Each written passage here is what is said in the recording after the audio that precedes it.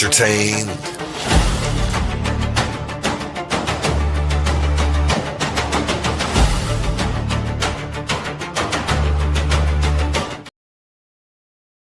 Round three is here.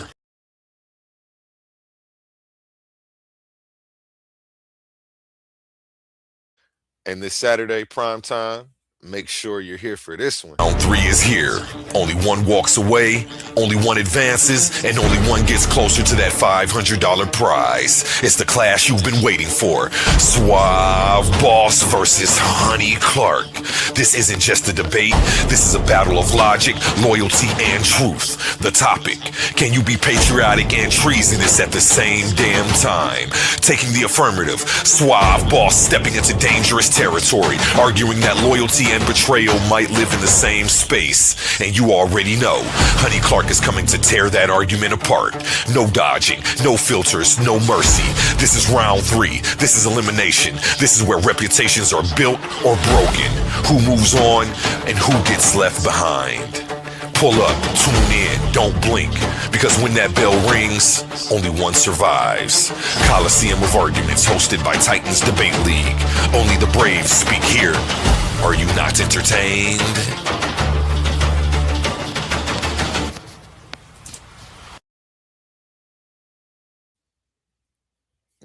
Yes. That is this Saturday, prime time. Don't miss it. That one is a free debate. Everybody will be able to get to see that one for free. If you are part of the members only, you will be able to join us for Issa Queen versus Gideon on the 16th. Power. Who has it? Who controls it? And who does the Bible give it to? Welcome to the Coliseum of Arguments, presented by Titans Debate League. This is not for the weak-minded. This is not for the easily offended. This is a battle for truth. In one corner, it's a queen, bold, unapologetic, challenging the system, arguing that the Bible strips power from women. In the opposing corner, Gideon Yisrael, firm, disciplined, standing on scripture, defending the Bible as order, structure, and divine design. The question: does the Bible take power from women? Belief versus resistance, tradition versus challenge, scripture versus interpretation. No dodging, no soft takes, just raw intellectual combat. Who stands strong and who gets exposed? Step into the arena and witness it live. Coliseum of Arguments. Only the brave speak here. Are you not entertained?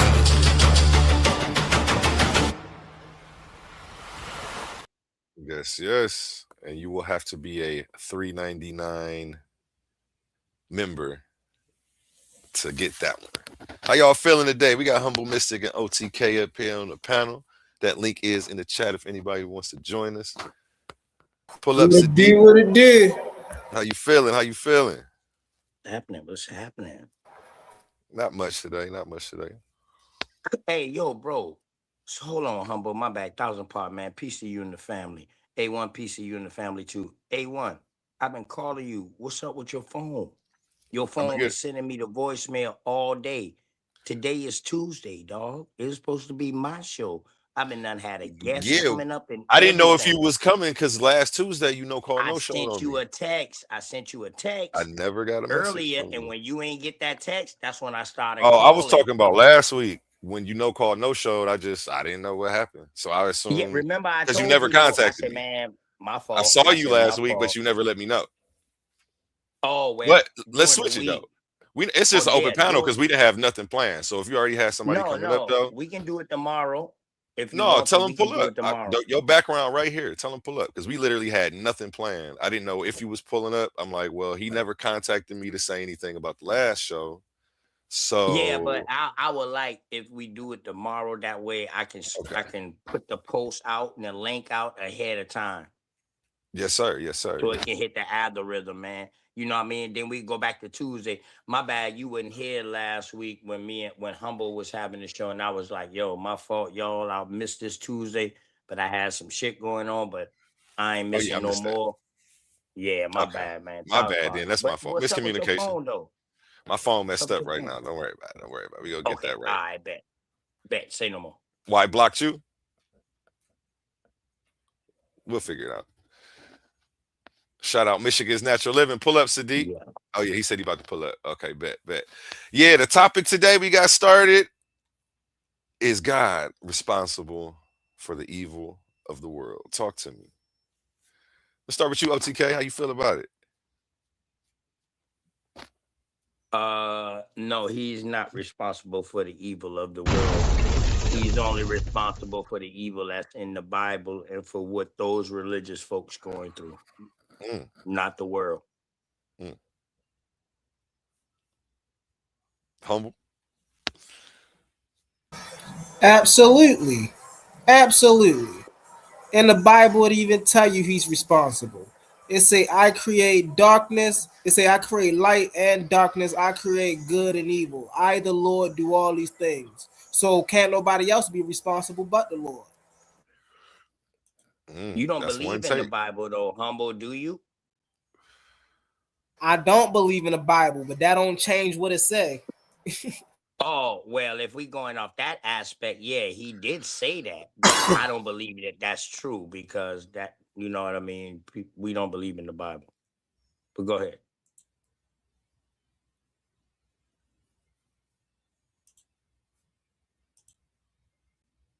Shout out Jose to the panel. Jose, you want to tackle the prompt? Is God responsible for the evil of the world?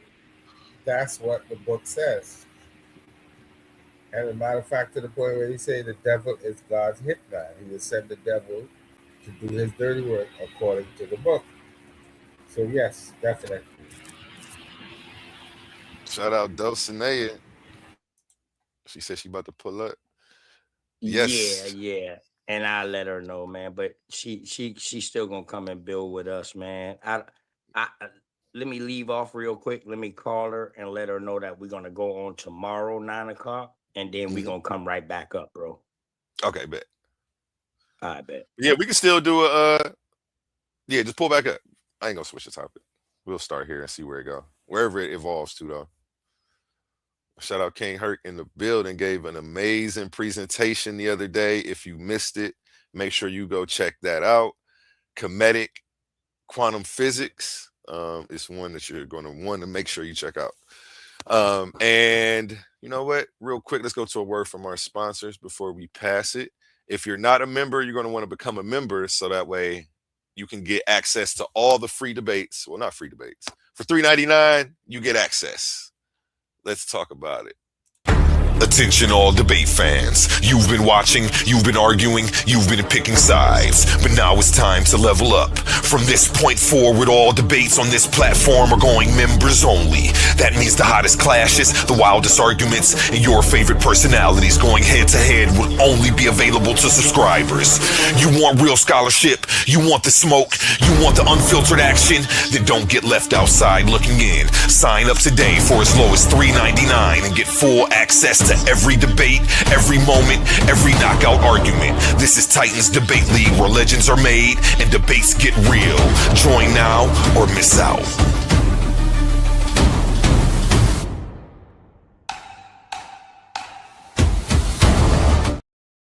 Yes, and $3.99 will get you access to all the exhibition debates.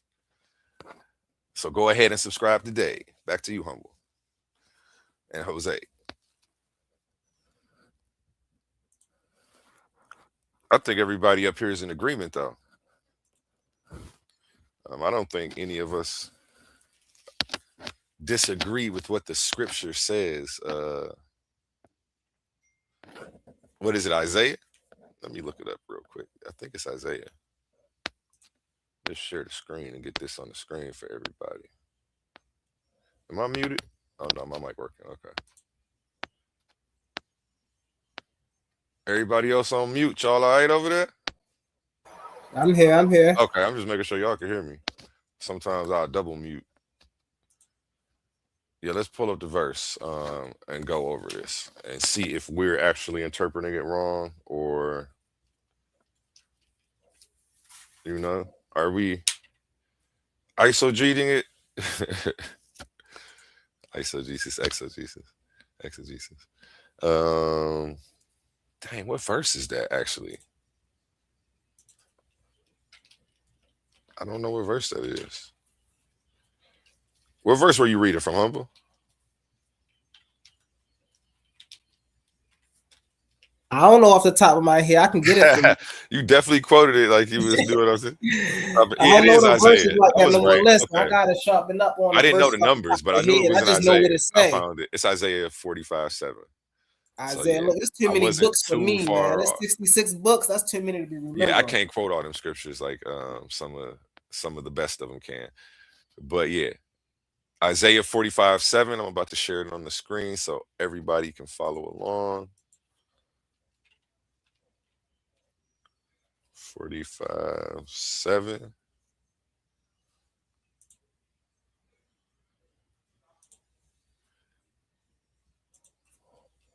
Did you oh yeah, we got OTK to tackle the prompt.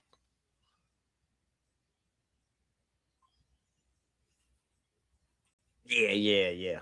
I did. I just answered it to keep going around, but you know what I mean. I got a reason why I say that too.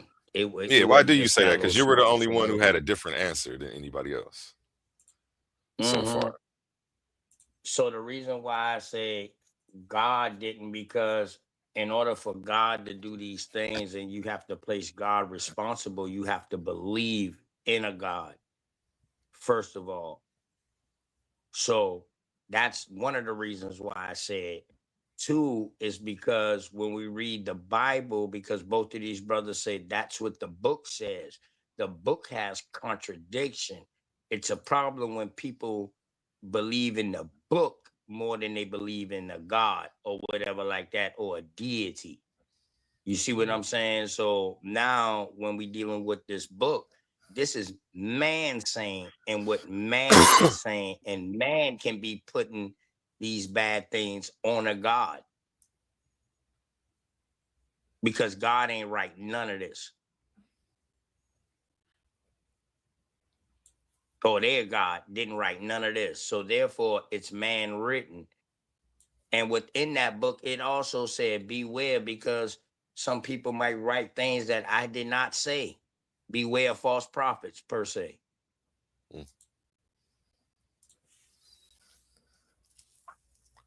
Let's get into it. Isaiah 45:7 reads, I form the light and create darkness. I make peace and create evil. I, the Lord, do all these things. So it definitely evil was created by the Lord. Now I'm not sure. It's funny because it says the Lord. Now it makes me want to look up what word they're using for that.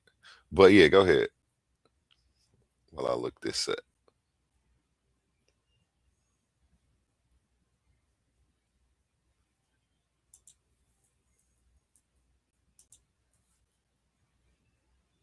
What you think, Humble?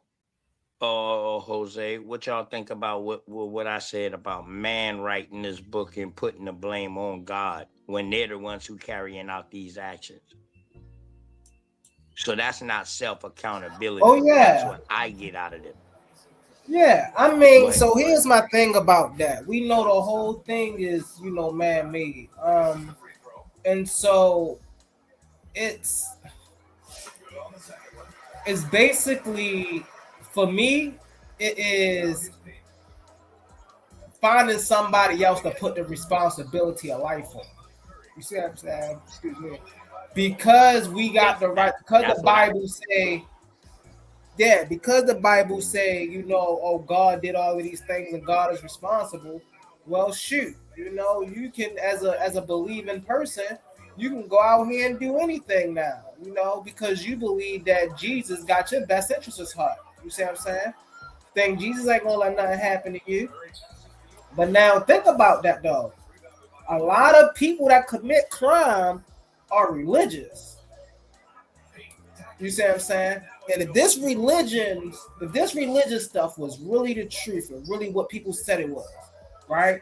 Then how could a Christian have the same motive to harm as a person who's not a Christian? You see what I'm saying?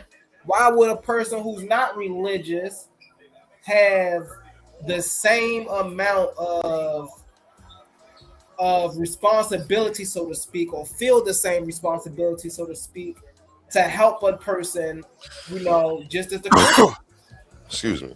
Sorry about right? that. And so that right there, our own choices in life, that right there lets us know that when it comes to this religious stuff, it started off as being controlling, and then over time it evolved to now people got a scapegoat. You see what I'm saying? Hey, who gotta worry about now think about this though, OTK. The Go ahead, people in bro. our community go through some crazy stuff, right? Now, who have time to think about that, right? When nobody else understands. It's much, much easier to say, well, God got a plan for me. You see what I'm saying?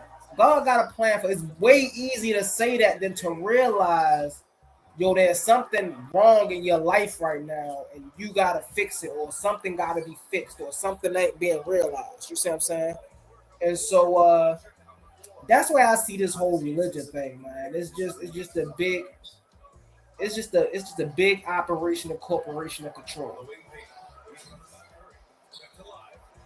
Okay, Hold I on. respect that, and I got something to say about that. But I want Jose to go ahead and answer too. Jose, what you think about that? About what I said, bro, about the Bible? We can't per se say God ordained these things because this man written with the book and man saying God ordained it. Mm. Go ahead. And shout out Cicerere. She says, "What God?" I agree. This is definitely a loaded question. It makes a lot of assumptions. It Yeah, yeah, yeah. definitely gets the conversation started, though. It's definitely a good question about what God, because that's why I say, man, because they was blaming things on different gods in the book. Yes. So go ahead, Shout out Jose. to her for catching the fallacy in that. Go ahead, though, gentlemen.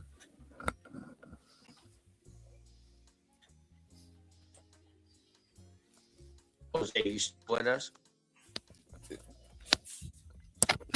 You were saying something when I cut you off, OTK. Yeah, that's all I was saying. I was asking Francis, Jose, what he thought about what I said about the reason why I say that God is not the root of evil, that it's really just man, because man wrote the Bible and then they found the scapegoat, which Humble said, you know what I mean? At first it started out real, but then it turned into where now we got something to blame this shit on. And this is why we see different deities fighting against each other, because in the book, because they was trying to prove themselves to the peoples who was following them, because they was Hey, fighting against each other, so say the book. So I definitely I agree with that in a sense. mhm. Because I don't agree with the text. So Right. I believe in self accountability, man. That's no different than right I got now. a question. I I can ask leave a I question real leave out quick. my house. I leave out my house humble, right? Uh huh. A1. I leave out my house. I go to the store and I decide to do some harm to somebody at the store, and then I come back and be like, "Oh God, why did you make me do that?" And I blame it on God rather than blaming it on myself, knowing that all I had to do was get what I need to get and get the hell out that store, or either just jump in my whip and leave and not even let it escalate. You understand what I'm saying? So I blame all this on man. Man wrote the Bible. yeah, we in agreement on that in that sense. If we're talking about I it, got it. go ahead from that I angle got a though. question. Yeah. So, did man invent God or did God invent man? Man invented God, bro. Mm. Ain't no ifs, ands, or buts about it. Who wants to debate If that? God invented man, if God invented man, we would have had writings or something that shows that. Remember, this is why science started splitting up within themselves. Most of the first scientists was theologian type people.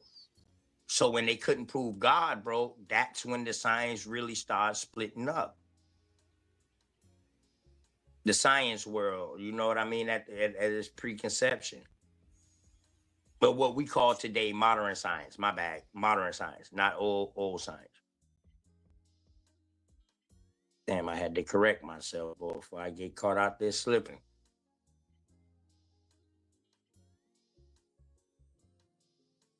What you think, Humble? You think God created man, or you think man created God? Most definitely God created man. I mean, I'm sorry, most definitely man created God. I'm away playing a game right now, y'all. My bad. But most definitely, man created God. Man have had to have created God because it's too much that God don't know. It's too much that God don't know about man. Mm. How do we know about? Omnipresent, How do we know more omnipotent. about? It's so crazy because we know more about the Creator than the Creator know about us. But the belief is that the Creator's thoughts are not our thoughts, and that He know more than us. But then when we see His work, or supposedly His work, then we see, well, we have far exceeded upon that centuries ago. Mm-hmm, See mm-hmm, what I'm mm-hmm. saying? Like, I don't even understand how it's crazy. Oh, hey, brother Nasir, you got to come over to this side. I'm screaming off my side, but you got to come in on this side. My big brother Nasir want to come up too, man, and this a good brother of mine. I'm gonna do a show with him because he was at the beginning of hip hop. Like he rolled with some of the first DJs ever, like that type shit. So I'm gonna do a show with him because all of that is American history and some things we don't know about. So I'm gonna bring a whole lot of enlightenment and a whole lot of stuff that we was doing over here that was getting classified underneath different things. But when we do the lineage of these people, we find out that their lineage always been here. So, all right, but back to the question. So, let me ask you this, Humble. With African spirituality or Cometicism, did the man create the deity, or did the deity create men? The men deified principles. So men understood that there were natural forces about this existence, and Uh-huh. they basically manifested into reality through architecture. You see what I'm saying? So the buildings Okay. that you see, so the buildings that you see and the statues you see, that's them putting into practice the things that that basically their lifestyle. You see what I'm saying? Okay. Okay. But don't the Kemetic say that they came from Ra? No, that's speaking about elemental things. You see what I'm saying? And in that sense, everything comes from Asar, right? And Asa, yeah, Asa, my even bad. want to get Asa, Asa. a little more primordial, right? Like Mm-hmm. a lot of things come from um Amun and all that. a Yeah. moon. Yeah, the hitting one. You see Yeah. what I'm I saying? got you. I got But you. I got you. I when got you. right, but here's the thing about that too, and I'm gonna land my plane with this. When you really get down to it and you study what a moon is, you realize a moon is just what we in today's society and science call dark matter and dark energy. Okay. So Okay. it lets us know that the ancient people also knew that there was something of substance in this reality that our physical presence couldn't sense. You see what I'm saying? And so this is the importance of spirituality that we call it today, because those tap into our other faculties that can sense this stuff. You feel me? And you know, when people see it on the outside looking in and they don't understand it, they think it's magic or they think it's woo-woo, and they don't understand that it's science of the body. I land my plane with that, y'all.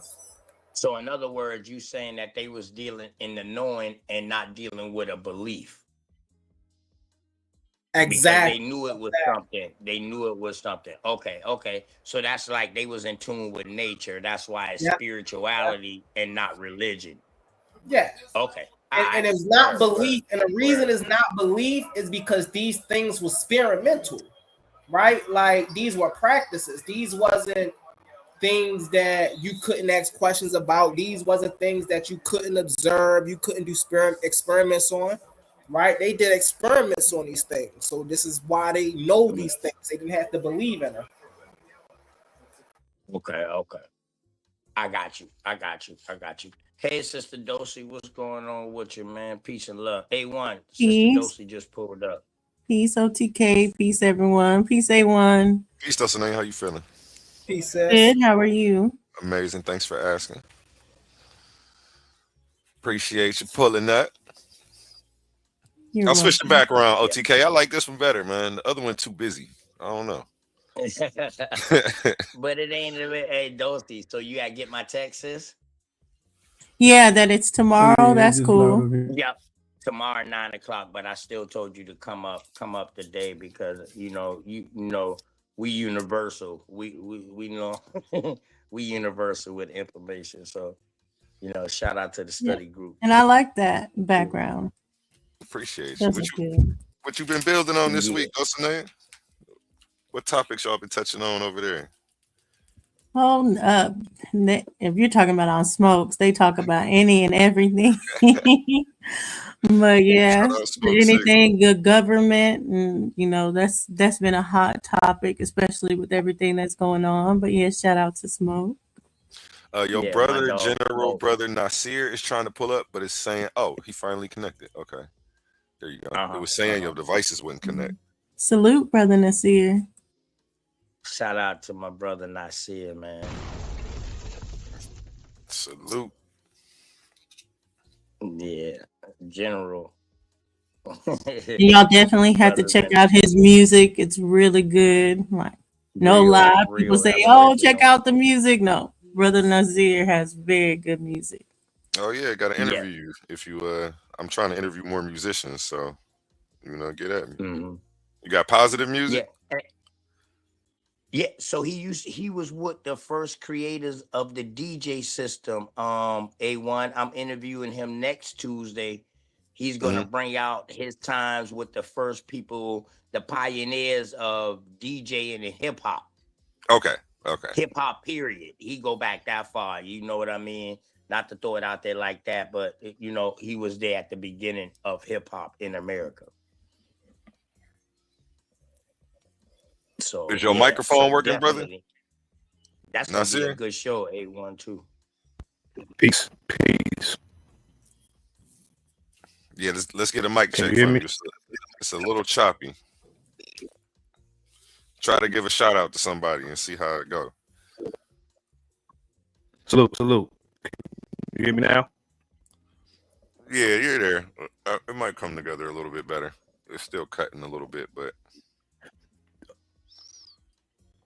Says on the screen, is currently experiencing some issues with the API that may be the problem. Yeah, that's what YouTube told me too. They're experiencing problems and stuff right now on the server. Yeah, Okay, I they didn't told know me that. that too. If that Just is go in my out and stream, come right back in. Let me- I said, just go out, make sure all your links close, Brother Nasir, and come right back in. Just make sure your YouTube not open. Put your YouTube on pause when you hit. Can you the hear me? link. Can you hear me better now? nope.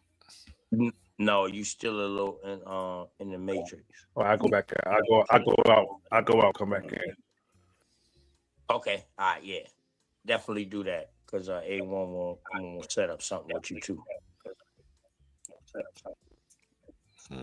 But tomorrow will be exciting. I'm sure a lot of y'all feel some type of way about DNA, so it should be a good conversation. I know we've talked a little bit about DNA A1. We have. That was a fun conversation. That was a fun conversation. Yes.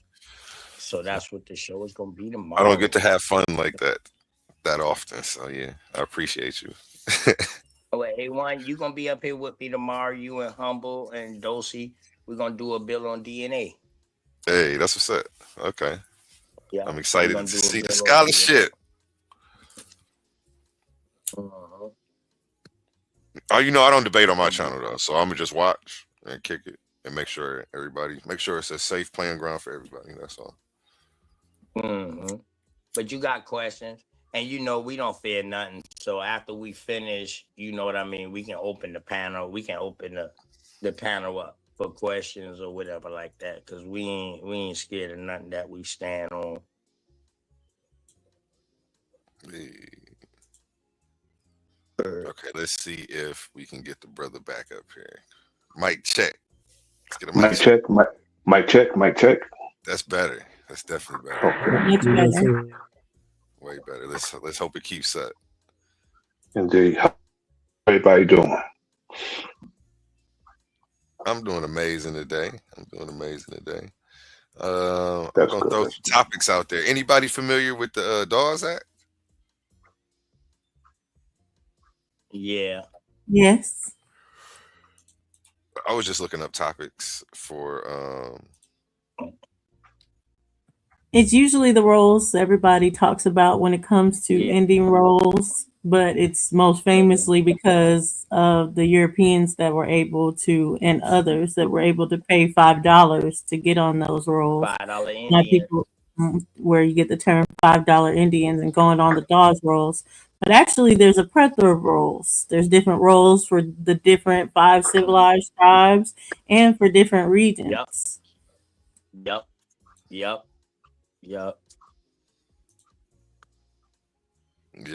It says I just typed in the role of the Dawes Act in racial reclassification. Let's bring up this map. I like maps. Hold up, right there. Let's see should what's on raise here. your Can you guys see eyebrows. that? Yeah, we can see it. Right Yeah, we there, can that see the should raise map, your not really eyebrow. the words. Yeah. Trying to zoom in. Why is Let's it make saying it racial smaller. classification? That should raise your eyebrow right there. Like it's a racial Automatically. classification going on. Why is that as big as I can make it? Damn, that's trash. Go on the top of the. Oh, you can't. Do you got a plus and a negative button at the very top? No, I'm about to download it and pull it up. Yeah, or just hit your 3 keys over there. You might can go down and then zoom in bigger. When I zoom in, it's getting smaller. I don't know why. Oh, It's doing something weird. Of course. what does that say on the Okay, left and what does it say on the right? I'm about to show you right now. It's I'm switching it right now. I got you. before and after the Dawes Act. Okay, this is the map. Let me see what you guys see. Oh yeah. So now it's zoomed in. So let me go back over there so I can move it around. What were you looking at on the map that you were saying that you saw? I like how they got it split up the in title. So they do I have was the looking at the territory title. split up. How come I've never seen this map of all the ancient? I say ancient. It's not ancient. Yeah. Of all the, I'm mad. I just used the word ancient. Of all the old, where all the old tribal lands were. Okay, what does it say? I think because that basically it's a is big generating, depiction, sis. but you I'm have about to say go this into this is on the other side of the Appalachians also. So this right here became the what? The Mason-Dixon line. I'm mad they don't got This the East map Coast. directly split in half with the West Coast, half of the West, Midwest, and the West Coast. All these places at this time would have just been Indian territory because they just had started exploring these territories. Well, some of these territories, as far as but Gulf and Canada area, they already knew about that. But inland, they did not know about all of these territories.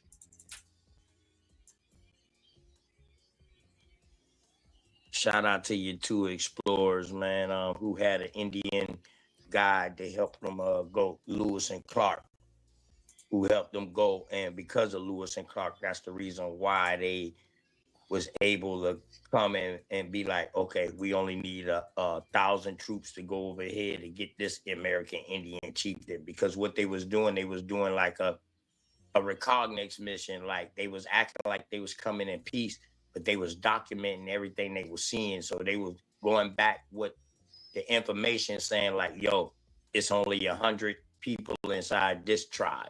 It's this in this chieftain. It's 100 people in this chieftain. This is exactly where they're located at. And after that, that's when you start seeing different things start happening on the other side of the Appalachians. Okay, it says the Dawes Act wasn't just about land. It quietly reshaped identity, race, and belonging in the United States. If you're building a panel, I typed in panel questions because I didn't know. I've never even heard of this before today. So, what was the Dawes Act about? Oh, you never heard of the Dawes Rolls? I've never heard of this before. I just looked it up right now. Oh shit! For the people who've never heard of this, go ahead. Where do we start? Dulcie, you still here too? So, man, it's deep. It's deeper than just a simple explanation. Let's go over the time. Yeah, let's go over the time. So, what was that? Give me a second. I want to bring up a certain act that's going to go into this. Okay. Okay. Sweet. She about to share a screen.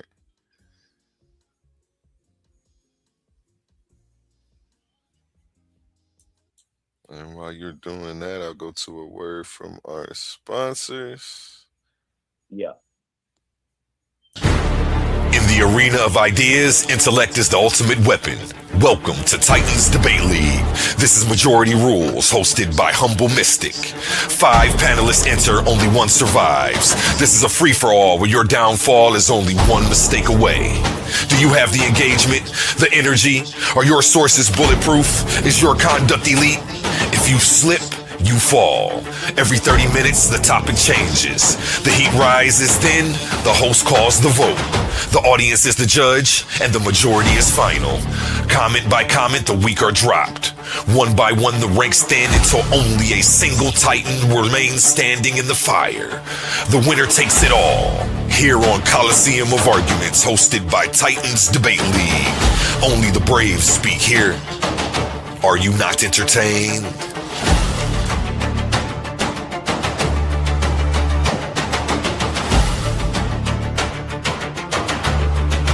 Yes. Make sure to check that out. April 23rd. Prime time, baby. Let me know when you share your screen, Dustin. Oh, please. Okay, I will. Give me 1 second. Man. It's free. Amazing news! At Titans Debate League is now looking for interns. We are expanding our team and seeking driven individuals who are ready to make an impact.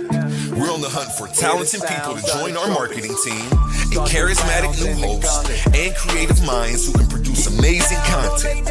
If you have a positive attitude and are used to winning, because that's what we do here, then we want to hear from you. Join us and contribute to a culture of excellence and success here at Titans Debate League. Email us today, titansdebateleague@gmail.com. Looking forward to hearing from you. Where Infinity Gauntlet is a mere toy compared to the intellectual prowess build and destroy the site.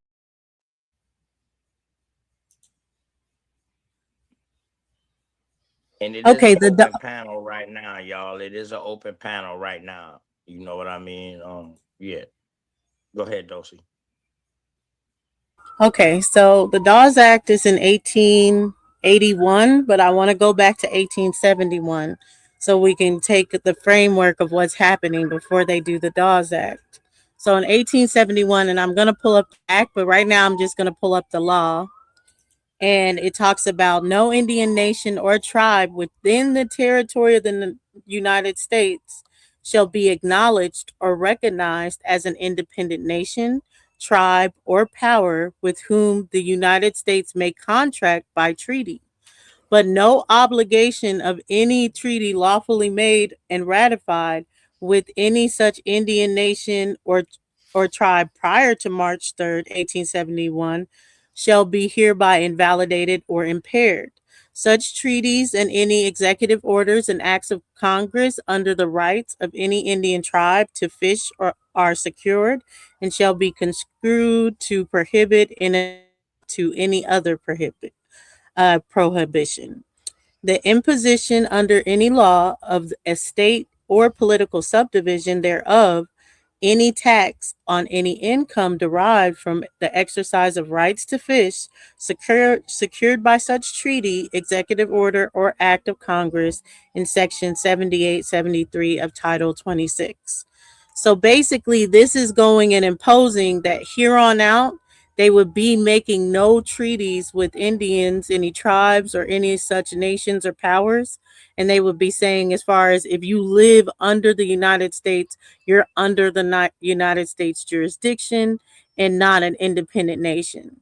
As well with saying that before 1871, they would keep those treaties that were in place, but no new treaties would be made.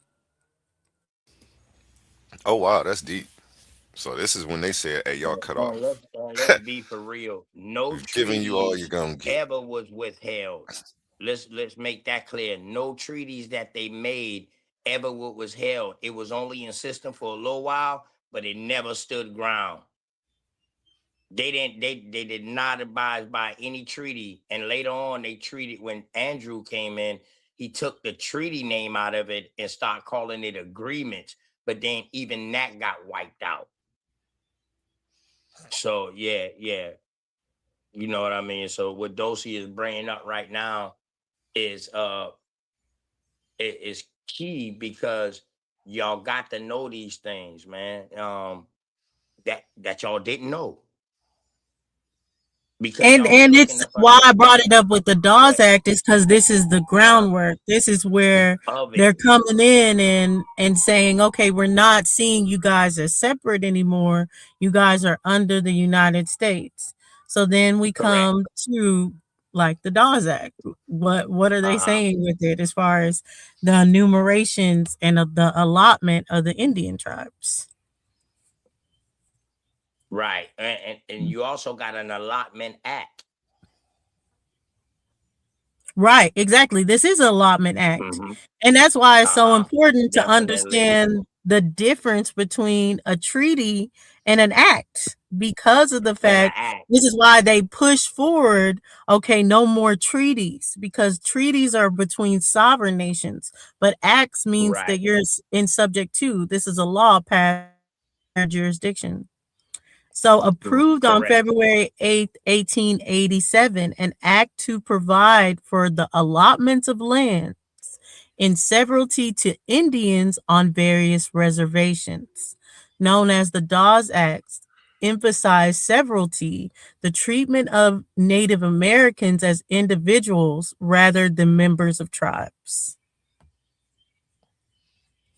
So it says the federal Indian policy during the period 1870, hold on, I think it went back up. Sorry. Oh, can y'all see it? Yeah. 1870 to 1900 marked a departure from the earlier policies that were dominated by removal, treaties, reservations, and war. The new policy focused specifically on breaking up reservations and tribal lands by granting land allotments to individual Native Americans and encouraging them to take up agriculture.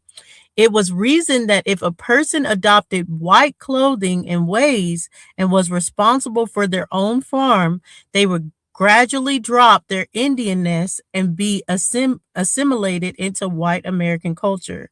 Then it would no longer be necessary for the government to oversee Indian welfare in the paternalistic ways it had previously done, including providing meager and and unities, with American Indians treated as dependents.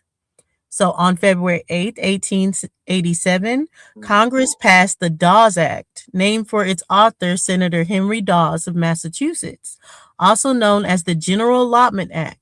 The law authorized the president to break up reservation land, which was held in common by members of a tribe, into small allotments to be parceled out to individuals. Thus, Native Americans registering on a tribal roll were granted allotments of reservation land. To each head of family, 1/4 of a section to each single person over 18 years of age, 1/8 of a section. To each orphan child under 18 years of age, 1/8 of a section, and to each other single person under 18 years of age now living or who may been born prior to the date of the order of the president directing an allotment of lands embraced any reservation, 1/16 of a section. So you see, they're saying they're taking reservation land, but we know that this is Indian territory. This is just the land territory. they're taking, Right. and then they're dividing it amongst the individuals that are on this roll. And that's why it's important to understand the $5 aspect. But go ahead, Right. take it some OTK, and then I can bring up that $5. So this is the $5 Act, and the Pretendians has a real name. You know, they really got their own group, y'all. We not Pretendians, and we not $5 Indians, yo. We can prove that. Like, they divided up our lands and gave it to individuals. Now, what we did is we start going into who are these individuals that's getting this allotment lands. We find out that a lot of them are people that was coming to help the Union fight inside the war. Huh? Where my brother Cosmon at? You know what I mean? Shout out to the Creator Gang. But this is something me and him built on, man. We did an extensive bill on it. With these allotment lands after the Allotment Act, with these allotment lands, like, who are y'all giving these lands to? Why are y'all giving the Native American lands and telling them they need to take up agriculture? If they was already here and they was the American Indian, they already know the land. They don't need to take up agriculture. So right there, that throws up a red flag. So y'all got to know what we reading right now. Y'all got to understand the literature. Now, everybody can take it a different way. That is true. But we go a little farther and we start digging, because we research freaks, we junkies.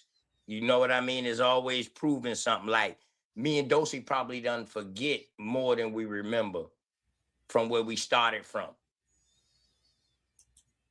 Know what I mean? 4 years, almost 5 years ago. 4 years, I know, probably 4 years ago. So with these acts, what they was doing is that they was either saying, yo, either you become part of the United States or you are outcast also. So this was starting to force American Indians to become citizens and get rid of your American Indianness and start becoming citizens. And once you become a citizen, now your classification can get changed. And with that being said, that's why I said at the beginning that your classification, it was more than lands. It was also a classification thing. So now this is when you start seeing American Indians getting classified as all kind of things, to take them off the lands. That was the whole play. To get them off the land, because they colonies, y'all, what we call today Virginia, what they call Virginia as their colony was not the whole state what we call Virginia today. Let's be for real. All of their colonies was on the water, where they could get a fast exit route and get the hell on the water to get away from these American Indians who was warring with them for 400 years. See, we had 400 years of wars over here. We was up underneath American Indian slavery for 400 years over here. I don't know no African that was enslaved for 400 years over here.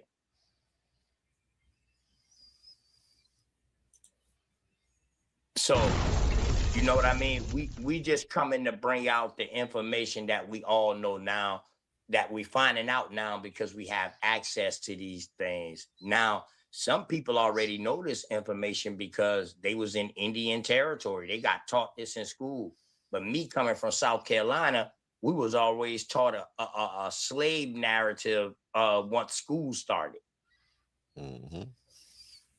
So my grandmama, great grandmama, was an American Indian. My grandmama was an Indian. My mama came home from school because during her era, that's when school started. She came home saying that she was colored and a Negro.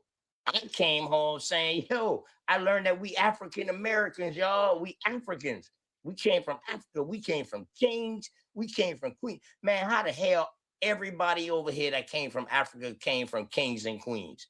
So y'all mean to tell me this was an incest thing? Like the king and the queen just bred everybody? Everybody came from kings and queens? It ain't no way. And then once we started digging into African history and seeing that these kings and queens was conquering their own people and selling their own people, oh no, that's not us. You had a couple of rogue American Indian groups, but we know who they is. But they got wiped out too because they was going against the culture of America. Hit the link, Cosman. You know Don't what you I think mean? that'd be easier to say on the panel than to type in chat? We're gonna bring all that out, man. A1, I appreciate you for having me to come through to open the door for American Indians on your channel, bro. You know what I mean? Because other brothers, they studied their state. So my whole mission was to get people to start studying their state. Don't worry about the whole American Indian thing right now. Worry about your state and find out what was going on in your state or where your peoples them come from in your genealogical tree. Once you know that, now you got something to stand on. When we all come together, we are formed like Voltron. That's why I'm an IMS committee, bro. You know what I mean? That's your boy who is an African. Yeah, Cosman asked, that came oh, and you're fought at in the work. Civil War. I understand. Yeah, Cosman's at work, but he said break it down. Break down Nicholas Said for us. Yeah, so Nicholas Said was an African that was brought over here to help fight in the Union. You know what I mean? And he got registered as an Indian.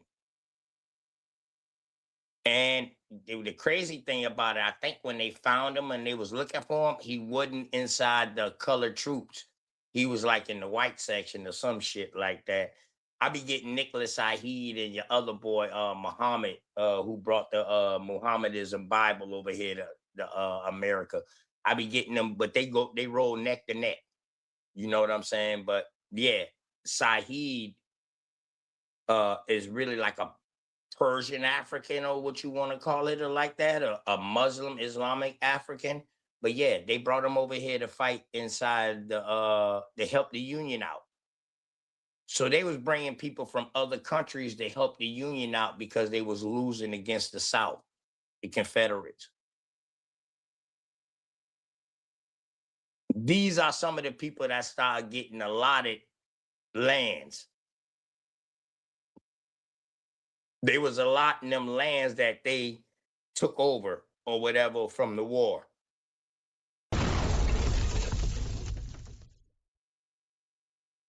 Yeah, I think they call them land patents, petition lands, and land patents that the military was doing. Yeah. So Nicholas Said, yeah, one of the first Muslims to fight in the war. Yeah, I did. Me and Cosmo, we did a couple of bills on Nicholas Said. And these brothers was practicing Mohammedism too, not Islam per se. What Islam is today, they was practicing Mohammedism. Yeah, see, I wasn't hip to him either.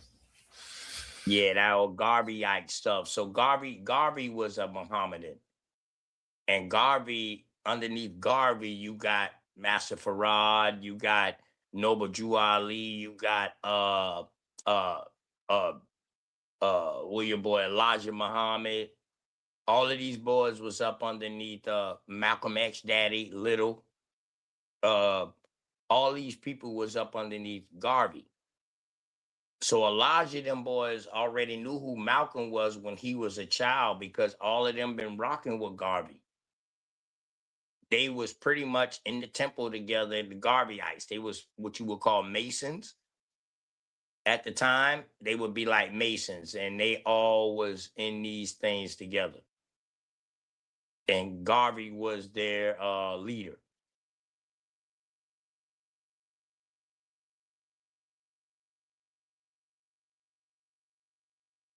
Big fact. So Yep, absolutely. so one thing we got to understand, the Nation of Islam up underneath Elijah Muhammad, after he started following Master Farad was up underneath Garvey too. But let's not get it wrong. All of them boys was chilling together. What he did, it was actually called the Nation of Muslim. Or it was the Muslim with an O, not with a U. Muslim.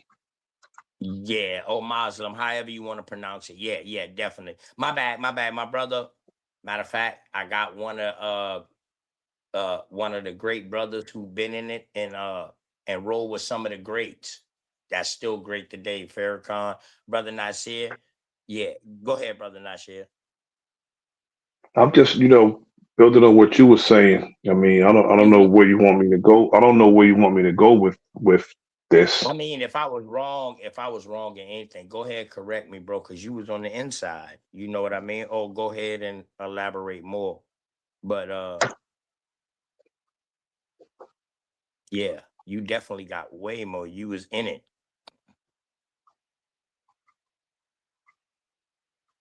You was in the rebirth of it at that.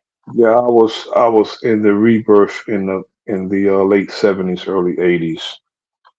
I'm only 60, so I'm not back when those brothers were soldiering. I came in and I got no. Yeah. Hey, I wish you was though. That would be a great Well, story. I wish you was. What I rolled with Abdul Kareem and Dr. Khalid. Those are the brothers I rolled with. Dr. Khalid and Abdul Kareem.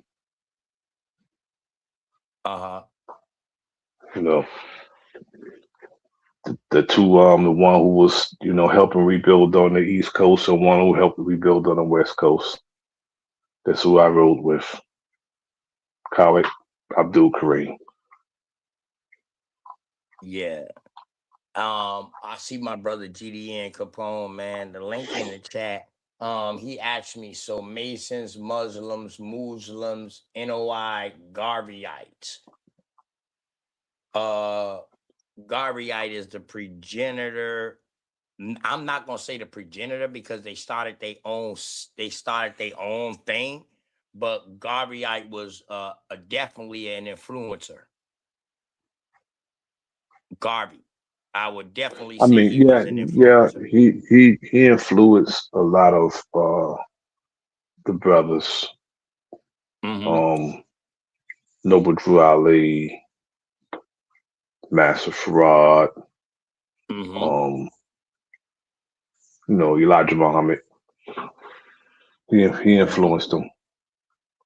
And the crazy thing is, some of the people who started the Hebrew Israelites came from up underneath these brothers. Yeah, yeah, they did. They did. They did. Huh?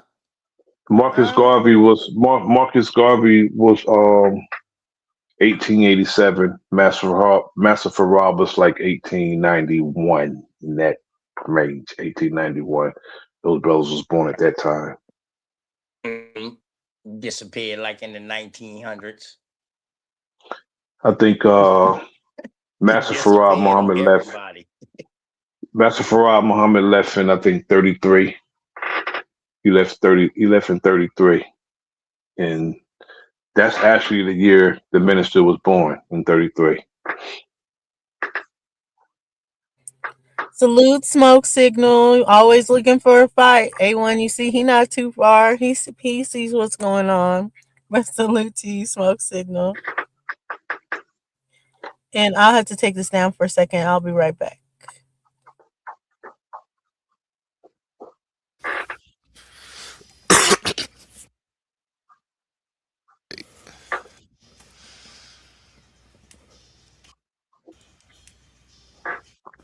A lot of those brothers were on the fringe. They called it the fringe of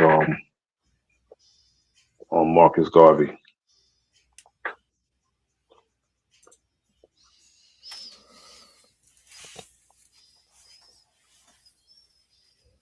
Yeah, I'm not hit.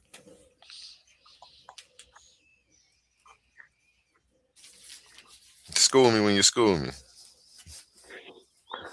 You teaching tonight, Nasir? No, I'm not teaching. I'm not teaching tonight, brother. I'm not teaching tonight, but I'll answer some questions. If somebody, it's not real. That's not what I really, came up here for. I was listening to the conversation about did God create man, or did man create God? And I agree with everybody with their stance on that, because man did create God, but they had those of us who subscribe to that looking for a savior outside of ourselves. That's the crazy part. I always tell people to look in the mirror and behold your savior. That's your savior right there. I like Where the that. book come into play at. And Shout that's out where nobody- book come DJ into play. Genesis. Shout out DJ Genesis Detroit to the panel. How you feeling today, sis? Hey, how's it Nobody's going? I'm doing amazing. nobody's Thank coming. you. Nobody's coming to save Genesis, us. how you doing, Genesis? Hey, how are you? Did you want to Peace, respond sis. to Peace, sis. anything you've heard so far? You know what? I kind of came up here when I saw the topic. I'm not sure what has been said so far. Mhm. Go ahead. But I would say that God is within. So if we have evil and good within, then God is responsible, because God is good and evil. So therefore, yeah. Go ahead, But wouldn't that, enemies public. wouldn't that per se? I could agree with the sister. I could agree with the Go sister. ahead. Um, Go ahead. because again, like I said, look in the mirror and behold your savior. Nobody outside of us can do anything for us. When it said God help those who help themselves, take that literally.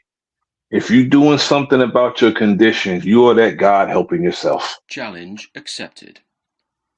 Challenge accepted. So that's what we have to look to. You have to look inward. So are both of y'all pretty much saying that we are the gods? Yes, we are. I said, look in the mirror and behold your savior. How many of our people went to their grave waiting for somebody to come? Nobody's coming to save you. Okay. Your God is within you. So you gotta look inward to get rid of that inward, if you know what I mean. Right. What you think? I think that when people think about God, we are gods?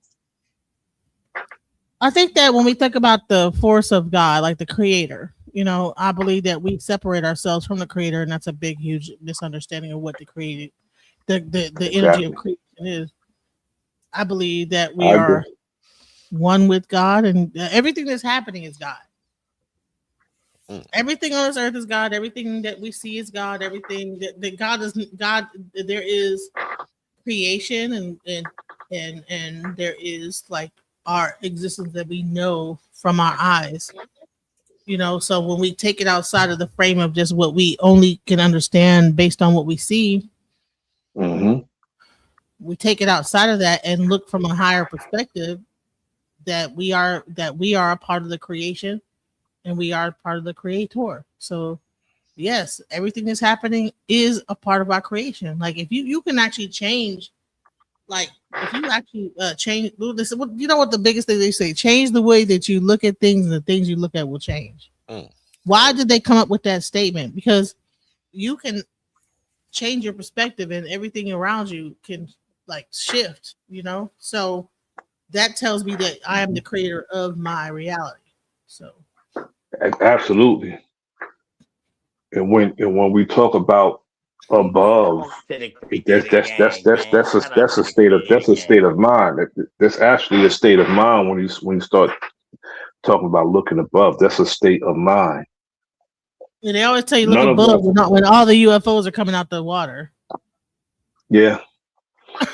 And That's they all and they always have us looking outside of ourselves. They want us to look to the sky for saying when they say it to the promised land, to get us off the land.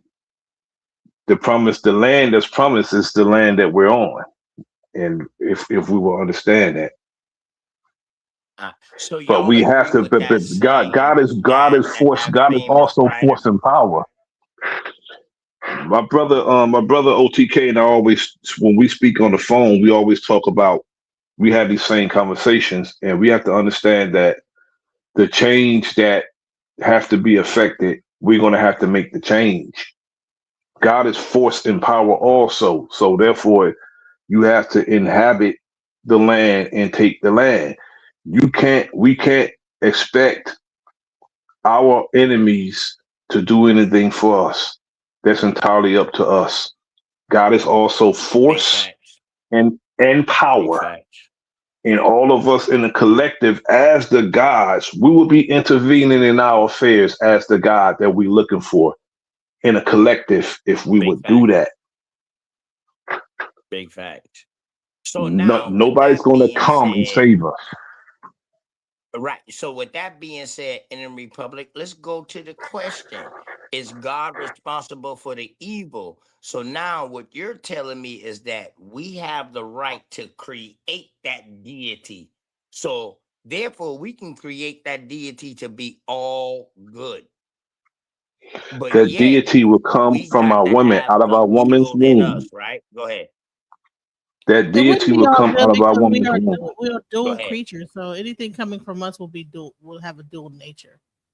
So when No, you I talk don't about think so. I don't think so, DJ Genesis. I don't think we are a doomed creature. I think that's what was taught to us and what was dual, said like to us that we are not saying doomed. duality. You're saying that you don't believe that human Dual, beings dual have Oh, okay. a Yes, dual yes. nature, dual, I agree. meaning we are Oh, good, yes, we yes, have good yes, and love. bad sides, right? And then someone That I asked me about definitely the agree with that. Ajogun. So there is a thing in Ifa called the Ajogun, and those are like the energies of disease and financial loss, health issues, relationship problems, feeling blocked, stuck, sudden setbacks, all those different things, right? So all these things are in the mind. That is why in Yeah. Ifa, it's always talk about your Ori, your higher self, and having control of your mind. And if you are in your Exactly. mind, I'm gonna give you an example. Right now, there's all this stuff happening with Right. Trump. There's certain people that don't even watch the internet. Are they being affected by this? No, they're living their lives. They're doing other stuff. They're Right. not watching what's happening on the internet and on the TV with Trump. So to them, all this stuff is not even existing. But then you have certain people that's watching this, gobbling it up, having thoughts about it. It might stress them out, this, that, the other. And so the Ori in your eyes see, and it goes into your mind, and all this, and it causes like a reaction. So that's why even I would say I like that. I like that. I like that, DJ Genesis. Sorry, one that was a thing that little the loud. Jehovah's Witnesses used to do is that they would say, "Well, I don't watch scary movies. I don't involve myself in politics. I don't do this. I don't do that." And not to be giving props to the Jehovah's Witness, but I believe that is one thing that they did get right, is that they don't bring things into their aura that they don't want to be involved with, and therefore they're not affected by it. There's people living right now in the woods, right next to India. It's called the Sentinel Islands. Do you think that they're worried about Trump bombing Iran right now? They're living their life. Right, right.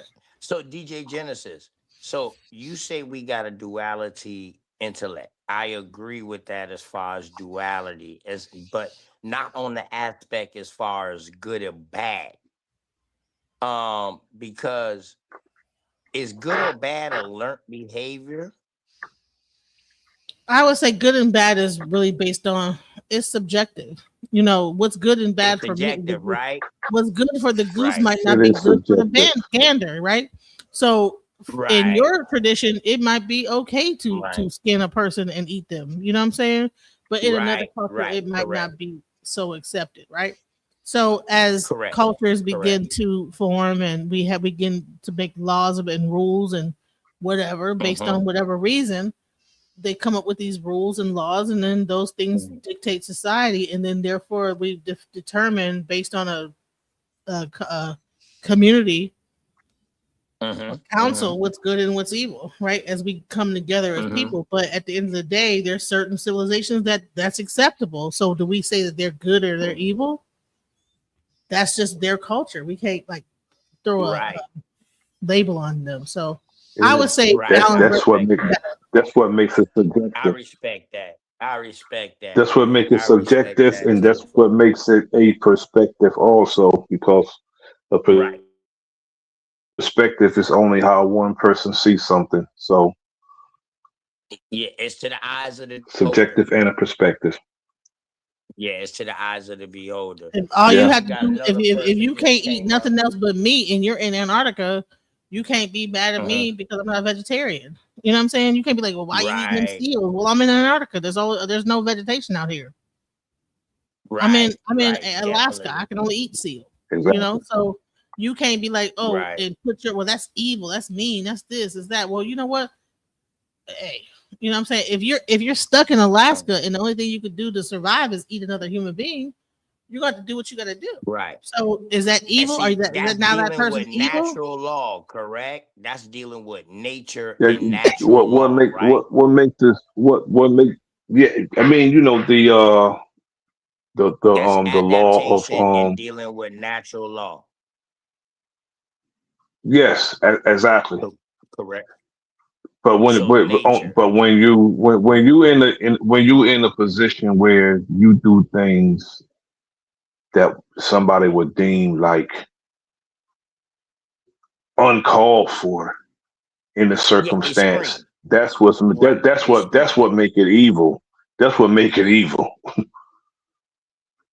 Now, when Okay. you have circumstances like the sisters described, that it'd be only about a perspective, or that's what make it subjective. If you see something evil that, oh, the sister, she live in the Antarctic, but you expect her, okay, she should be only eating fruits and vegetables. That's a non-reality. That's a non-reality. Right. Correct. Correct. Correct. Correct. But when you have Correct. people snatching children off, we have people snatching children off the streets, and then we never see them again. And then they harvesting their damn organs. That's some evil stuff. That's evil. That's evil as hell Right. Right. Right. by That is, anybody's And see, I standards. agree. I I agree with that, because now that goes back to the title, is God responsible? Because a lot of these people who was doing unsanctuary things to other people, that and they was putting it on their God, like, God told me to do this. This is where we can say God is responsible for evil, because people who did these things say, my God sent me to do these things. Perhaps it is their, what about perhaps it is their God. Perhaps it is their God that sent them to do it. It doesn't It mean is that their their God is God. a good one. Right. So they the thinking they're problem is right, is but that we you guys are calling them talking about wrong. God outside of yourself. That's the biggest mistake that you're making. You think that God is I something never, outside of you when it's within you. And so when you talk Right, about I but never God, we refer we to a just God outside of no, we myself. was talking about the book. We was talking about the book, the people of the book, right? Just Oh, now, okay, DJ my bad. I'm Genesis, sorry. not us. Yeah.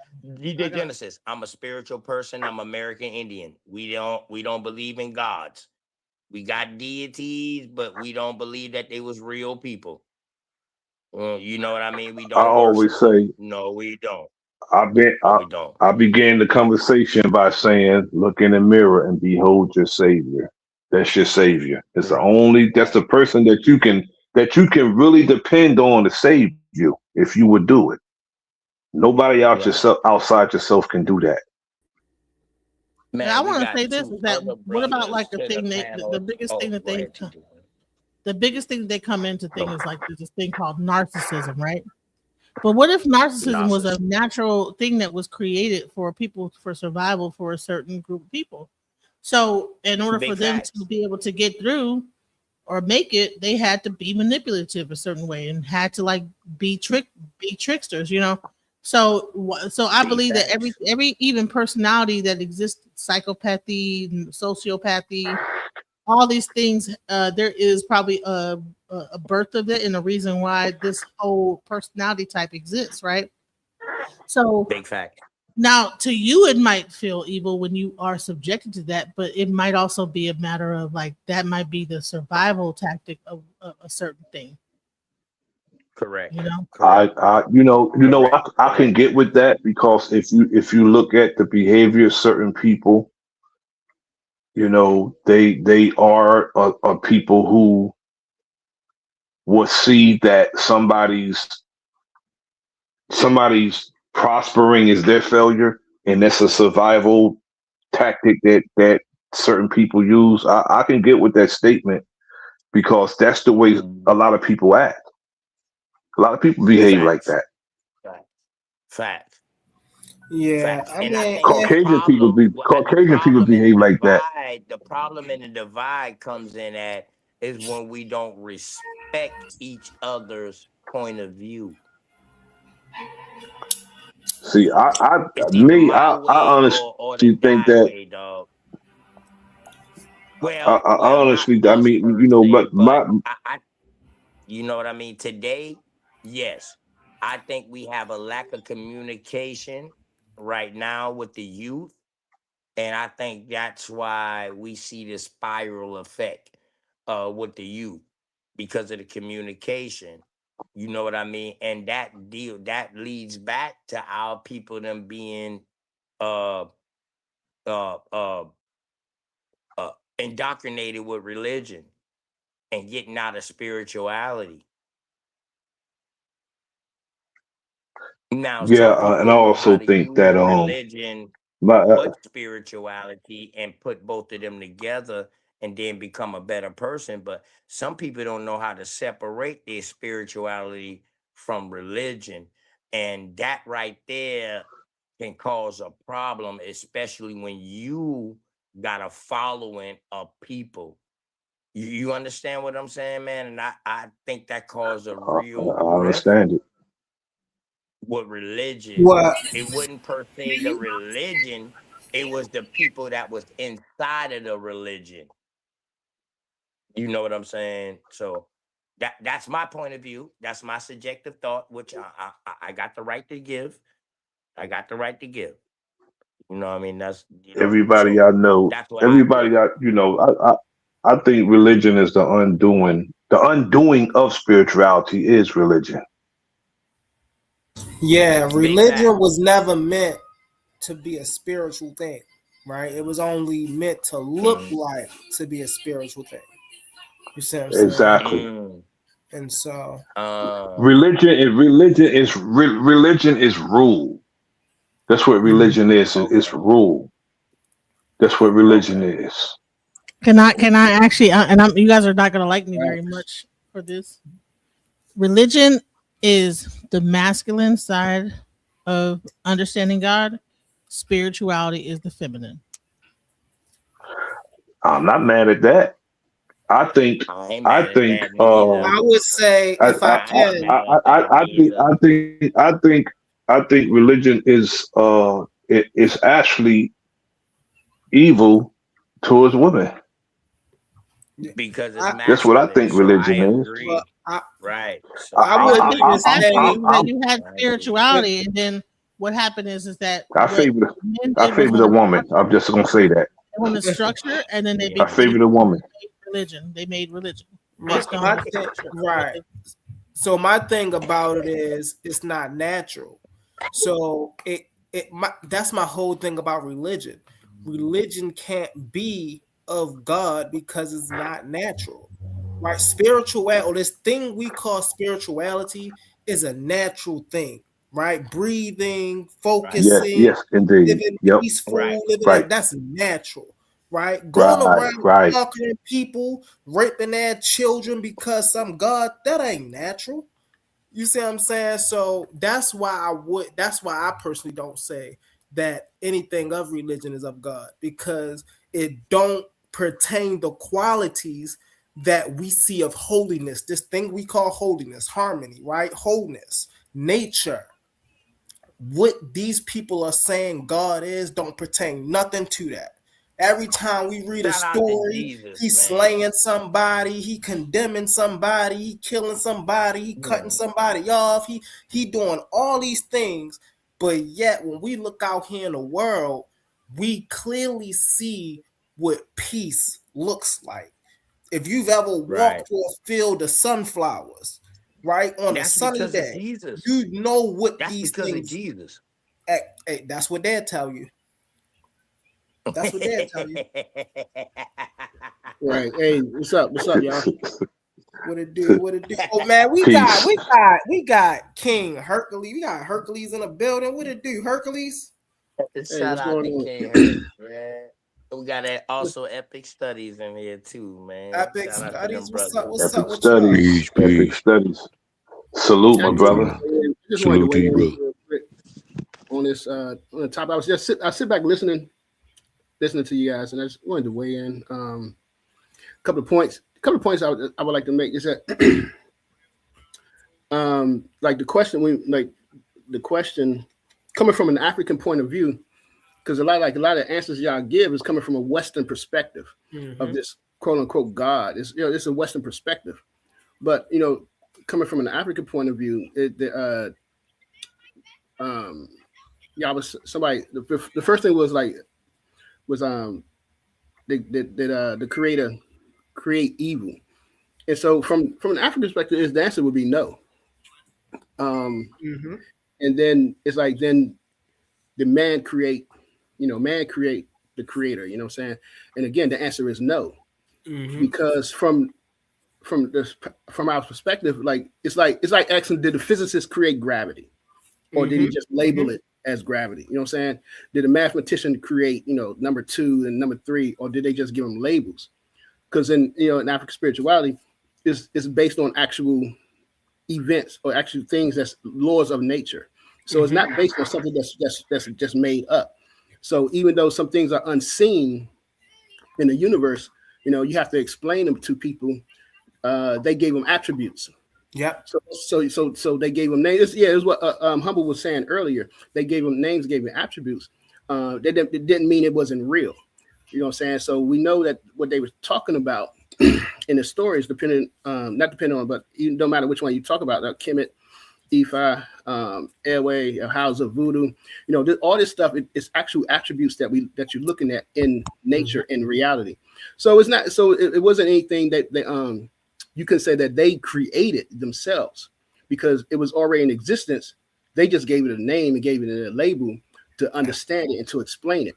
And so the whole concept of evil, you understand it as evil is something that was already in existence in noon. You saw in that primordial war with things. It was something it's like something that's constantly trying to change and trying to change. You're doing something, you're trying to achieve something, but you always have somebody who's coming along trying to stop you from doing it. You know what I'm saying? It's a principle that that's in existence, like being in a boat and you got a leak. And you're trying to fix that leak. You know what I'm saying? It's just a principle that's already out there, but you have to stop it yourself from keep it from occurring and stuff like that.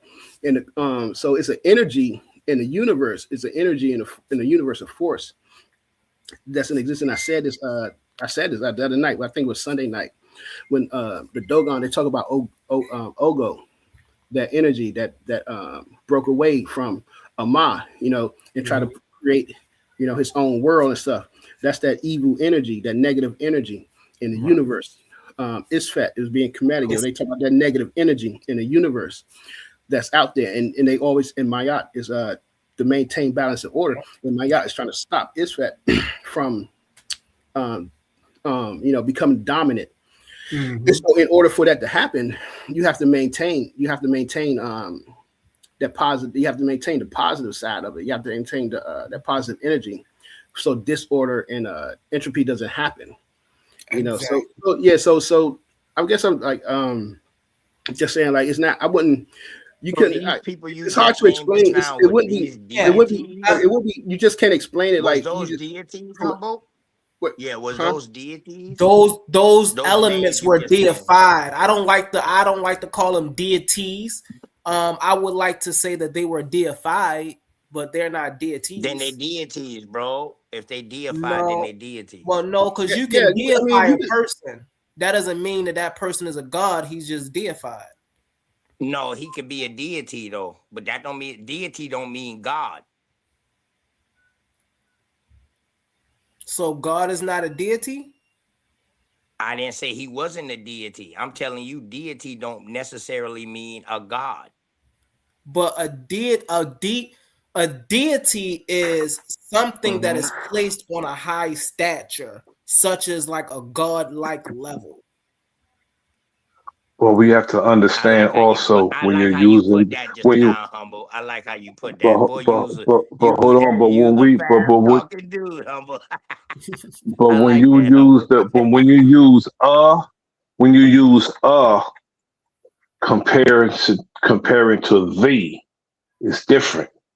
A deity means that there's another one. When you say the, that's the definite article. There's nothing above the.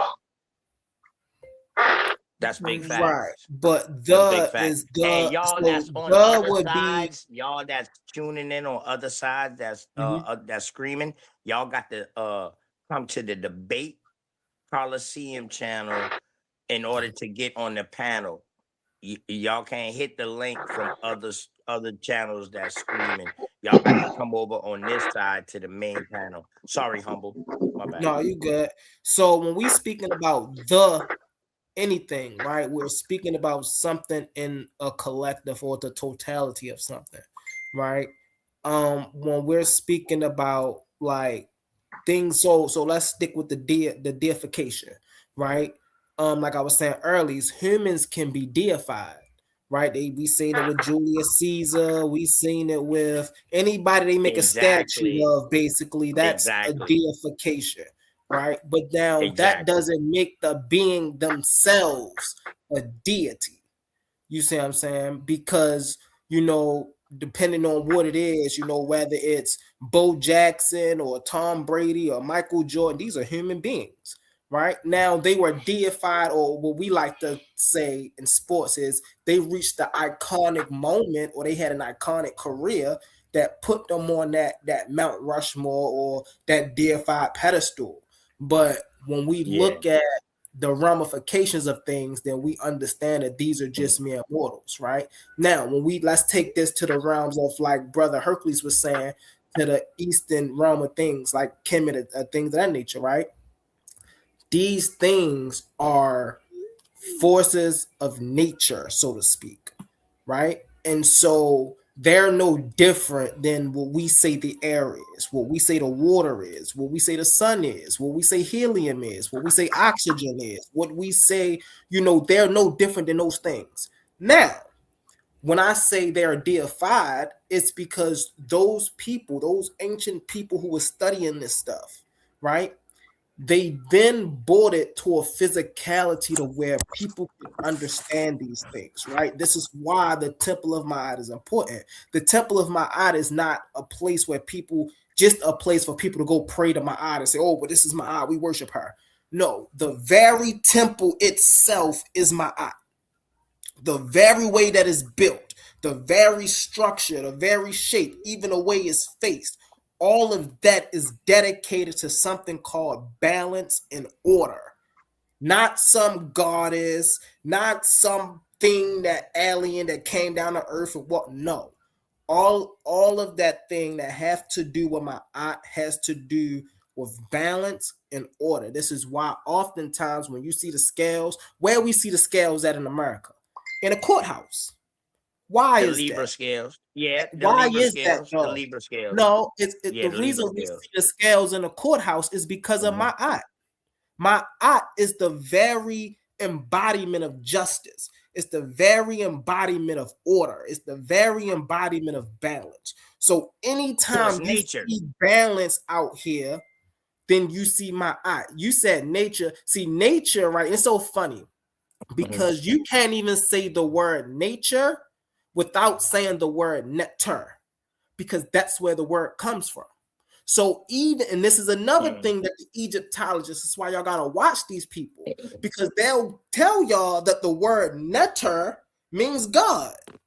But literally, when you break down the word netter, it literally goes back to nature, which lets you know that the forces that they're dealing with are natural forces.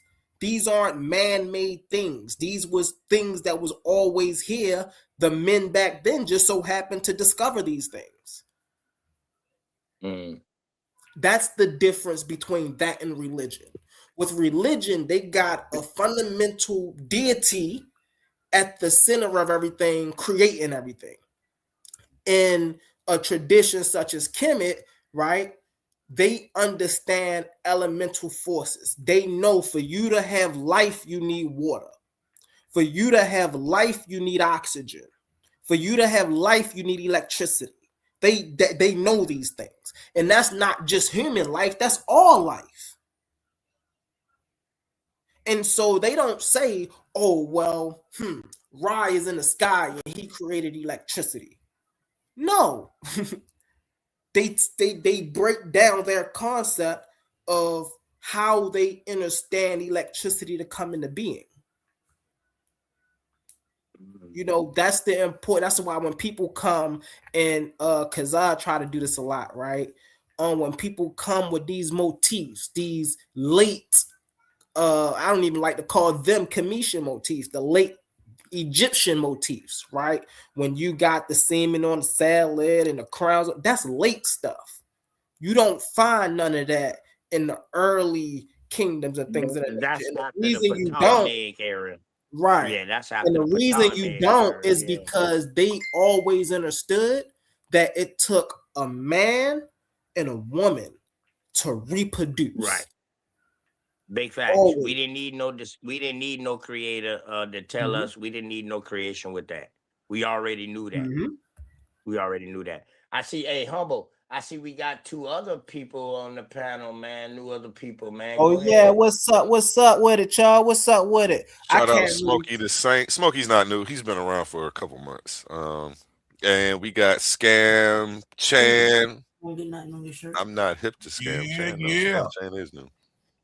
How you doing, gentlemen? He's from my channel. Also, Oculus was trying to get up here from my channel too. My panel might be full. Yep, we got but you know, I got like some people that was trying to come up from my Hey, everyone, I could drop down so some other people can come up to the panel. If you wanted to chop it, No, is Oculus in the back? If he's not in the back, you don't need to like drop down. Yeah, when somebody's ready to drop down, and he's not back there. Smokey, did you want to respond to anything you've heard so far? Matter of fact, I'll drop down and let some of these new brothers who ain't speak yet. I'll drop down so somebody can get up. I'll come back up. I'm part of Titans. I'm part of. I'll come back up. A1. And I just emailed you some graphics, brother. Check them out. Okay, bro. Okay. I bet. Love. Hey, peace to y'all on the panel too. Great build. Keep it going. Somebody else just dropped on, and it wasn't you. So you didn't have to go nowhere. So yeah, the only thing I really kind of heard that struck my ear a little bit was about like deification and how deification happens. And like the idea that a person or a non-deity entity can be deified, you know, these are two different ontological categories. Like one is by identity and one is by predication. When you deify someone, that's attributing them an attribute, but it's from an external source. It doesn't have to do with their identity, nature, or what they actually are.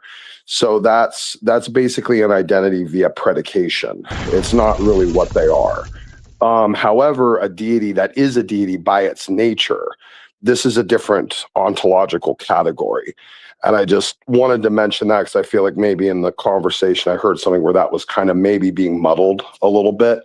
Just because someone from an exterior source can deify or predicate deity upon something doesn't mean it has the actual nature of the ultimate or a deity itself. So that was just one thing that came in my mind.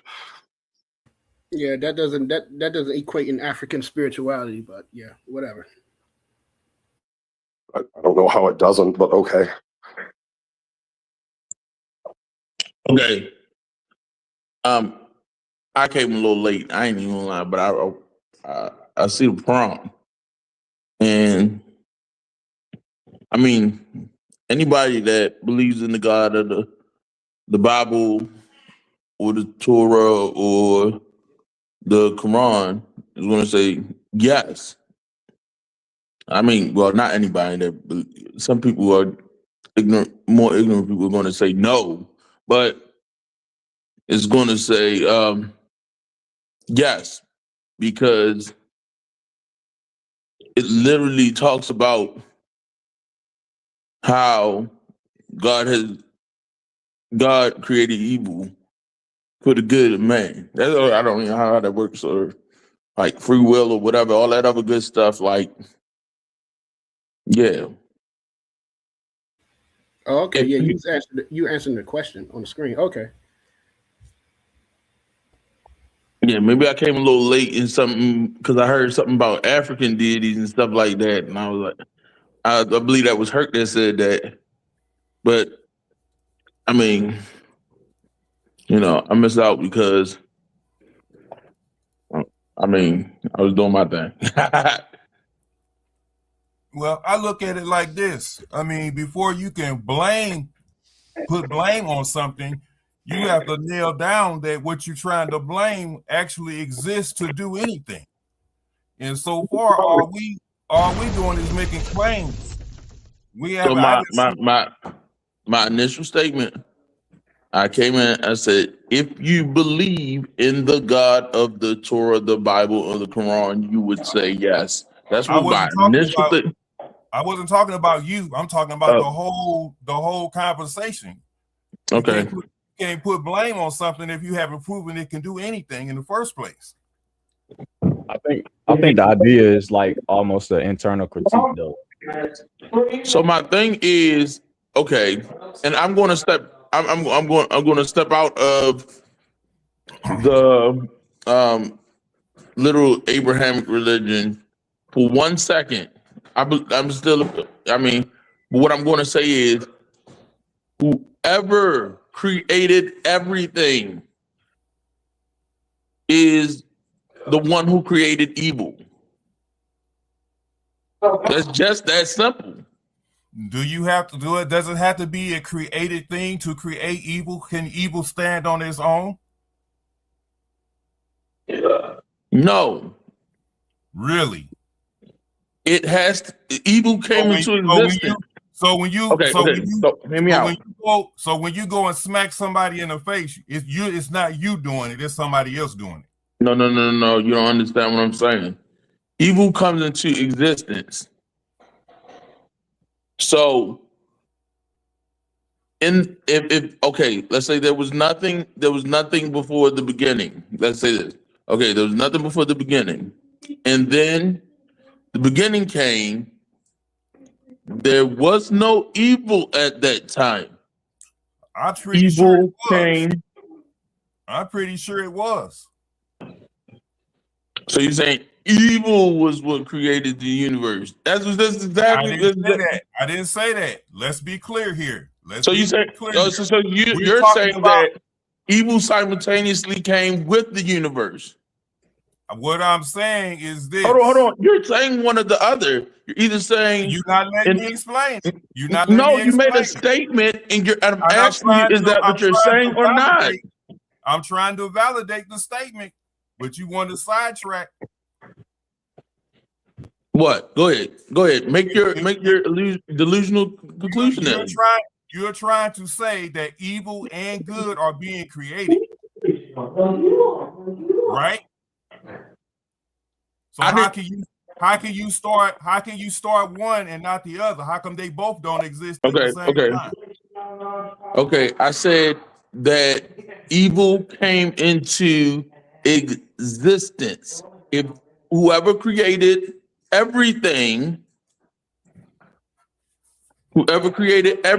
created evil because he brought it into existence. Or at this time. So you have to create good and evil. They just can't just exist and stand on their own. It had to be something to create both or one or the other. I'm going to go to another, I'm going to call it a religious concept, but yeah, religious concept.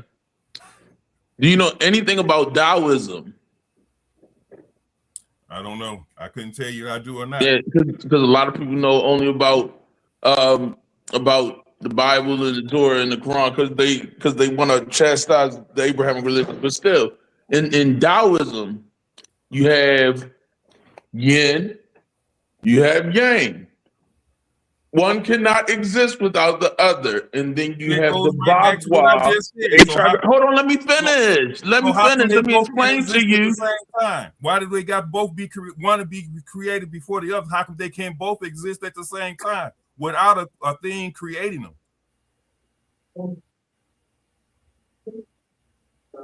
So can I say something? Since it sounds like y'all both talking past each other when y'all basically talking about the same thing.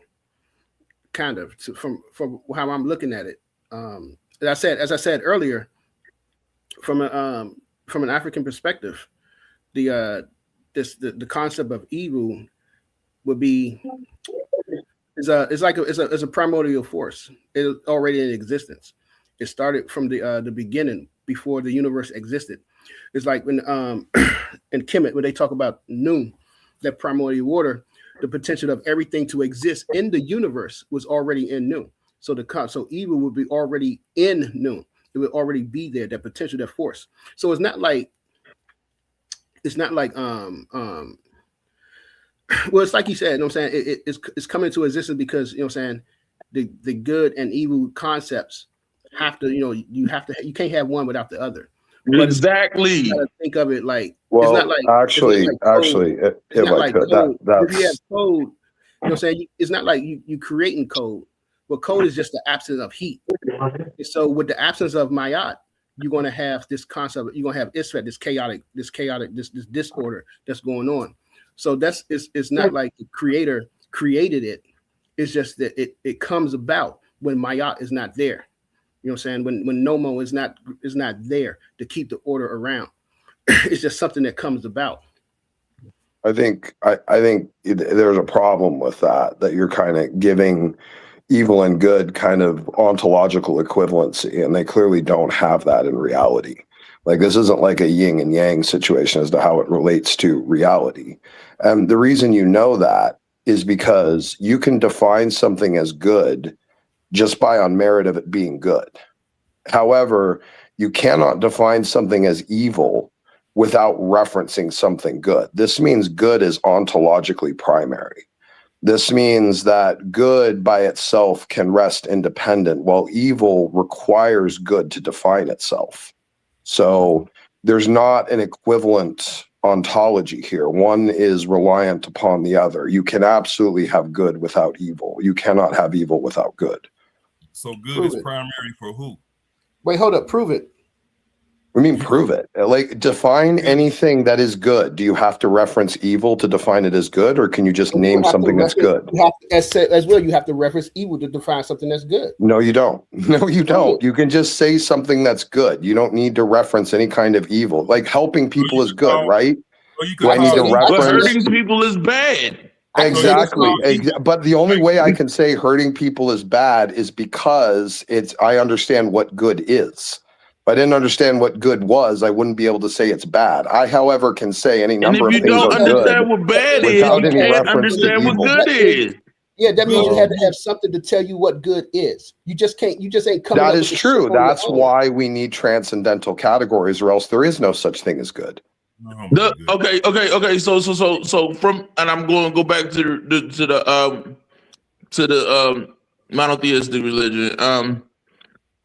In the Garden of Eden, the knowledge of good and evil was there. Therefore, it existed. It was created. You're saying it was created. It could be a transcendental property. That's just coexistent with reality in its nature, just like good and evil are. There's transcendental characteristics to these things that are beyond just our own subjective personal opinion. If it's just all our own subjective personal opinion, there's nothing really that's good or bad. Well, if and like I said, I'm going back to the monotheistic belief. If we're saying something is good or bad, and we don't have an objective reference point, and that's just an opinion, it doesn't mean anything. If you really want to get technical, that and people can't deny this. Most people can't deny this. I'm not going to say everybody can't deny this because not everybody grew up in a monotheistic whatever. But most people can't even say that their morals aren't brought up from especially people who are born into the Abrahamic religions. They can claim to leave 50 years later, 10 years later, 7, it doesn't really matter. But their origins, their morals, everything that they have been brought up on have been brought up by what God said was right. Oh my goodness! Stop it. I can get into those things, but I I'm not. don't know why anecdotal instances of people's own personal volition as to what they choose to believe means anything at all to this conversation. Hold on. No. Hear me out. God say, don't kill people. God says beat slaves. How about that? Why is it that evil has to be a category that needs to be created and not just a byproduct of something that was created? Why does it have this essence to you guys where it has its own kind of independent existence when it clearly is reliant upon the existence of good to even define itself? It's not even about like a separation. They exist together because in order for and I go back to the Taoism, and it makes sense because it makes sense with the monotheistic belief that God gave us free will. If free will is bunk. Okay, you can say that. All right, you can believe that. And I'm not telling you not to believe what you think you know. But what I'm saying is based off of the monotheistic religion, which I'm going by, and can you please stop cutting me off because it's disrespectful as shit. You cut me off before I even got finished. I'm just asking you to stop cutting me off because it's disrespectful as shit and let me finish. Let him finish. Yeah, you do be cutting people off your back, but go ahead and finish because it's still not rude for other people to cut you off just because you did it. But you do be doing it, just so you know. But go ahead. All right. I don't. But okay. Okay. Free will. If all things if we were only programmed to do good, or if all things were only good, then we would not have the option to do wrong, to do evil. I'm not saying it's right to do evil. I'm just saying free will gives you the choice to do good or evil. Say you land your plane when you do. I'm landing. I'm not rushing you. I would just sometimes you take long pauses and it's hard to tell. Even I was about to. No. I landed. I'm right in my ass face. I landed right in my There, so PWR right here. I'm gonna say this. I just want to say how you doing, DJ. That's Hey, all hold I on. want to say. Before you go, DJ Genesis, everybody listening, please do me a favor and share this live so everybody can get a bite of this. And we are going to hold the bat to the rules that he asked for. He asked that Nobody cut him off. So now we're going to make sure that he doesn't get to do it either. Right? Okay. All right. Because I was letting you go, but that's how you've been dominating the conversation a little bit, but it's because you do cut people off. That's how you end up getting the mic a lot. Is it all right if Oculus say something? Yeah, of course. Hey, my name is Oculus. Peace to everybody that's on the panel. DJ, what's up, baby? How you doing? Hey, what's up? Long time no see. Exactly. I've been really busy. I'll say this: the gentleman who was just talking, I think that he's absolutely right. I just think his delivery mechanism and the way he's articulating what he's trying to get out, he's trying to force feed it. I think he got a lot to say at one time, and he's trying to get it all out. But he's absolutely right about the way of the Tao, 100% right. And I don't want to go into a whole soliloquy about, how I can prove this, because I don't want to hog the platform. But I do agree with him 100%. That's what I will say. And DJ, what's up, baby? I just want to say that again. How you doing? How you feeling? I miss you. I miss you too. Was that you don't want to go into it any more further? That was it? Okay. Yeah, but you know how I get, DJ, so I don't want to. Like you should expound, because you're saying the Tao. Like, so what exactly about that? Because when we talk about Taoism, we talk about yin and yang, and it's like a thing where at one point, each thing exists at any different point and simultaneously. So the problem I'm having with is that people want to define things as separate when they all are a part of this one whole. 100%. Agree with that. 100%. There's never been a time in this universe, this multiverse, this omniverse, where good has existed without evil. There's never been a time in this omniverse, this multiverse, this universe, where evil has existed without good. You cannot have one without the other. I will say that. And I don't want to hog, because I know how I am. DJ, you know how I am. But I'm gonna say this is that what if we just take the word evil out the word and see balance versus imbalance, structure versus non-structure. Like, I think that what's happening is that because it's the word evil, there's a certain kind of, when we hear evil, it goes into our mind, and then there's this picture that we see of what evil is. But the bottom line is, if we take out the word evil, we say balance versus imbalance, structure versus non-structure, ease versus dis-ease. The bottom line is that when we do it like that, then it makes more sense to say that, yes, of course, that there is a dual nature to things, to say, okay, when either you're in a state of dis-ease or you're in a state of ease, you are in your balance or you're unbalanced. And then you'll be able to see that there are times in everything where both of these, where you feel either or, and one does not exist without the other, because there is a balance to everything. There is a other side. Everything has a nature, dual, even quadruple of nature. So yeah. Right, to expound on DJ 100%, I agree with it. That in this lifetime, in this reality that we exist in, I like to call it actuality. Most people might call it reality, but there is a dualistic nature to everything. So even in oneself, if I kicked in your door right now and I had an AK in my hand, you're not gonna pull from no positive perspective and say, hey, Mr. Robber Man, please don't rob me and my family. Please don't shoot nobody in here. You're gonna pull from that negative energy or that evil, right? We'll call it evil. And you're gonna say, hey man, what the fuck is you doing in my motherfucking house? And you're gonna open up fire, right? Cool.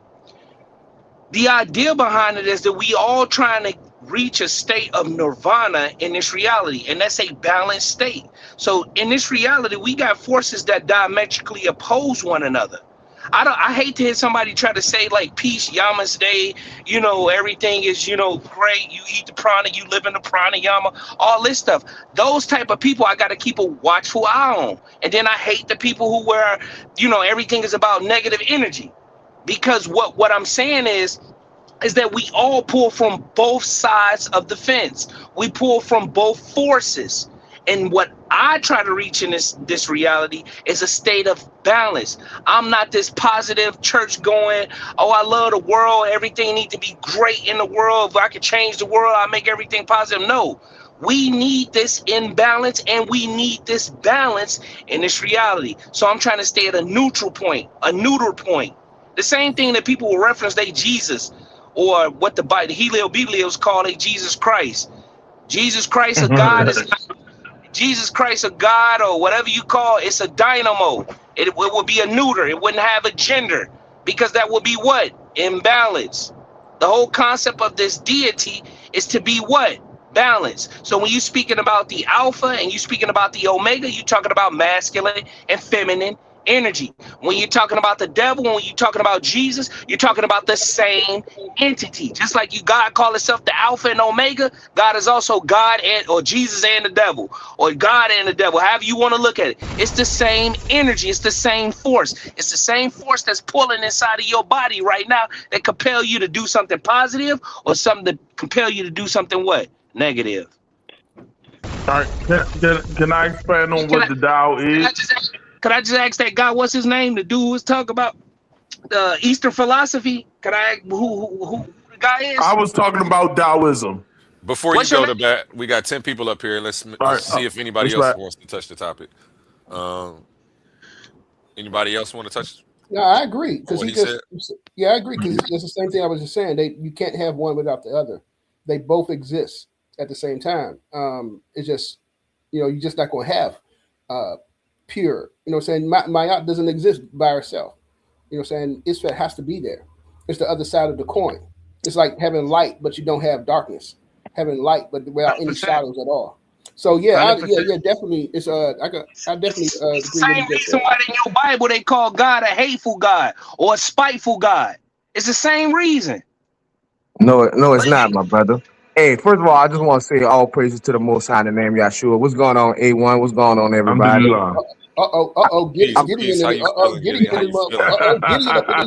And real quick, since we have Gideon to the panel, let me go ahead and run this ad on April 16th. That's a Thursday. You can go ahead and catch this one.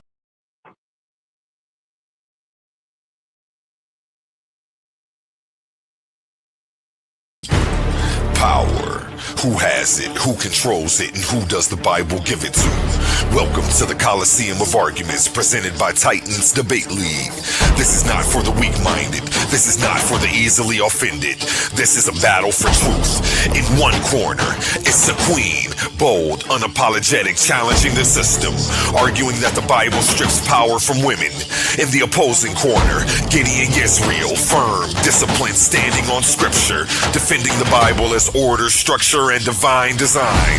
The question, does the Bible take power from women? Belief versus resistance, tradition versus challenge, scripture versus interpretation. No dodging, no soft takes, just raw intellectual combat. Who stands strong and who gets exposed? Step into the arena and witness it live. Coliseum of Arguments. Only the brave speak here. Are you not entertained?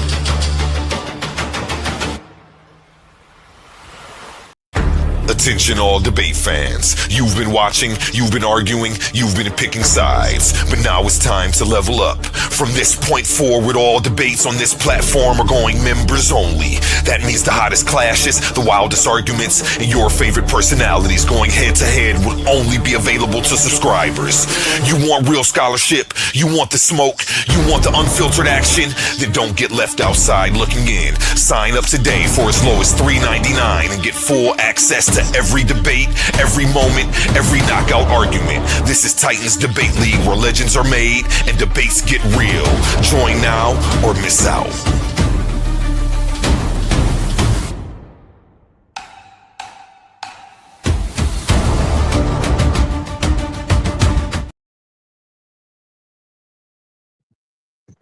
I like that right there. That sounds like a movie intro right that was there. good. That was nice. I like that shit. That is my first time here, but that's hard right there. Appreciate you. That was me on the voiceover. I do all my own stunts. Catch me next week. Messengers bringing law were meant. I'm joking. Some scholars like somebody. What's that? I'm gonna need you to. I'm gonna need you to do some of my stuff, like get my stuff cracking like that. God damn. Nah, you got divine revelation. The bat. You got the bat. You got in mute the up, bro. background. I don't know if you're watching a movie, Batman or something. But does the Quran say that Deborah, Sarah, Miriam, Hannah, Abigail, Huldah, or Esther are not prophets or were not prophets? Like Gideon, it was on you. Yeah, nah, I mean, just real quick, man. I'm just listening. The Quran does not Yeah, explicitly list those women. it's definitely a good topic. I mean, my bad. I'm hearing a lot of nobody off.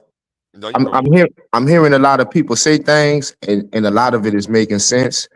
But what's crazy to me is, but when it comes to the Bible, the antennas just turn completely off and just ascribe it to God, like God is just some maniacal, character.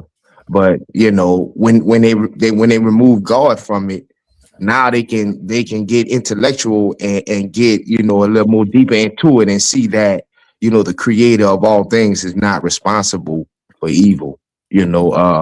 So like I say, man, they just like to pick and prod at the Bible for some reason. I don't know, but yeah, when just like how we're listening now, we hear what they think about evil, and they're not ascribing it to no quote unquote God. You know what I'm saying? So it's just funny how they like to lose all type of intellect when it comes to the Bible. That's all. All right, can I comment on that real quick? Hey, hold up. Earlier, Wait, real quick. I just want to say this. They quoted the Bible. I don't know who did. I think it was Humble. He's not up here though, but they did quote it. It was like the quote in the Bible with it. They said like the God said, "I created everything good," and he was something like that. Oh yeah, I was reading Isaiah 45:7. It's right here. Yeah, that's what it they quoted. says, hold on. I form the light and create darkness. I make peace and create evil. I, the Lord, do all these things. Quote unquote. Yeah, Can I say something real quick? Go ahead. I appreciate it. In regards to the gentleman who just actually spoke, that was Gideon. Gideon. I do believe there is some misrepresentation on. Could we all on the panel agree to say we all come from different walks of life and we all have different understandings, right? Will we all agree on that? Would everybody that agree on that just say just so I can use this as a you're right. You're right. Okay, cool. So Gideon, your notion when you use the word God is a different notion, right? Because if I ask you this question that I'm gonna ask, give me like 2 seconds, it's gonna be a different reference point of what I know. Not what I think, not what I believe, but what I know, right? So I'm gonna ask you this question. Define God. Because when you use the word God, right, you got a different understanding or belief system. I'm not gonna say because I don't know if you know. But when I use the word God, my reference point of what I know, knowing is facts. We know the sun coming up tomorrow, right? Believing is something different. In the word belief, it's a lot, right? So what I'm gonna say is define God. Because when they're using that coded science book, that Heliobiblios that you referencing, they're talking about something totally different than probably what your notion of what the word God is. You see what I'm saying? Yeah, so I would agree. Define God. That's what I need you to do. Yeah, so I would agree. Everybody have different walks of life, come from different backgrounds, but still in all, we have a body of knowledge and words that we all use, and they all have the same meaning. So when I'm talking I'm not talking about words in this colloquial sense of what we all just piggyback and bounce off each other. Oh yeah, you know what God. No, when I'm talking about science. And not only am I talking about science, because that Bible, again, going back to that Heliobiblios, that's Greek for holy Bible, referencing Helios dealing with the sun, Biblios, right? Also dealing with what? Time. Chronos, Biblios. You see what I'm saying? The inception of time predicated on the what? The sun. So can you define God? See, DJ, they don't know they talking to a scientist over here. DJ, I don't know if you still on the chat, but can you just define God so we can break down and we can meticulously break down who knows what based off what they're saying, and then see if people are even qualified to speak on what they're talking about. Because we're going to dig deep on everybody that's on this panel, and I'm not the end all be all. We're going to dig deep on everybody on this panel to see if they know what they actually talking about versus just talking. Define God. I like this guy. I like this guy right here. Yeah, I said I Shout don't want out to take Oculus over. Oculus. I don't want to Yeah. take over, but can you define God for me? Not Yeah, for no, what you think it is, not for what yeah. somebody told you a sky daddy, not for what that Bible say. Right. Define God. Right. Why you Very got so simple. much ill regard towards the Bible? Yeah, he about to No, burn we fast. not He gonna about get he about lost to in come crash, conversation. right? We not gonna hold on. We not gonna get lost in conversation. We Ain't not gonna nobody get say lost nothing inside. about the Bible. Hold on, But I'm listen saying, to me, listen to me, sir. We not gonna get hold on, lost. bro. We gonna Hold let on, bro. Gideon define God. This was Let him specifically define it. for Gideon. Thank You you. haven't let him Yeah. define it though. That's You where the keep confusion interrupting Yeah, him. come but you in got when a people lot get of interruption. You keep animosity. interrupting. Let Listen, him I don't define got it. For no animosity. reason. You don't know me to tell me I got Let him. Yo, animosity. can he define Bro, it I'm with the hearing in Bible? your voice. I hear the Hey, hatred You in your don't know voice. me to know what my Hold up, voice sound like with animosity. Capone, Let him hold up. define it. Brother, let him define it. Stop interrupting him. Let him define it. Yeah, man. It's very simple, and that's what get me about these, proclaim astute minds. They like God is very simple, creator of all things. See, the problem is that people walk around doing these definist fallacies. And what that means is they take a word that already has an established definition and they change it. So whatever you're trying to change God to being or whatever that is, no, it's just very simple, creator of all things. Okay, So, no problem. No well, problem. okay. Let me get it. Let me get it. No problem, you guys. I want everybody to hear his answer. I want everybody to hear his response. Right? That is not what God means. Right? Now, what he just did was he told me is that, So tell us what God means. I gave you mine. Give us I go yours. straight to it. God is anyone and anybody who's in control of a specific aspect of creation. You can find it in Black's Law Dictionary, 17th See, edition. that's In a your defining Stop, fallacy, my brother. slow down, please. When you spoke, I didn't say nothing. Let me finish. What is God? How do we define God? In Black's Law Dictionary, everything trumps your standard Oxford definition or your Webster Merriam definition. See, That's your the problem? I'm hold dealing with the on. ancestors. You dealing with some guy Can you named hear me? Strong. We're not Can dealing you with the hear me? Strong's law. Can you That's been hear out of me? style Let since him Can you land his hear plane, me? Gideon. Can you Let him come land his on, plane. please? I ain't interrupt you. It's about respect. So what I'm trying to say is defining God. Now, when we look at what God is, we can identify Gideon. What are you in control of? This is a specific aspect of creation. Maybe the spinal cerebral fluid that produces a child. What is a woman in control of? The colostrum fluid that balances the child's social skills, IQ, and immune system. So when we look at the 9 months gestation that holds inside the dang on apartment, aka the stomach or the womb that allows life. So when we looking at these words, remember what I'm saying. Don't just hear what I'm saying. Remember what I'm saying. I told you that Bible is a coded science book. On the surface, it's a dude that created the stars and the moon and woo-woo. But the individuals, the Masons, the brothers, the travelers like myself who actually helped create this, it's code. And if you're not eligible to decode the information, then you maybe shouldn't be speaking on the information because you're not qualified to decode it because you haven't traveled. You hear me? All right. That's all I'm saying. All right. So this the problem with what you're saying is that you think there's some type of invincible episode where there's like 100,000 different invincibles. That's what you're trying to do to the creator. So what you're saying is everybody is a creator. That's fanciful, bro. That makes no sense, bro. Because when I'm saying a creator, I'm talking about the one all be all. You're talking about different people and different I'm not. That's just what you're doing, bro. So I mean, instead You of getting telling me lost what in the I'm doing sauce, versus asking me what I'm no, doing. See, I'm hearing what you're doing. I hear it. You hearing and You're you're making responding, but you're you're not making these listening. vague definitions of a concrete thing. You asked me what God. Hold on, my brother. You asked me what God is. I gave you 4 words. When you said what God is, you just went off onto a mini soliloquy talking about women as gods. I'm a god, bro. That makes no coherent sense, my brother. Listen, yes, it does. I oversimplified it so a child can understand what I just said. It don't take no complexities. Okay, repeat it over. Who is God? Who is God? Start right there. Who is God? Anybody can look this up. Who is God? Word God. It's not We're who. not talking about looking up stuff. We're talking about. Listen, you asked the question, how you keep asking the question and compounding more questions on top of questions to make you sound like you right. Let me answer one question in totality. You'll get my understanding. Then you can respond. That's how conversation go, right? But you don't hear me though. All right, God is. No, God isn't want anybody in control of a specific aspect of creation. Facts. That's it. That's a Let me respond. problem. That's where you're false at. You say anybody.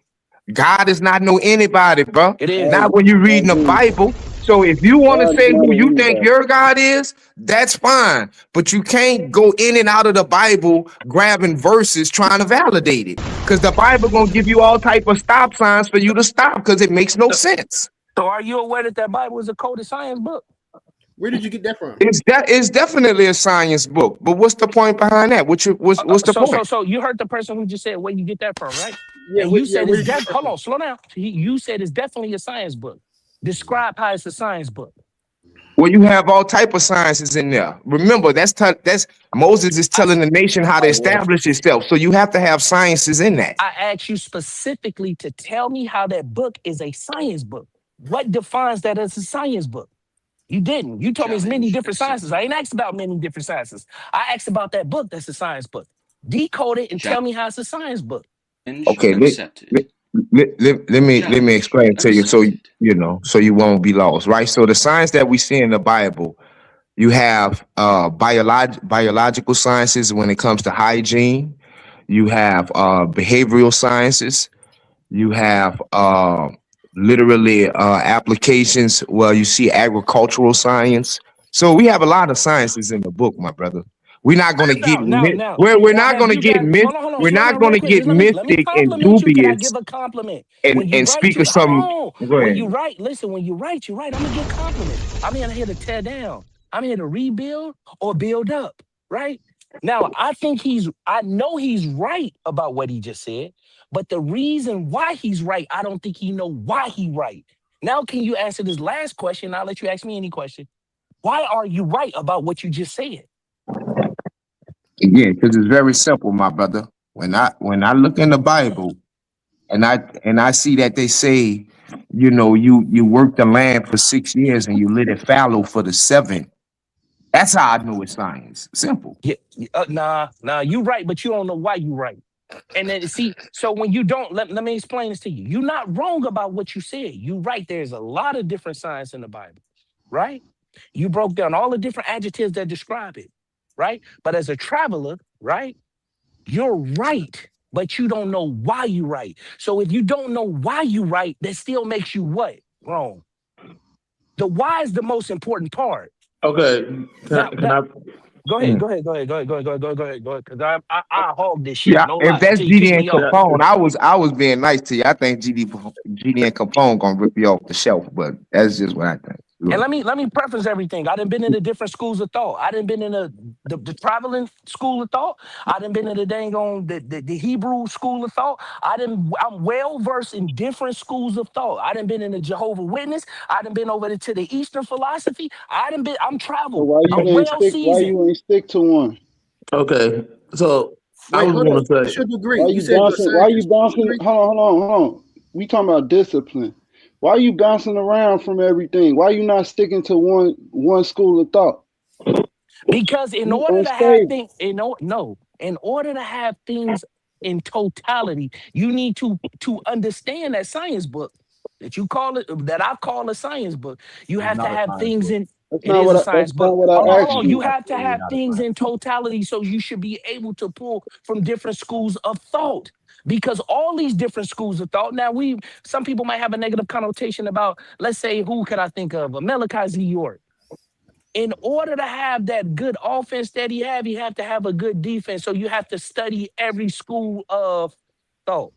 So don't ask me why I'm And you bouncing see what they around. Hold did to on. him, right? Because this science has been coded in different philosophies. This science has also been put into different religions for you to go out and seek knowledge or enlightenment so you can put it all together. But you know what people do is they get stuck in one school of thought and think that school of thought is the end all be all. It is not. That's And all I'm with saying. all of that, you know that there's a creator outside of yourself or anybody that's on this earth. No. Slow down, Ice Cream Chuck. It ain't no creator outside of myself. Myself is the Who creator. created the Yourself. sun? Hold on. Hear You me out, created Ice the Cream sun? Chuck. Ice Cream, You can you hear create me? did Listen you to me. did you create the sun? Yes, and I'm gonna tell You you why. created the thoughts? I want How? everybody to hear what I'm How? saying. He's gonna No, keep explain. No, compounding no, no, no. questions. Listen, I Explain want us him to how you keep created the compounding sun questions. and the stars. I want him Explain to that. keep compounding questions because that's how confusion set up.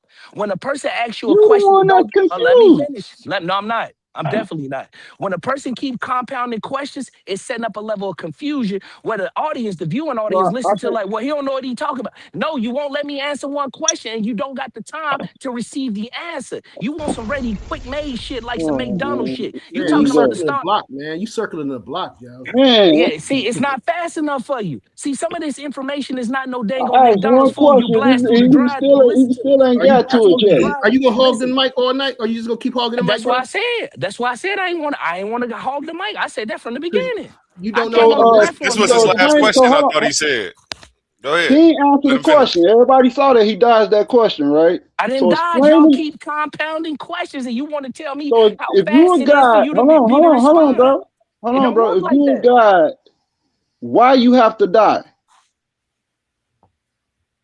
Say that again. What was this question? I If heard it. It you was a clear. God, why do you have to die? What you talking about death? What death, dying, and what? As a God? I'm confused with you. What's the question? Why do you have to Adam. die? I'm done, What Bro, the we bro. gotta hell? move on, Nah, yo. it ain't even no Oh, damn look, death. Like, what is this motherfucker talking about? It is not I'm no done, death. bro. All these There guys is with no doctor death. appointments, bro, they be killing me, bro. Yeah, this Messiah complex. These Okay, people this is be what I say, and I'll move myself off the platform off of this. I say it off this. First off, there is no death. Second off, this the next part. People want to ask questions. They want to tell you, we're talking about some shit. This motherfucker just asked me about the stars and the sun. Or death, stars, sun. Okay, cool. He want to give me 5 seconds to answer, and I'm supposed to have a ready-made answer for him. This shit is not McDonald's. You cannot run through the drive-through, get your food. Hold on. Get your food and slide through and you get off. That's trash. Some But of you this could shit be like answering it right now, listen though. to me. That's how I know you're not a See how they God. keep cutting me off? Some of this shit like grandma cooking. It gotta take a couple days, a couple minutes, a couple seconds, a couple hours to Nah, get this shit out in nah. totality. Hey, They one want to thing I give you a can say is time he ain't limit. cut nobody else off though at all. Thank you. That's So, what I'm because saying. That I'm is just not here to be the true. referee. So That's not I'm true. saying I ain't threw a flag on him yet. You feel Yet me? I don't do that. I let them talk. he And then keeps guess what getting they do? fouled every time he Yeah, touched the ball though. come on, cuz. And they want to compound You questions to getting create ripped up. confusion as if they right and they not right. That's a fact though. You sound like you had this conversation before, but you cannot I answer a just question directly. because you keep compounding questions to make you sound like you know what you're talking about. When I'm answering I the didn't question, ask. you asking a question. Ask Or him you one not doing question. it. You not doing it, but Answer other his people are doing question. it. I'm battling 4 motherfuckers on the Okay, stage. Think no, we about just it. want you to answer the one question. You never answered it. So I'm gonna try to do this as simple as possible. Go ahead. What's the question? I think he asked. Oh, ask him again, Capone. I said, if you a God, how did you? I said, how do you create the sun? And let him answer. Let him answer. Nobody say nothing. Let him answer. Oh, okay. The sun. Okay, creating the sun. First, let me get this out. The conscious mind of God, right, is all and all to be. There is nothing outside of the conscious mind of the Creator. That's why I want y'all to hear. The only thing that the conscious mind of the Creator doesn't know is itself. The experience that we're experiencing inside of this reality, and it's gonna go right into the sun. The experience that we're experiencing inside of this reality is the conscious mind of the Creator trying to become more forever aware of itself as itself. Anything in this reality that reaches the apex of perfection in this reality dies in that perfection. Listen to what I just said again. Don't let it slide over your head like a landslide. Anything in this reality that reaches the apex of perfection dies in that perfection. This is where you get the story. Hold on, please. Rich Gallatin. Hit it. I don't know who the hell is that. Somebody screaming in the mic. I can't hear it, bro. If somebody need to mute out. Somebody screaming in the mic. Facts. That's a fact. That's Hey. That's debate. I know y'all cannot. Y'all lying if You y'all gotta see y'all don't mute hear him. He walked away from the phone. Y'all gotta mute him. Who is that? All right. Somebody screaming in the mic. Go ahead. So this is what I'm trying to say, and I give it up. Let me finish. Anything in this reality that reaches the apex of perfection dies in that perfection. Where there is perfection, there is death. Listen to what I'm saying. Where there's perfection, there's depth. This is where you get your story of Adam and Eve in the Garden of Perfection after eating from the forbidden fruit. Now you surely die. This is what you see on an everyday level. Anything, any disease in this reality that reaches the apex of perfection, HIV working towards replicating itself so much so that it advances into the stages of age. After reaching that apex of perfecting itself by replicating itself so much so, guess what happened? You die and it dies. Look at artificial intelligence. Any illustration that you have seen artificial intelligence in, once it eradicates human beings as seeing human beings as inferior to its superiority, guess what happened? It self-destructs. Where there's perfection, there's death. So the inevitable question is, so it is above, so it is below. The question becomes, how could God be what? Perfect. Unless what I'm saying is actually true, God isn't perfect. But my brother, who is God? Because you said you're giving God Y'all to see everybody. I want y'all to see the the question. compounded questions. I want He y'all to didn't see the answer the compounded. question. I'm No, not but he answering ain't it fast he enough ain't for cut you off. you. He ain't cut you off though. That's what I'm saying. I'm not answering it fast enough for you and your satisfaction. I'm trying to get back Actually, you're to the not. sun. If that's what I'm you're trying trying to to do, get back to the sun. Hey, Oculus, do me a Come on. favor too. Drop your email in the private chat because we might need to get you Hey, a I don't know little how to. interview. I'm gonna keep it real. I ask DJ. I don't know how to do that shit. All I know how to do is when I see DJ online, I tell her, "Hey, send me the link," and I come Okay. up. I don't know how to do the. I ain't that fancy with the shit, nigga. Like keeping it a being with you. I don't know how to do that. But you God You can though. call me. You can call me. My number right. 444-810-00. You can't even answer the things that's in your reality, but you God though. 40418. What? All right, so can I answer Oculus's question? Oh, we got somebody in the back. Sorry, I didn't see you back there. Natty. Oh, Is that You cool? feeling, Natty? Yes, the back. Go ahead. I wanted to he said, is the Bible a science book? And I would say, if you define science as the study of, then yes, the Bible, the Quran, these are books of study. Hey, y'all can hear me? Yes, sir. These We can niggas hear hung you. up on me. No, we can hear you. Hey, y'all can hear me? Y'all can hear me? Yeah, I can hear you, Oculus. Oh, okay, cool. So what I was saying. Okay, you What muted happened? yourself. Now you muted. You muted yourself. yes. Okay, I'm back. Okay, so what But the I think the conscious other mind. brother was talking though. So He what was the asking you a question. But go ahead. So what the conscious mind of the creator did was, in order for it to study itself as itself, since it doesn't know itself, it is all and all to be. There would be nothing outside of the conscious mind of the creator. So the only thing left for it to do is to self-exploration, self-explore. This is why we all given individual names, individual experiences, individual family members. So the conscious mind of the creator can study itself. So when we die, guess what happened? The experiences that we have in this reality is downloaded back into the conscious mind of the creator. So it'll know what it is to be Oculus. So it'll know what it is to be whoever the person is controlling this channel. So it can know what it be. You guys get what I'm trying to say. Hold on, I want to appeal to the moderator. Can I? A1. So this is what I'm saying, my brother. So I asked the brother, and I'm quite sure he's a good brother. I asked the brother, what is God? And he give me a definition that makes all of God. But in his diatribe, he's talking about some God as if it's some singularity. So It's that's not what a I'm saying. Like singularity. when you talking to somebody, bro, who can comprehend and can So you saying he like, switched lanes? yeah, No, I he's like didn't Pick switching one lanes lane all and then over the switch place. the lane. No, Right. ain't That's switch what he's lanes. You ain't doing. stand. Gish Listen, no, I'm galloping. It's not. No, called I'm gish not. galloping. You're not staying in the lane long enough before you get Gish everything. gallop. Again, if we're talking about the universe, and we're talking about the inception of time, how is it gonna take me fucking 5 minutes for you to understand? I'm No supposed to break it profanity. down in 5 minutes, nigga? Because that's not what he Because asked you, man. That's not what he I asked just you. told you. He asked me who was God. I said anybody can control a specific aspect of creation. I said I'm getting to the sun. You wanted to ask me a question and then tell me how long. We're talking about the inception of But bro, time. I I'm asked you that supposed to about 10 respond. minutes ago. I've been I've said been the answered. answer. Listen, I've I've been been said answered the my answer. definition of God. Just listen. 4 I've Okay, what's been the words, said bro. question the on the table, answer. gentlemen? Forget The the recap. question is, what is God? I told you anybody's control of a specific aspect of So creation. why you keep You're going not back to a satiated. singular essence Listen, when you're talking? if you're not satiated with the Man. answer, don't say that I didn't answer. Just say you ain't satisfied with it. That's what you say. Yeah, Oh, you so keep saying we're not let letting me you. ask the question. What let him finish. what So we can move aspect of on, man. creation do you control? Hola, mi amor. ¿Cómo He already estás? said it. He already Because said it. you already just admitted that you can't even control your own device. Wait, well, what's the question? Say it again. What aspect of creation do you control?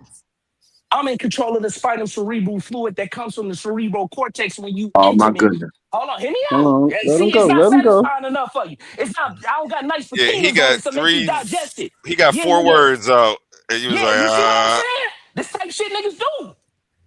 That And was I on ain't me. My bad, disrespecting. bro. That was Yeah, no, on me, bro. and you appreciate know it. I'm not Thank you. tripping on nobody. I Thank ain't you. tripping, but I'm just Appreciate pointing it. it out because I Listen, want everybody to take accountability. I appreciate it, thank you. Gideon. I I appreciate you appreciate the saying that. accountability. I Yeah, I just just appreciate want it. to 20 minutes, At the end man. of the respond We when he only day, here for finished. 20 Thank minutes, you for man. not arguing with me. but I mean, okay, y'all asking them if I questions gotta, though. It's an interrogation now. It's these almost niggas like an don't bust argumentality. down time, dimensions, this and another. They want me to answer that shit. It took billions of years for this shit. They want me to answer that shit in 3 seconds, nigga. God, watch the This shit language, don't Hey, work God. like I'm that. about to bring the timer out. Yeah, and watch the language. I'm about to bring the timer so you can get like 2 minutes, man. If you think if you feel you need 2 Okay. minutes to All right, cool. prepare I this take less dish, than we're 2 gonna let minutes. you cook. He asked me, what am I in control of? I'm in control of the spinal cerebral fluid that comes from my cerebral cortex when I'm intimate with my wife. The intimacy creates the friction, which creates the phi, which creates the pentagram. Well, the pentagram is based off what? Phi. The pentagram is also a portal. Reason why the woman's womb is a portal. And when you intimate, it creates that friction. Listen to how these words sound like derivatives of one another. That friction creates the heat. The heat creates the gas inside of the cerebral cortex. That alchemically change from a gas. All Come right. Can on, I come say on, man. something? Hold on, you Come gotta let on, him finish his King. time, and then I'll let you respond next. So the Natty.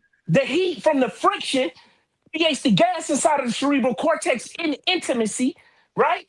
That travels and alchemically change from a gas into a liquid when it infuses with spinal fluid. That's the reason why a woman is considered a man's backbone. Hold on. Then the dang on semen is stored in the testes. It goes down the vertebrae, picking up all the genetic markers, then it's stored in your testes. Here's the reason why when a person tell you, man, he's sleeping with all these girls, man, he's stuck on effing stupid. Because semen is actually brain matter. So when I told you what is God, God is anyone and anybody's control of a specific aspect of creation. I just showed you how I'm in control of a specific aspect of what? Creation. Don't But get you're mad at the not. answer. Just say you don't like it. But you're And not in let's control of that. So anybody if look you up was what in I just control, said. You'll see hold what on, I'm hold on, talking hold on, about. hold on, brother. Let me ask you this. So every woman that you ejaculated in, did you produce a life? I'm taking from this. I yield. Oh yeah, sorry, sorry, Natty. It's on you. Well, I'm taking from this guy. He doesn't take responsibility. He thinks the woman's womb is a pentagram. No, it's not. It says in the Bible that God was with them in the womb. So if God can be in the womb, it's not a pentagram. Okay, appreciate you. Yeah. Who So wants to respond the to him brother. next? Go ahead, you got it, GD. So I just want to elaborate. So the brother is He misinformed hates on women. He's all, how the actual creator life, right? So he thinks just because he ejaculate in the woman that's gonna produce a life. That's not the case all the time. So if you in control of that, if so you saying every man that ejaculate, they should produce a child. That's not always the case, right? Specific things have to happen, part of your anatomy. You're not even in control of your own sperm, right? You talking about you control of the cerebral fluid that create the sperm. You're not in control of that, because once it come out of your body, you have no control over that. You don't even like these things is stuff Hold on part of real our quick. anatomy Hold on, that's GD. Come working, on. that's like Natty, can you turn your camera off or come back when you finish drinking and smoking? sorry, I'll turn my camera on. it's certain parts of the anatomy that work is autopilot, right? Through our genetic coding, right? And for this brother to say that he's in control of that, it's flabbergasting. So he's gish-gathering. He's using a lot of words that he probably don't even know the meaning of. But I'm gonna say that he do. But he using a lot of words in sequence that's not even making a complete thought. And he just trying to end it with a statement. When you just talking around, it's called gish-gathering. That's what you're doing. And people that learn could see that. Yeah. You even know how life come into this world. Yeah. But you a Are God. sperm cells dead or alive? Yeah, alive. What kind of cell? Right, and so sperm cells, dead or alive. Okay, you said they're alive. What he just explained is that they come down from your brain down your spine into your nutsack, and then that same thing gets ejaculated out into a woman, and it creates a human being. But before the actual human is alive, the sperm is alive too. Otherwise, you wouldn't be able to look into a microscope and see it wiggling around alive. So you're saying so you guys have to like expand your mental capacity to really understand what he's saying, because you're only thinking about the end result, but the actual result of what he is saying by something going this seminal fluid going into your thing. Listen, even women, when a man is having sex with her, there's a certain level of seminal fluid that actually attaches to her and actually can get into her system, and that's where you share like DNA and all kind of wild stuff going on with the man and all the things that happen. So I think that what's happening is that kicked off. Sorry. Right.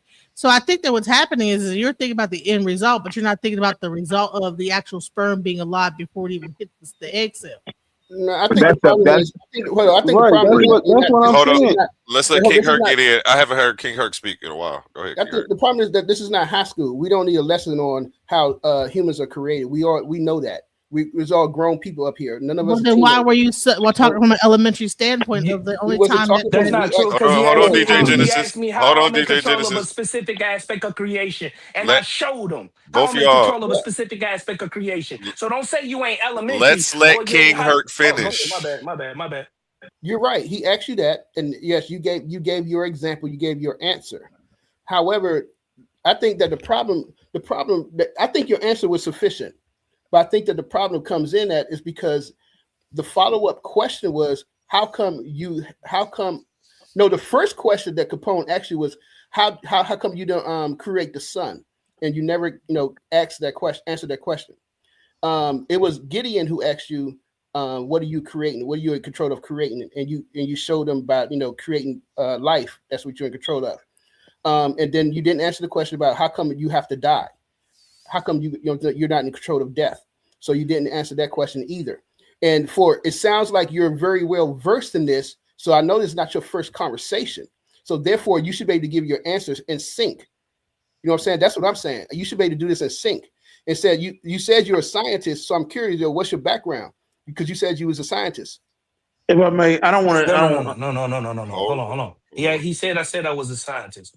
No, I got a PhD in psychology. That's first. Okay. Second That's science. I'm 51 years old. That's the second thing. Number 3 thing is I'm well traveled and well seasoned. Number 4 thing is it was so many questions being darted at me that I was just going at the air trying to grab one to answer it. So if I missed the question, I apologize. I got a right to do that. And everybody on this panel can see that everybody was throwing some dang old darts trying to get their questions out. And then when I don't answer it, oh, you ain't answer that, so he don't know what he's talking about. No, it's just that how fast you want it. You want a response that suits and is catered to you as fast as you want it. This knowledge that we talking about is not some 5-minute, 2-minute-ish. I'm trying to give it to you in a short version, and it's still taking a long time. Imagine being a traveling brother or a student to get this information. You feel me? That's all I'm saying. Let me ask, And I want to say this real quick. Let me give an example. He did answer the question about death, even though I don't agree with it. He answered it. Let me ask Genesis a question. Hey, Genesis, what is Ephi? Ifa is the literal corpus of like the word of Olodumare. And you see how quick she answered that? Because she's had this conversation before. So I know you had this conversation before. So when somebody asks you a question, you should be able to answer in sync. That's all I'm saying. And we spent like the last 30 minutes. I know people was coming back at you with different questions and stuff because I'm just saying, man, I just feel like, you know what I'm saying, I feel like this is not your first time having this conversation and you could have just answered the questions like Well, that. hold on. I would say this is that some people have more they're more descriptive in how they describe things. You can't just say that because I'm able to sum things up that he knows less. It just might be that he has more of a description on what he's trying to speak of. Because I could go into, it's divination, it's this, it's that, Yeah, I know. I could have went all deep into what Ifa was and this, that, the other, but I think he was answering them directly. I don't Yeah, know. I was. I think as soon as he kept getting 4 words in and pieces that's suitable and digestible for they dang on energy, they feelings. We not dealing with feelings. I don't gotta respond the way you want me to respond or how fast you want me to respond, as long as you got the message. I gotta put it up and put it into a form and deliver a package that make you feel comfortable. I'm me, she. You hear me? That's it. Okay, let's try to get back to the talking about the conversation instead of the dynamics of the conversation. Can I make a suggestion to like fix all of this? Yes. Shout out like Drew, A1. the new host here. This is No Love Drew. You see, he's an amazing host. He's been sitting back. He ain't jumped in and been unbiased once. Go ahead, though, Drew. Yeah, peace to everybody on the panel. So my suggestion is kind of like piggybacking a little bit off of what A1 was trying to say to Oculus earlier. If you want like assistance with getting your email over to him, I think it would be more beneficial to just do the argument alley. That way you can get out everything that you feel is necessary to formulate your perspective in a way that everybody can comprehend it and give you that time, and then everybody can come and challenge it like one at a time if that's what you need to respond effectively. Yeah, like I was gonna say, I have different setups than this open panel where you can come and talk to me first and everybody gets to listen to you present your case, and then they can come in and ask you all the questions. But you're able to get everything out first. Go ahead. I'll just say this. I don't got all the answers, but on particular subject matters in regard to this one, I know what I'm talking about. And I believe I know what I'm talking about. I'm not the end all be all. But Right. DJ will let you know, and that's me being humble. Right? Right. Because none of us know it all. But on So my this brother, specific- right. Jesus. So Go ahead, no, go ahead, you I'm got it. asking you a question. So just to be real specific on it, right? Because I was confused, you know what I'm saying? But where I'm confused, and people get confused, where some people just keep going with what a person is saying, I excuse me, I tend to stop and be like, hey man, I know this contradiction what you're saying. So when you say that we are all of gods, and then in your expositions, you're talking of a creator in a singular sense. Explain that confusion to me as succinctly as you can. Okay. If I took a piece of paper, right? And I dang gonna cut the piece of paper into 7 billion pieces. Is it still one piece of paper or is it 7 billion pieces? 7 billion pieces. It's one piece of It's paper still expressed. paper. It's still Man, come on, man. You see what I'm dealing? She didn't ask. He didn't ask if it was still paper. He asked if it was still the one piece of paper, which is obviously man, not. Well, it would be Hold on, 7 hold billion on. pieces of the same paper. Thank you. Expressed in 7 billion Yeah, pieces. It's I still would one not piece agree of- with that. I would not disagree with that. Oh, my Go ahead. Hear me out, please. If you had one piece of paper and I expressed it in 7 billion different pieces, it's still one piece of paper. You asking me why I keep talking about that I'm God, aka individually. I am God, just like that one piece of paper. We say aka God, but then you express it in 7 billion pieces, it's still a singularity of that one piece of paper. Okay, all right, cool. That's all So, I'm saying. And right. that's Okay. when last time you said he was switching lanes when he was trying to explain that, but And they cut me you off. weren't Right. but you weren't letting him get it out. To, you know, Nah, but he's now still you're like, switching right. lanes. Because I mean, it's GDN not. Capone asked him, did he create the sun? You see how when you ask one question, They got It another. begs another. They Of stop course, cutting. that's No, what that You happens. stop That cutting you me create off. the I sun. swear to I don't God, think I that. answered. I mean, well, I'm gonna let him answer. Forget what I think. But yeah, I Okay. don't think that's So like. you're asking if the one piece of the paper got you. created another piece of the paper, right? What's the guy I'm talking to who asked the question? Not you, DJ. Oh, shout out DJ Genesis. That was a fire cutback right there. Yeah, Hold no, on, I real quick. I just caught that.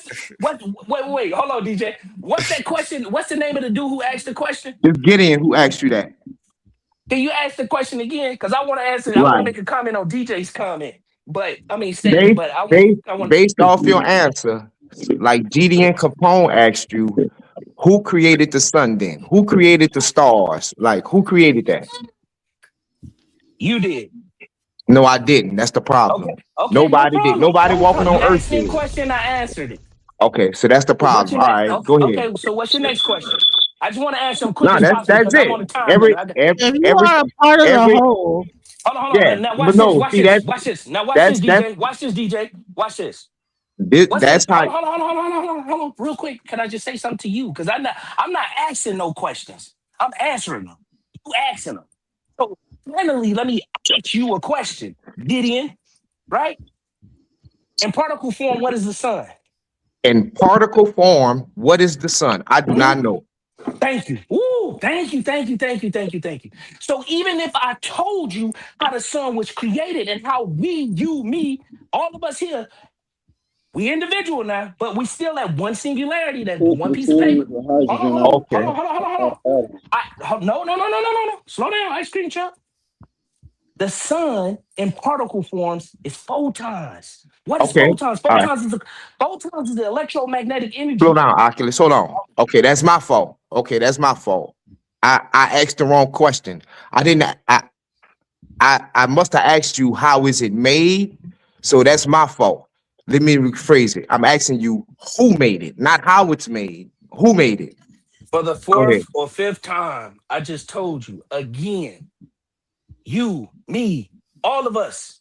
And anybody on, See, that's we where you all invalidate yourself, my brother. That's all I'm saying. So everything you say, because everything you say after that, bro. Listen. Everything you say after that, bro, is bro. It'd be better. It'd be more wise for you to say, "Can you expound on that, brother? Can you go into more details about that, brother?" So Hold on 1 second. I want to give Gideon 2 minutes. I'm wrong. Oh, okay. Let me give Gideon 2 minutes to respond to you. Gideon, 2 minutes is on you. The clock starts when you start.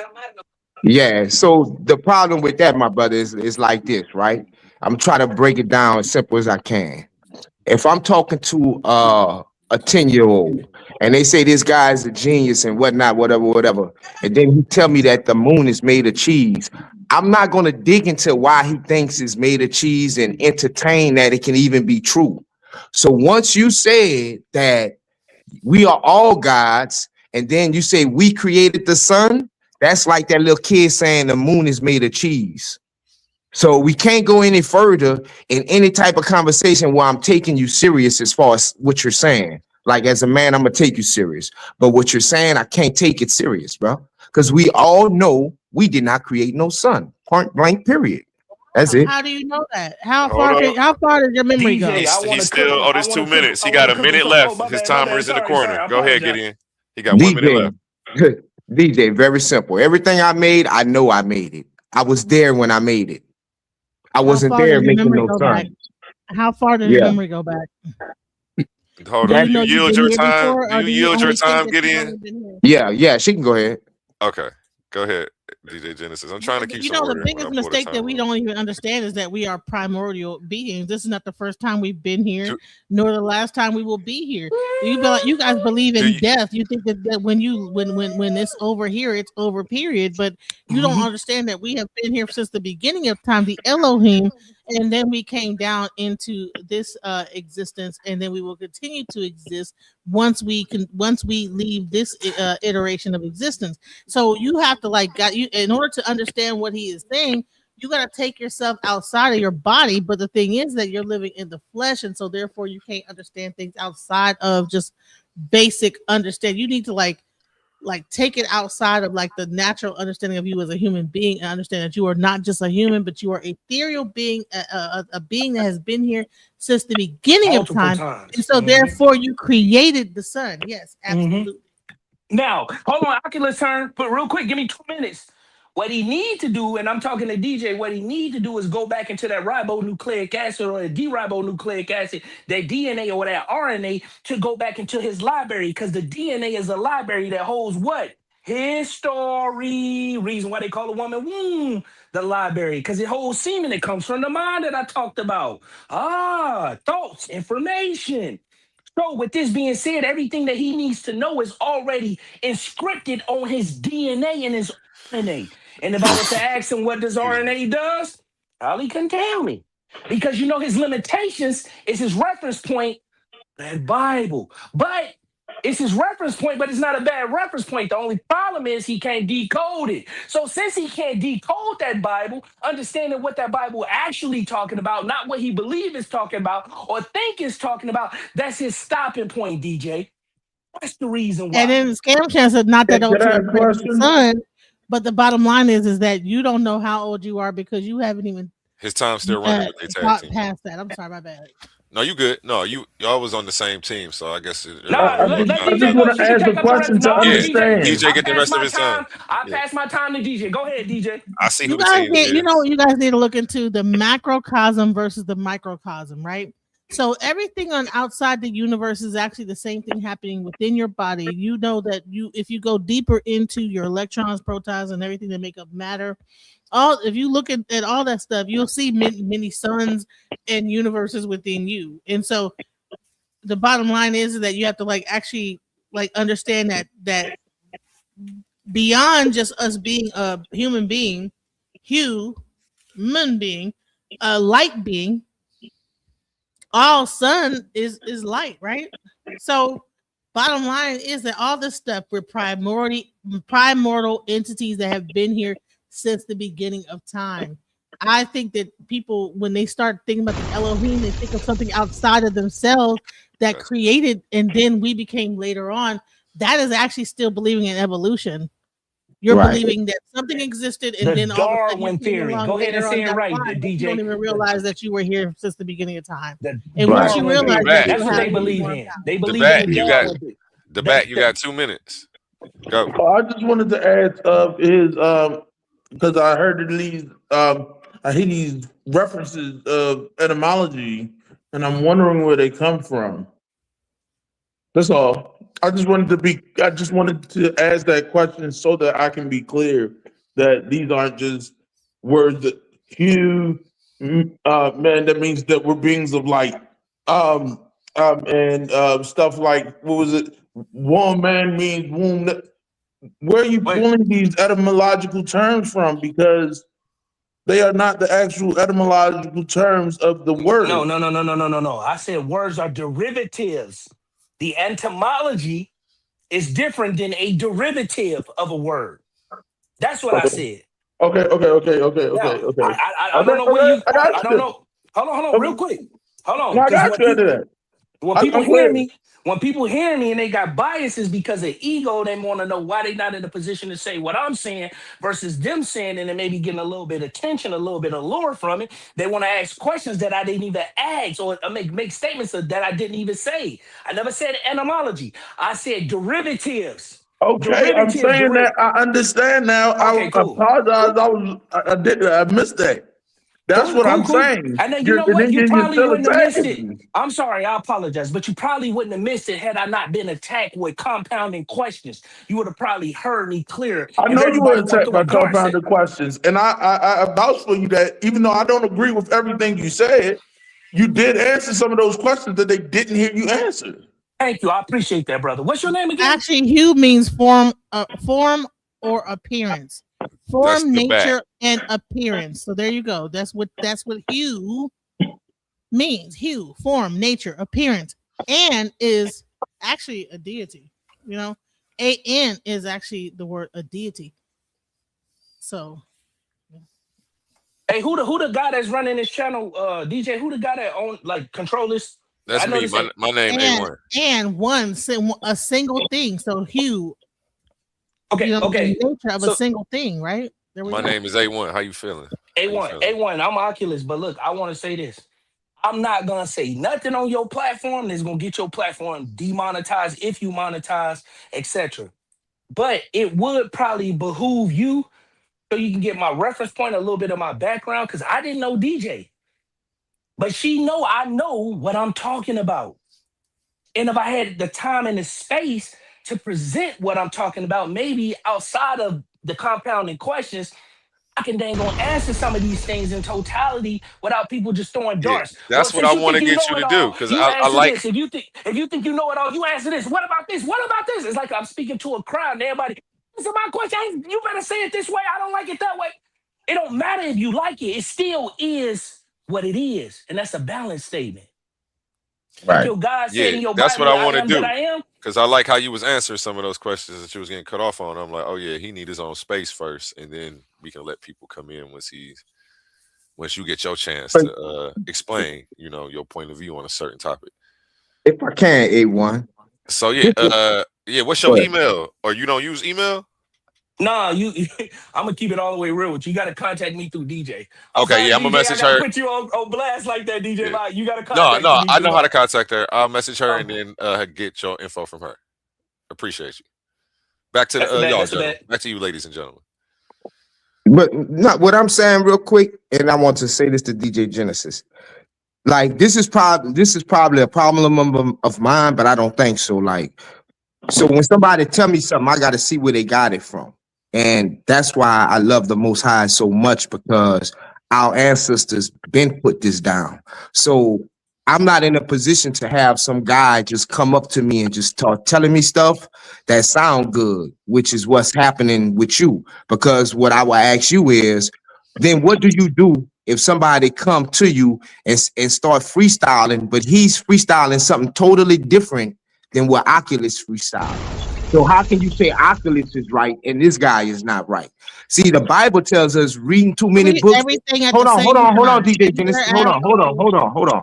The Bible tells us reading too many books will make you mad. So all what he's saying, it might sound good and it might tickle your ears, but that's just what it is. It's just fantasy, because this brother just said we created the sun. But go ahead. That's your assumption that he got all his knowledge from a book.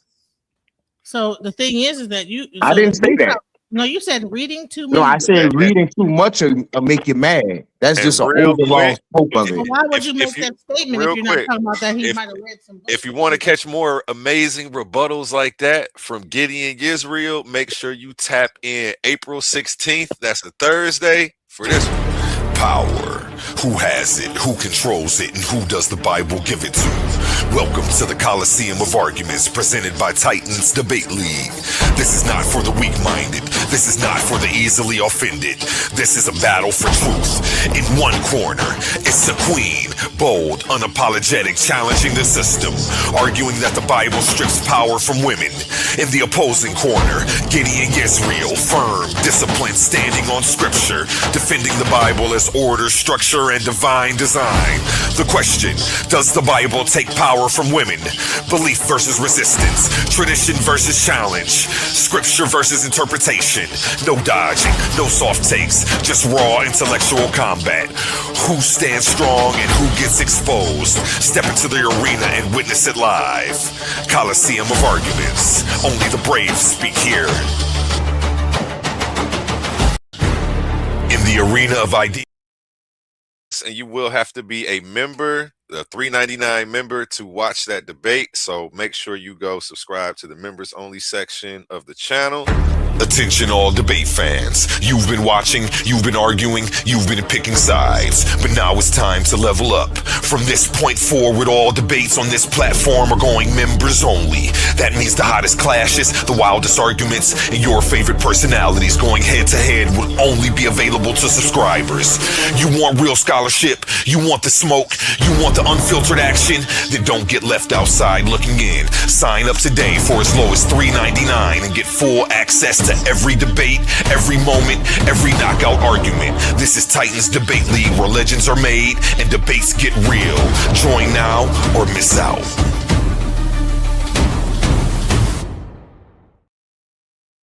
April 16th, Gideon Yisrael. And back Can to I say DJ Genesis. something? Can I say Hold on. something about what Gideon You said? gotta wait. You gotta wait. It was on DJ Genesis and Gideon Yisrael, unless they yield the floor to you. All right, so pretty much all that Ecclesiastics verse is saying is that endless study can exhaust you and still not give you ultimate answers. But everyone is not really reading the Bible. There is no end to knowledge, and chasing it nonstop can wear you down. That's what the summary of it really is. But the thing is that I don't think he's coming from a biblical standpoint. He's coming from the knowledge of oral traditions. Everything is not in a book and reading and things like this. So yes, sometimes knowledge is passed down, the information is passed down, and you take it in, and then you begin to have, based on your mental sharpness, your ability to figure things out, you come up upon your own understanding. So to say that reading too much or whatever is it makes you mad or crazy, well, reading too little can make you stupid. So I would say this is that at the end of the day, all this stuff is relevant. It's just a matter of what level of I would say your spiritual alignment is to be able to receive it. So you might not be in the receptive of that at this point, but sometimes the more that you the more that you grow, the more that you know, the more that you are open and receptive to the information. You just might not be receptive to it now. It does not mean that his information is him just reading too many books or looking into too many things. It's just about that he has reached whatever it is in his life to be able to impart whatever it was based in his life about what he sees, how things are. Everything can be true at the same time. People say that everything can't be, but actually it can be. That's the thing that people are missing. But this what I was saying in regards to why I brought up photons. Photons is a quantum of light based on electromagnetic radiation, but has zero estimate. All of us on this platform have photonic energy inside of our bodies. That photonic energy is a contributing factor to our photonic energy, aka our souls, which makes the sun a portal, right, for our souls, right? Because anytime you see a soul or anything in any illustration, movie, or whatever, it's always illumination. Illumination is light. Light in particle forms will be photons. The reason why when a soul comes out of the body is able to move at the speed of light because it doesn't have resting mass anymore. The reason why your body is electro and magnetic, when you put those two forces together, it creates radiation, right? Reason why girls say, girl, you're radiating today. Or when you around and you talking and there's some certain type of peoples and they say, they come around and they're like, dang, these two N-words make me sick. Yeah, really am making you sick. And if you stick around too long, maybe you might get radiation sickness from the energies that electro and the magnetic force between those two people communicate, giving off radiation. Now, going back into the inception of the sun, I was trying to start things off with the beginning, the genesis of everything, right? The universe folded on itself. Dark matter folded on itself so it can come through its own self. Hence the reason why when you come out the womb, you're in triple darkness. The same thing that you find when you take your eyeballs in this dark time and you're looking out of space. That same force, that same antimatter is found inside of the woman's womb, right? That triple darkness again, which is the actual first light. Your inorganic light will be your synthetic light, which will be your sunlight. But they don't want to hear this though. Your organic light will be your darkness, because in darkness is the ultraviolet spectrum, the spectrum of light that we can't see with the human eye. So the first light will be what? Darkness. Hence the reason why when you die, maybe you should go into the darkness, the unknown, the first light, and not go into the light that everybody, quote unquote, say they see when they die. Or people that had near-death experience say, I saw the light. It ain't got nothing to do with no Jesus. It got a lot to do with those archons trying to convince you to come back into the light, because come back into the light solidification. I want you to hear these words. Solidification brings about matter. Right. Okay. So you said something interesting. Archons. Where's that philosophy from? Wait, say it I again. just don't remember where I heard it before in the past. Wait, what was your question again? He's talking about archons. Hold on. I'm going to, hold on. Can you ask your question? Can you answer your question one more time? The dude who running the show. The philosophy about the light and them trying to trick you. Okay, I'll go into it. Where's It's that Gnosticism. It's not Gnosticism. It doesn't start with an N. It starts with a G. You hear me? Okay, cool. Now, these No, archons, man. and the way I can speak on this is because I've been shot up. Been shot in the head, shot in the back. And if I cam up, I'll show you the gun wound. You know what I mean? All DJ gotta do is say cam up. I'm a cam up, I'll show it to you myself. Died before. I died for about 18 minutes. When they pulled me out, I had the toe tag on me. This is what drove me, and where I'm from the Rat. This is what drove me into seeking out knowledge to make sense of what I experienced when I got shot up. If anybody want to know. This is what gave me the thirst for knowledge. Because I got shot up. They think I'm lying. Hold on, let me pull up the cam, man. Let me pull up. Can y'all see me? Can y'all see me? Yeah, Y'all I can can see see me? you. I ain't lying, you can't see it. 22 right here on the side of my head. I don't know if y'all can see that. Pull up the shoot. And pull up. See that right there? There's another bullet wound. I don't know if y'all can see it. Y'all see it? We can see it.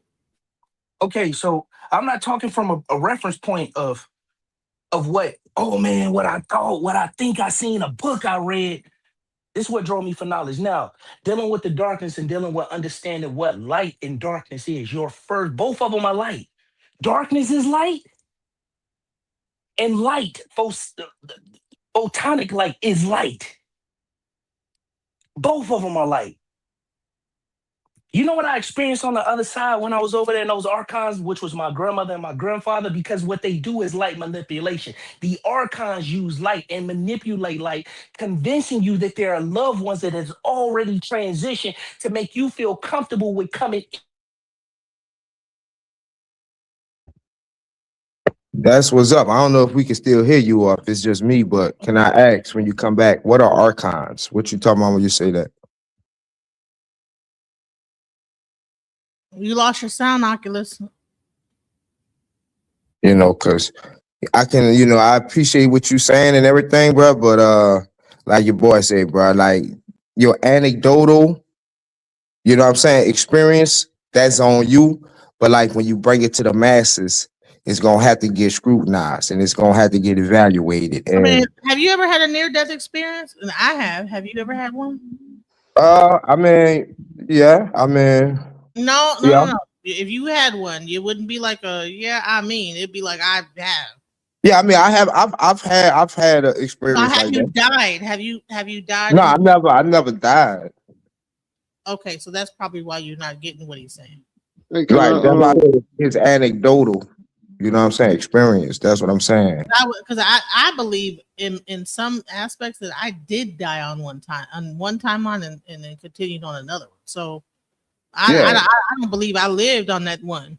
You know? Yeah, no, I wouldn't take that from you. And That's your like experience. changed like everything that exists on this plane that was not on the other one. So I Right. think that's what he's talking about is that, you know, he got shot in his head. You know what I'm saying? He experienced like a near-death experience. So it makes his whole aspect of understanding things a little bit slightly different than most people would see it. And that's why he speaks in the way he does, you know? Right. But there's also people who had near-death experiences say they seen a white Jesus.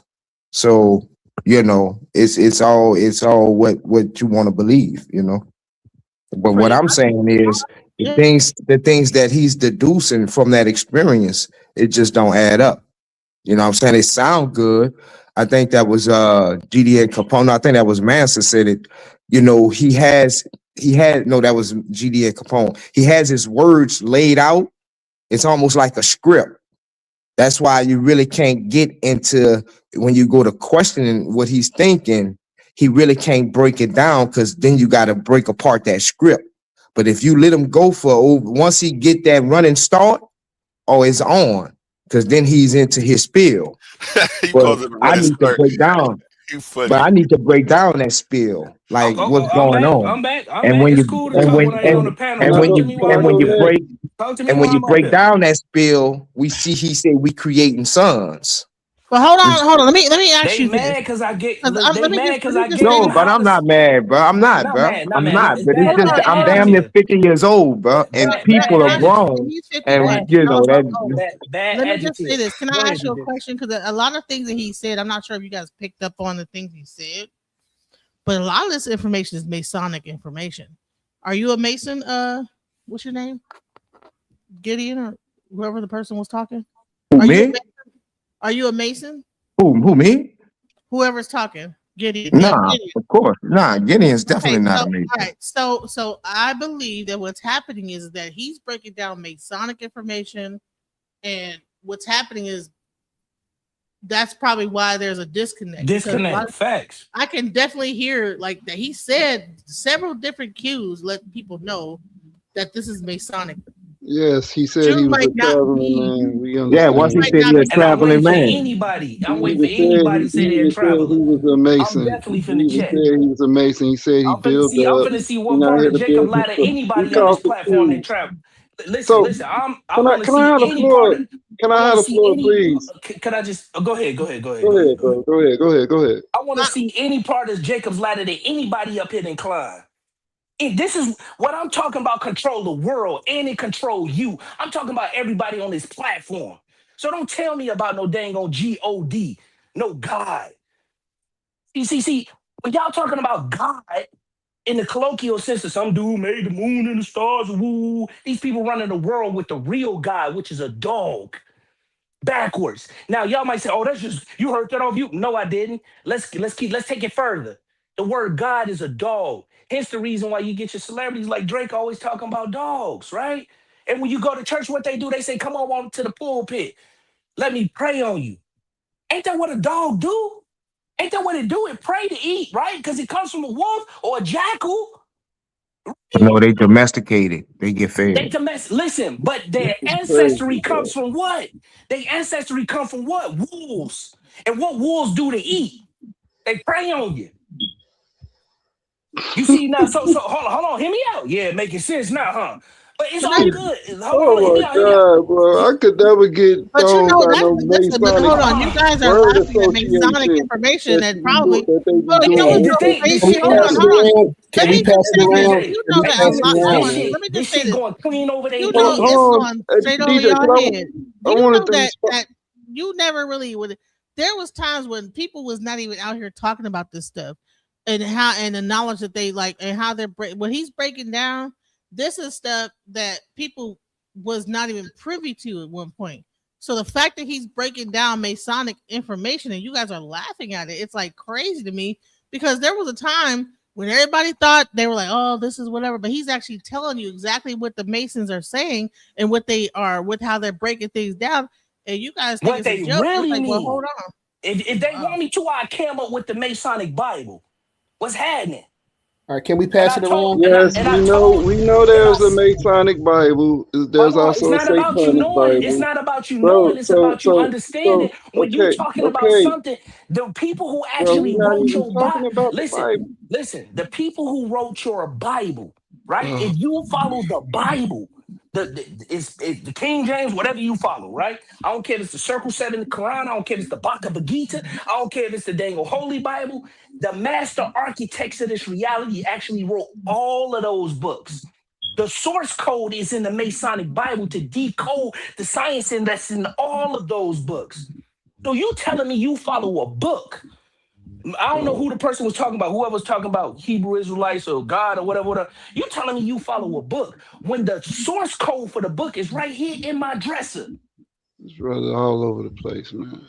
You see what I'm saying? You're right. It is all over the place, but signs All and right, can we symbols pass the actually. mic? Can we pass the mic? Yeah, hold up. Okay. Before we pass the mic, man, I want to shout out shout out No Love Drew, man. He funny. He said, now the theists know how it feels.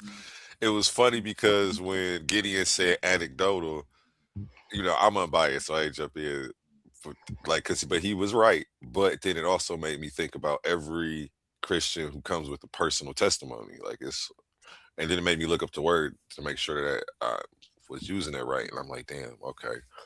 But I don't ever discredit anybody's personal experience because everybody from every religion I mean, personal It's testimony. anecdotal when it's not Christian, but it's Mm-hmm, their testimony when it's Christian. Their Yeah. But testimony. DJ, when you was Everybody listening, from when every you was religion. listening, I Testimony used means that means you're I holding used the white ball. Jesus as an Dang. And that's example. hold on. And Yeah, I don't know. testimony Do is me like Masonic. that. Hey, let Even let the A1 strongest testimony is finish this Masonic. statement real Can quick. I I finish tell you the cooking? strongest. I tell you the Hold on, strongest y'all. Let being. me finish. Oh, my bad, my Y'all bad, my is bad, terrible. my bad, my bad. Look, so what I was seeing, that's why I cut people off is bad, make them lose their train of thought. I'm sorry. Damn. I was hoping you wasn't gonna say that Oh because it yeah, happened everybody before. from every religion has a personal testimony, and I just don't discredit it. I just put them all in the same category as sources that, like a source we can't use. Like, okay, bro, I know God talks to you, but we can't use that. Sorry. Like, but when a Muslim tells me that God talks to me, oh, now we can't use that. But it goes back and forth with everybody. Muslims do it to the Christians do it to the Muslims, and vice versa. But you know, And but it's happening to you right I now just from broke down what somebody a who's Bible testimony believing. actually but is. you know Testimony what's means that you put facts. your balls Well, on it. Look, you know what's. Your Go testes, ahead, your G. testimony. That is what that's a whole Masonic word. Yep. Testimony, It's testament, testes, your balls. That testicles. means that I'm willing. Stand You up. can cut my Come on. balls off. This ain't true. So that's what That's this what whole thing testimony is is. about. That's what that came Yes, from. yes, You put Somebody yes, your share their balls on screen. the You got to line. share your That's screen what and a show me that. testimony. yes. Oh, This is oh, yo. oh, no, man. That's Hold where on, it hold on. comes. That's where the word that Hear me out. etymology. Hear me out. That's where But it comes from. It means this standing is on why I your was word. telling you. Listen, Your yes, testament. testes, Yes, yes, this a that's where fact. it comes This from. is why Etymology. I said, this is the reason why I said people are using things that they think on the surface, yes, they think they know what they're talking about. But when you get down to etymologies, when you get down to derivatives, when you get down to simile, syntax, when you get down to these things and you look in this book that I'm telling you about, this shit means something completely different. I asked the average adult, grown man, grown woman, I say, hey man, yeah, you a minority? And they be like, yeah, man, I'm a minority, man. I'm black. You know how they doing this out here. And I chuckle and I laugh to myself. I ask a grown person, I pay my bills, I'm a man. Or girl, I can do whatever I want to do. I'm a grown woman. That's cool. But where's the knowledge? The word minority is anyone or anybody that's incapable of making decisions for him or herself. So when your government is calling you minorities, the only person in my house that's incapable of making adequate decisions for themselves is my son. They calling you a child, nigga. But see, nobody want to hear that though. So when I'm talking from one reference point, I'm talking about from knowing. I started off with saying, I know what I'm talking about. I'm not believing, I'm not guessing, I'm not, Jesus did told me this and no. But all of y'all books and y'all reference points, I said they get stopped and stagnated by the books. It come from my book. And that's just one reference point of school of thought that I have studied. What's your book? That's one book. I just told you. The Bible, Hey, the true Bible, the true architect. And that's the Masonic Can I go Bible. next? Can I get in here, man? Go ahead, please.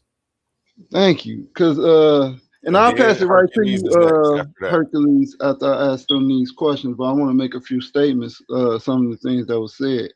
For one, Gnostic is the G is silent. So it's not Gnostic with an N. It's GN. The G is silent. That's one thing.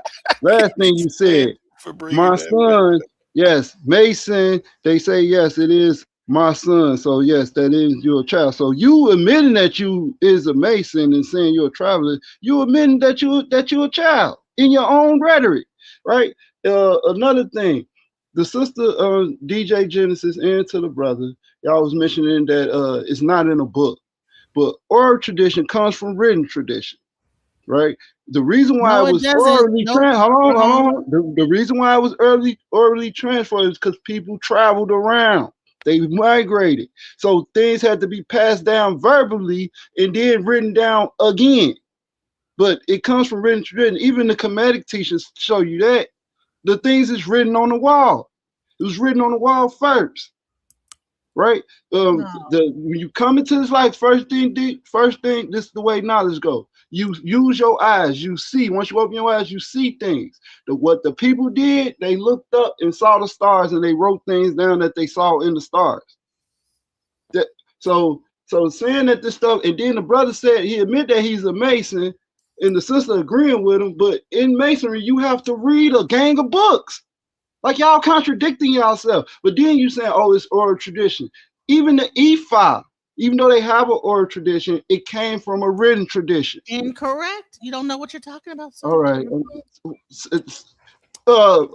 What's your name? Gideon.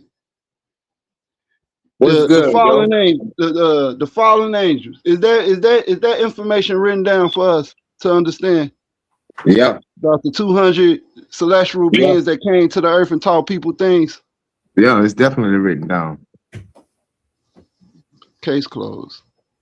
But man, y'all saying it sounds good because it's different. I'm from the land. It sounds good because it's a different school of thought. Everybody not knowing Masons are a society with secrets, right? They quote unquote not secret society. They're a society with secrets. So they use certain words and terms and concepts that we use commonly to symbolize something greater.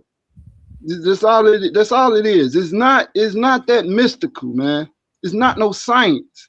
They're making that stuff up for their organization. It's just like anything that you join, right? You're gonna have certain code words, certain lingo that only you and your people understand. That's initiated. That's all that stuff is, and it goes back to ancient traditions before it was even Masons. Okay, can I actually say this? Yes. So the reality. Hold on, can I just say this? I Go don't know if ahead. you're 2 minutes up, but can I say this? The idea is this reality. Let's not use. Hold on. Let's not use words for what we think they mean, or what Masons say they mean, or what have you. The words are a GPS locator to this reality. So we're not gonna say what we think words mean, what we kind of believe they mean, or what we was taught they mean. We're gonna use words for what they actually mean. And if you don't actually know what a word mean, then that's on you. Don't get mad if somebody else know what it actually means. Because anything I say, the host of this channel can look what I'm saying up, and I guarantee you it ain't. So what you think this mean? No, it ain't what you think. Because you did when it explained this to me, because you said GPS located.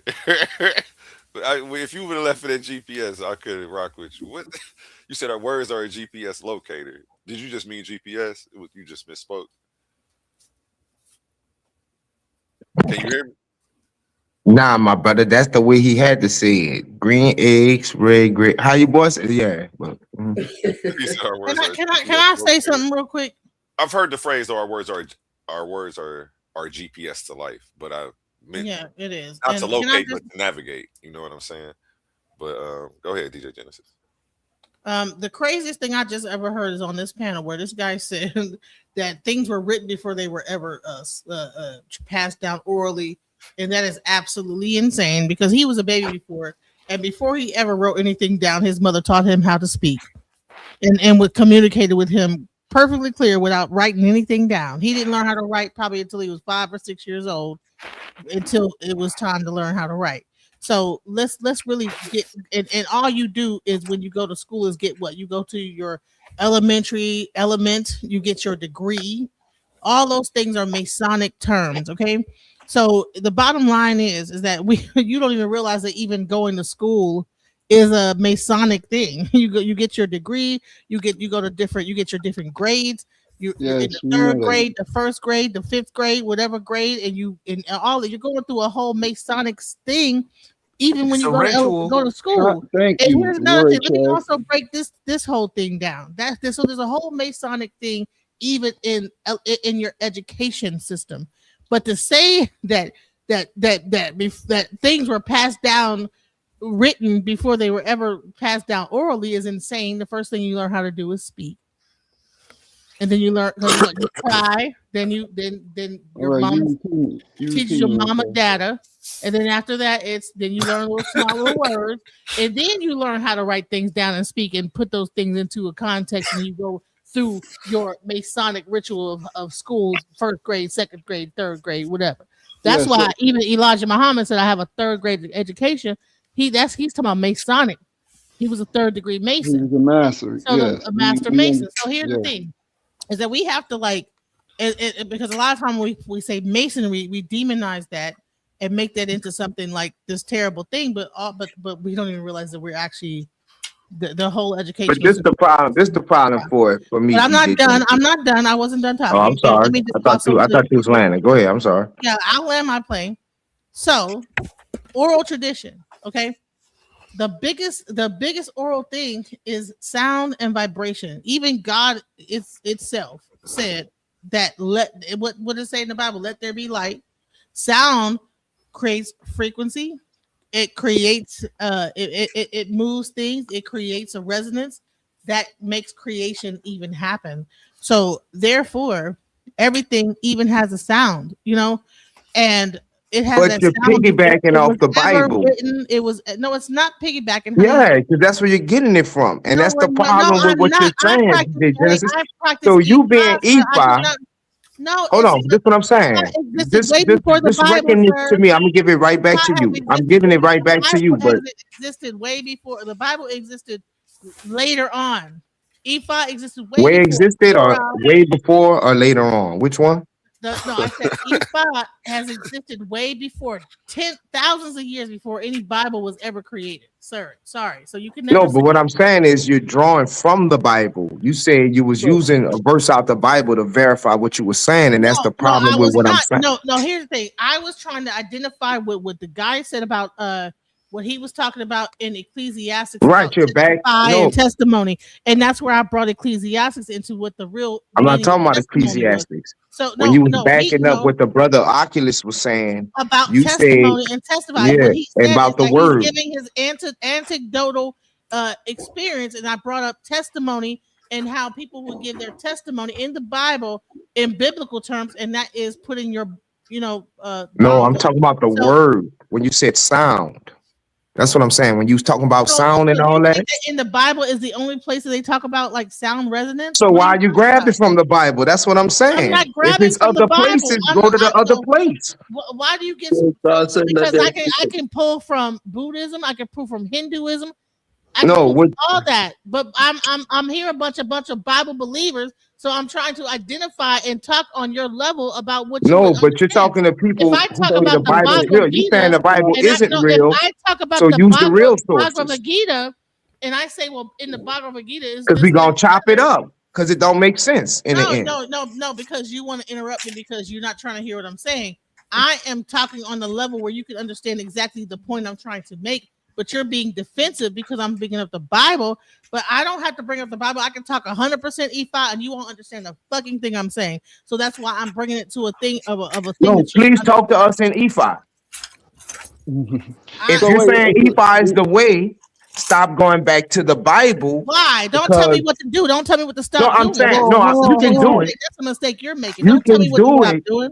You can do it, but I'm saying it just logically doesn't make any sense. Because I could go. I'm not. I'm just pointing it out. Be able to like point out and show where sound resonance and everything comes from. I can use the Bible. I can use the Torah. I can use the Bhagavad Gita. I can use the Taoism. You guys just got finished talking about Taoism. No one came up here and told you to stop using Taoism. So what the hell are you talking about? Why all of a sudden I gotta tell me what I can say? So I just want to say, y'all got all the way in the Taoism. Come on now, bro. Ain't nobody American. Buddhist monk. What are you talking about? Let me get in. Hold on. Go ahead. I just wanted to respond to some of the things she said. Well, let me. Go ahead. Capone, you gonna be short? No, GDA Capone, you can't go because you already made him wait once, and he still ain't went. All right, so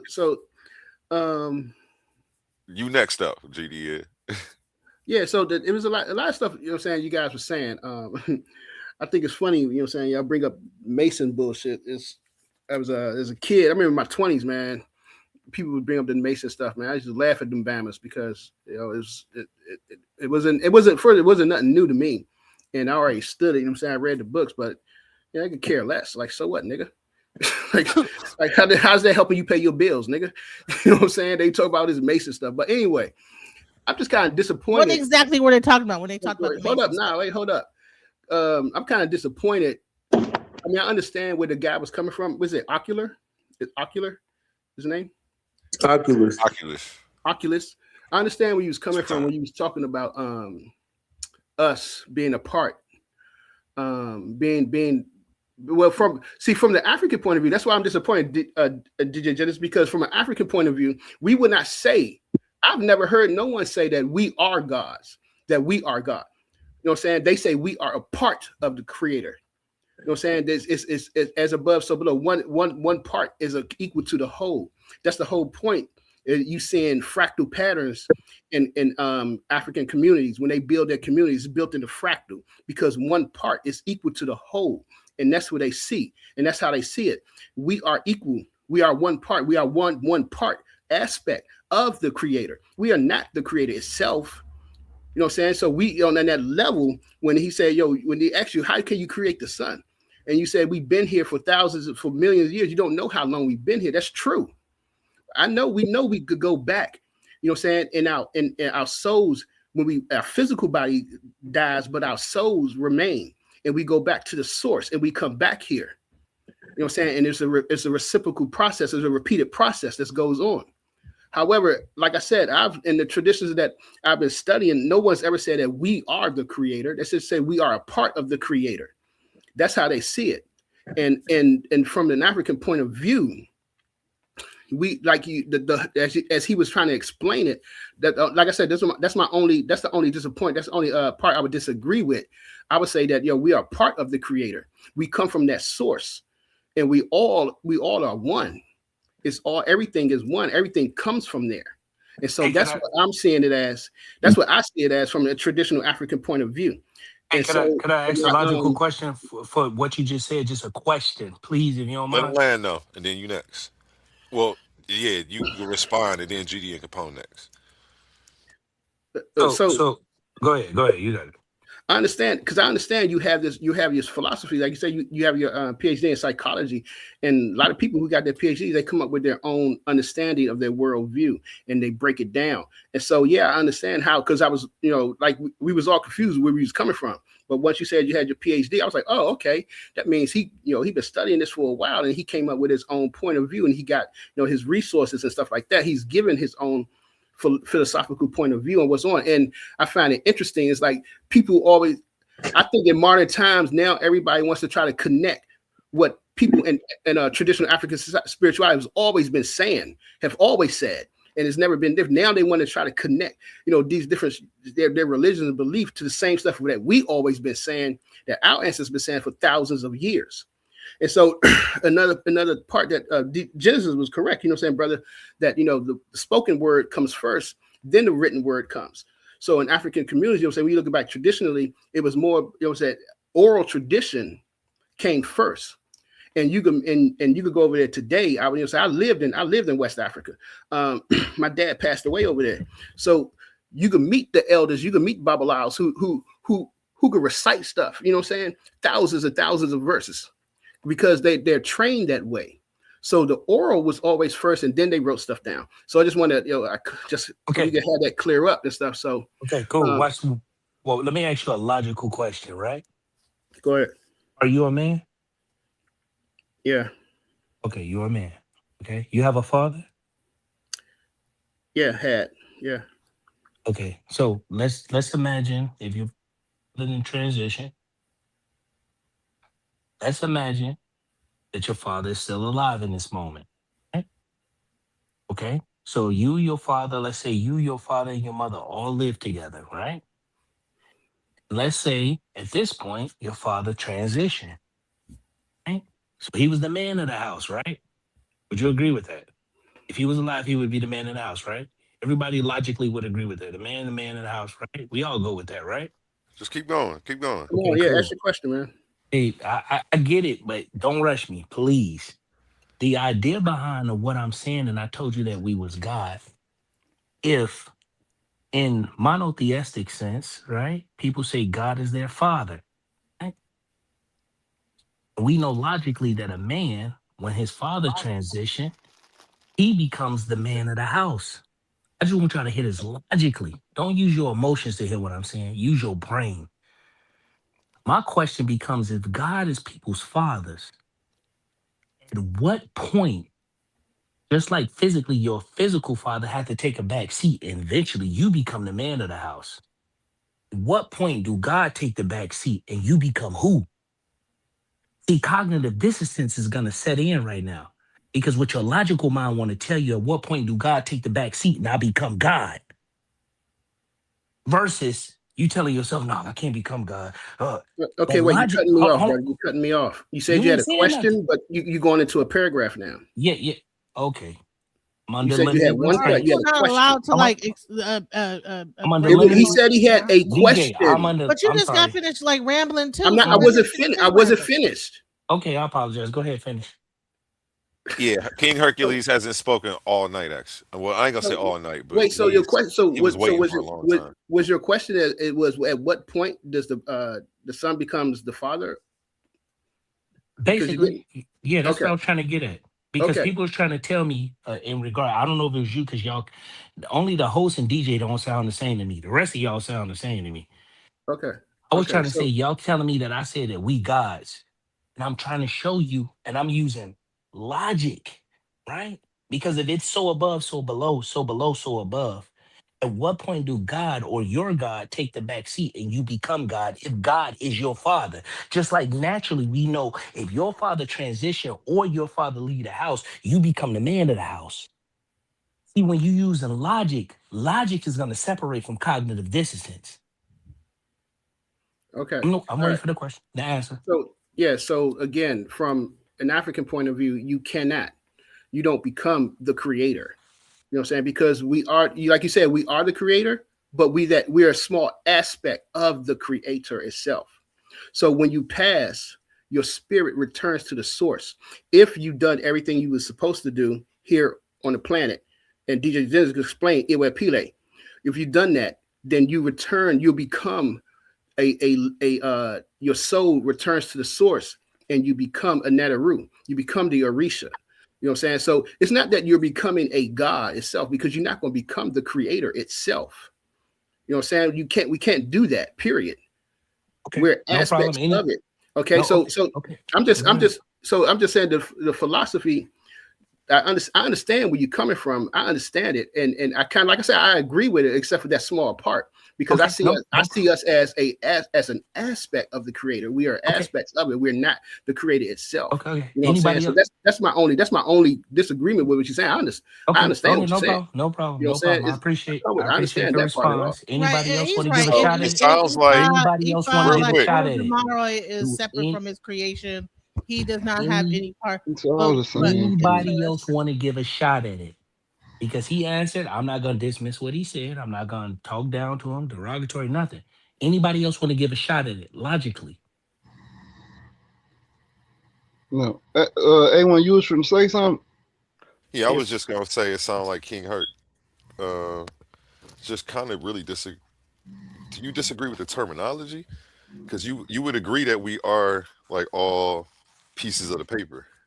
Like, yeah, we're all pieces of the paper. Up to that point until you call ourselves.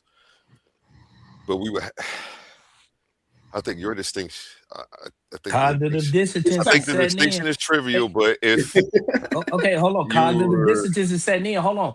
Host of the panel. We can't call ourselves God because we're a piece, but hold on.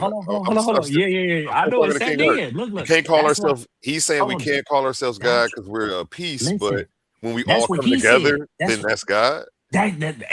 Cognitive dissonance. How can you go back, return to God, and become part of God and not be one with God? All I'm gonna ask the host of the panel to do is look up the word. Let me answer A1. Please. Could I just say one thing real quick? Wait, he asked me a question. I got you. I'm just say this to the while you answering the question. I'm gonna just say this to the dude who running the show. Can you look up cognitive dissonance? And I want you to read it to yourself. This is what they're facing when I just ask that logical question. Read it to yourself, and it's gonna make you laugh listening to their response. But then DJ's response is gonna make you laugh. Go ahead, Go ahead. King Eric. Oh, I'm familiar with cognitive dissonance. Got you. Yes. I forgot what the question was now. I forgot. What's the question? DJ. Well, Wait. Well, Sadiq, can you go read ahead, cognitive Sadiq. dissonance? Sadiq Can hasn't you spoken all night either. How you feeling, Sadiq? Going on, Man, I'm Sadiq? feeling pretty good, brother. How you doing tonight? How you doing, fam? How everybody doing? I'm doing amazing tonight. Thanks Doing for good. asking. Doing good. For sure. What's going on, Monica? How you doing today? Hey, what's up? Thank you for saying my government. God Yeah, damn. why you saying her government on the My government name platform? is my Damn. government. It's either DJ or Genesis. That's it. Yeah, He say I my mean, government. it's just okay. It wasn't Okay. intention. It wasn't in bad faith, You right? don't say my address next to Sadiq. You have a Brown. if you have a preference, and I use DJ Genesis. I It's used to call you okay. DJ Genesis, right? I usually just called you off the top of my, what came first. It's That's all. okay. It's okay. We I be didn't on know it was Facebook. sensitive. Yeah, okay. I remember next time. Trust me. All right. Yeah. So what's the scenario? What's going on? What's the question? We're talking about cognitive dissonance and the how God. Okay, there's one God, and then we are all parts of God, right? So, therefore, we are God, right? That's what the argument is that he's one person is saying that no, God is Genesis. I separate. just want him And to look up cognitive dissonance and read it to the panel. Because a lot of people gonna postulate, they're gonna gesticulate in conversation, they're gonna make it look like they know what I'm talking about, but in reality, they don't know what they're talking about. In the mental what regard, though? Like, experience when holding conflicting beliefs, values, or attitudes when behaviors contradict existing beliefs. So the mental discomfort experience when holding conflicting beliefs, values, or attitudes, or when behaviors contradict existing beliefs. DJ, can you read that in slow motion a little bit slower for everybody? Nah, I think we got it, bro. We got that. That's what's the issue? What's the scenario? Man. Yeah, what's going on? Yeah, we So know the what I'm saying- definition. Yeah. Okay, cool. Y'all know the definition. But that doesn't. But that doesn't So what equate I'm saying, to active spirituality, though. hold on. What I'm saying is, anybody that's listening to what people on the platform other than me, Genesis or the panel, because the dude who run the show, listen to what I'm saying. They saying asking me questions about Masonic. Ooh, I didn't say that was one school of thought that I was in. I'm in different schools of thought. But the idea behind that Masonic talk is that y'all are participating and agreeing if y'all referencing that Bible back to that Masonic talk. So y'all can't call me no lie.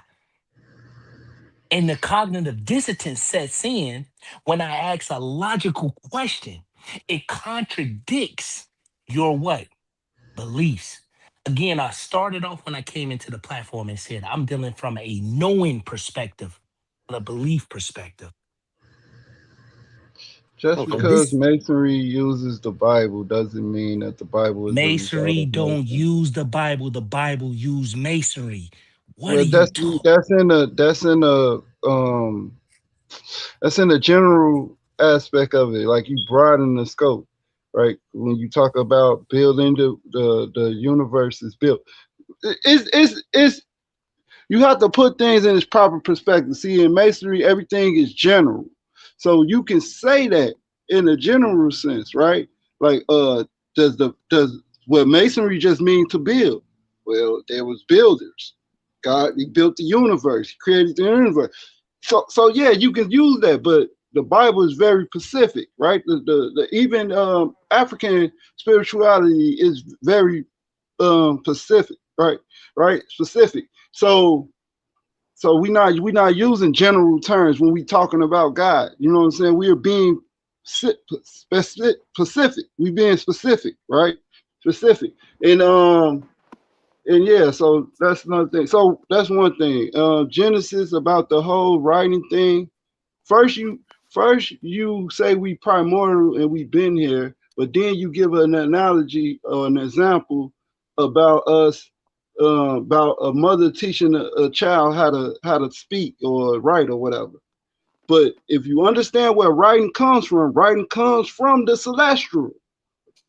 So things was written down. It's still written down in the stars, right? This is the first form of knowledge. I don't think you understand what primordial. Oh, Can I sorry. finish, Go bro? ahead. I apologize. You're right. Let me get 100%. to it. The first form of writing came from people mimicking what they saw above. That's why they say as above, so below. It's different, and there's different nuances in between all that. Now, what the Masons do, they take those things and make them symbolic to reality, because they know that it's a relationship, it's a tether, right? They understand that. This is what science is explaining with the strong force, weak force. That's what Taoism is, the yin and the yang, the balance, and all this. All this stuff is talking about the cosmos. But y'all trying to make it relative to us fleshly humans, right? So and that's the disconnect that I get, because we not in control of anything, right? Because if we was, we would be in way more better situations. We'll be teleporting to whatever galaxy we want to teleport to, physically. Speak for yourself. We'll be moving. Hold on. We'll be moving time back and forth. Hold on. I gotta interrupt. I gotta no. Stop. DJ. Hold on. Let him finish. Let him finish, y'all. We'll be spitting out mimics of ourselves. We'll be growing limbs when our limbs are broken or separated from our body or something. You know what I'm saying? Amputated. These are the things that we'll be doing. So we don't have that power. Nobody have that power to do that. So this is what I'm saying with the whole Christian thing. A lot of people is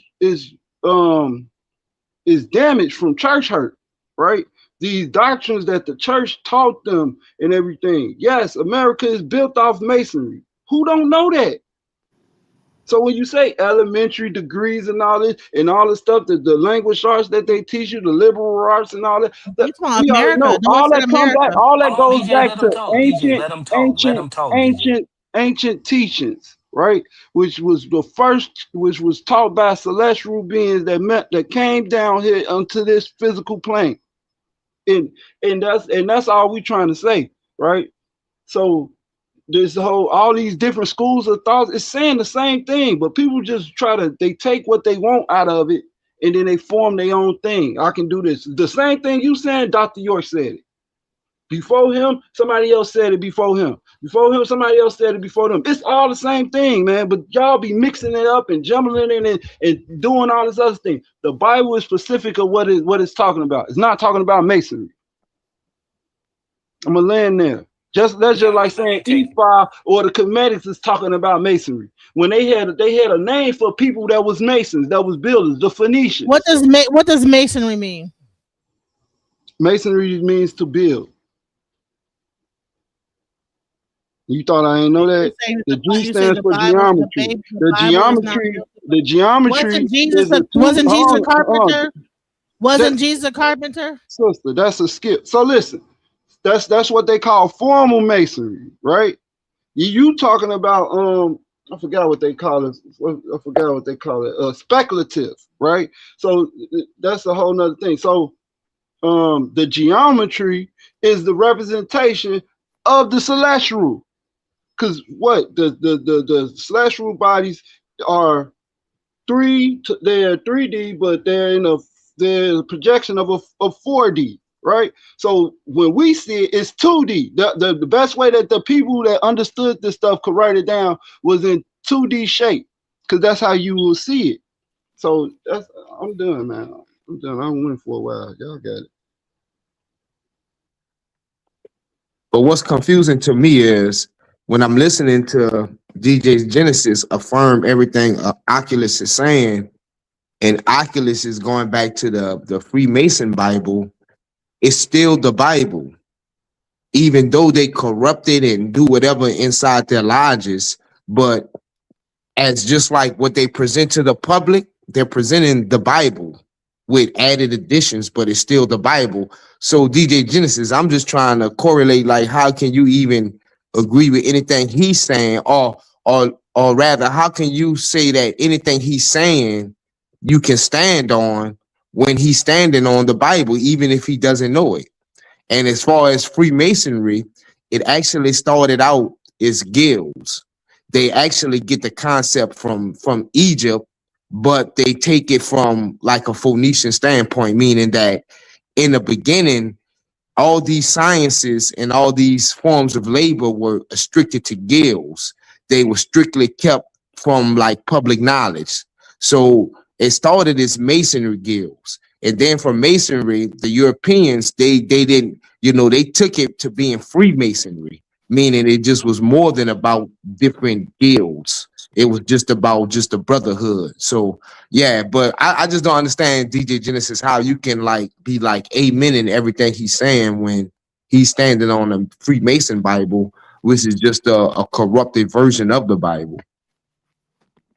She must be an Eastern Star. No, I'm not. So, well, my understanding is that in Africa you have different secret societies. You have the Mass Society, you have the Babalaos, which are like the what they call them, the father of secrets. You have Iyanifa, the mother of secrets, and so the bottom line is that like Africa, especially in priesthood, is filled with secret societies. And all a Masonic order is a secret society. So therefore, I can understand what a secret society is. And even though, might not be a Mason, but, my grandfather was a Mason. So I understand what a secret society is.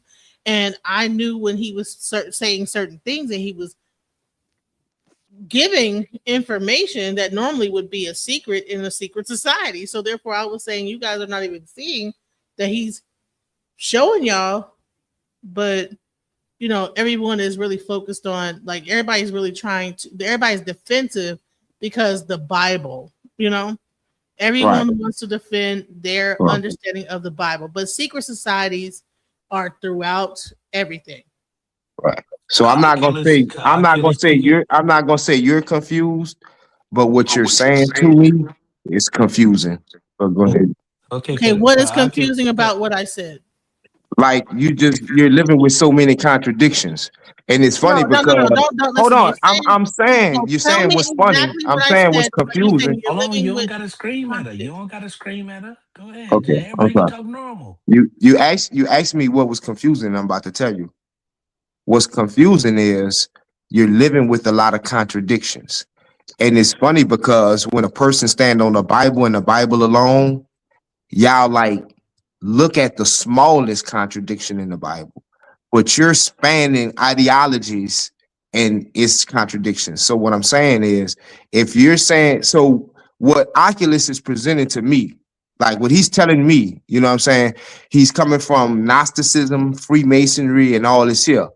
Freemason, he keeps referring to the book. And I asked him, what is the book? He said the Freemason Bible. So the Freemason Bible. He lying, y'all. I want everybody to realize he lying. I never said the Freemason Bible. And what is the book? What is the book you keep talking about when you said it's in the book? I'm saying the book that actually helped write your Bible. What is the book? That's what I'm saying, bro. What is the book? The book? Oh yeah, it's a Mason Bible now. I'm gone. I'm done, bro. I'm done. But I'm literally done. No. Y'all see y'all laughing. Hold on. Y'all laughing. Go ahead, DJ Genesis. Keep listening to what he's telling you. I'm done. I should have been done when he said we created the sun, but it's just he keeps begging a question. Hold on. Wasn't there a Bible that was in Ethiopia that existed way before the Bible that you were talking about, King James? DJ. I'm saying the book that they are referencing. If it's the Bible, if it's the sun. I think you hit the mute button, Oculus. Yeah, there's an Ethiopian Bible. Ethiopian collection of books. Oculus, your thing went mute, but so I don't know if he's still talking. If you're talking, we can't hear you. Yeah, we can't hear you. Because I can't. That's all I was saying, DJ Genesis. You know what I'm saying? You're it's saying like that I'm coming from different because you don't understand how I can understand what he's saying. Is that what it is? No, what I'm saying is a red apple can't be orange. So if you're saying that you're Babalawo and you're Ifa tradition and you're coming from a West African, spiritual standpoint, a Freemason, first of all, is nothing but a Christian. Even though they say, as long as you believe in a God, most of them, have been like, most of the Masons I know, they're Christians and they stand on the Bible. They have the Bible in their lodges, even though I think they do a lot of corrupt and sinister things with it, but they still put that forward.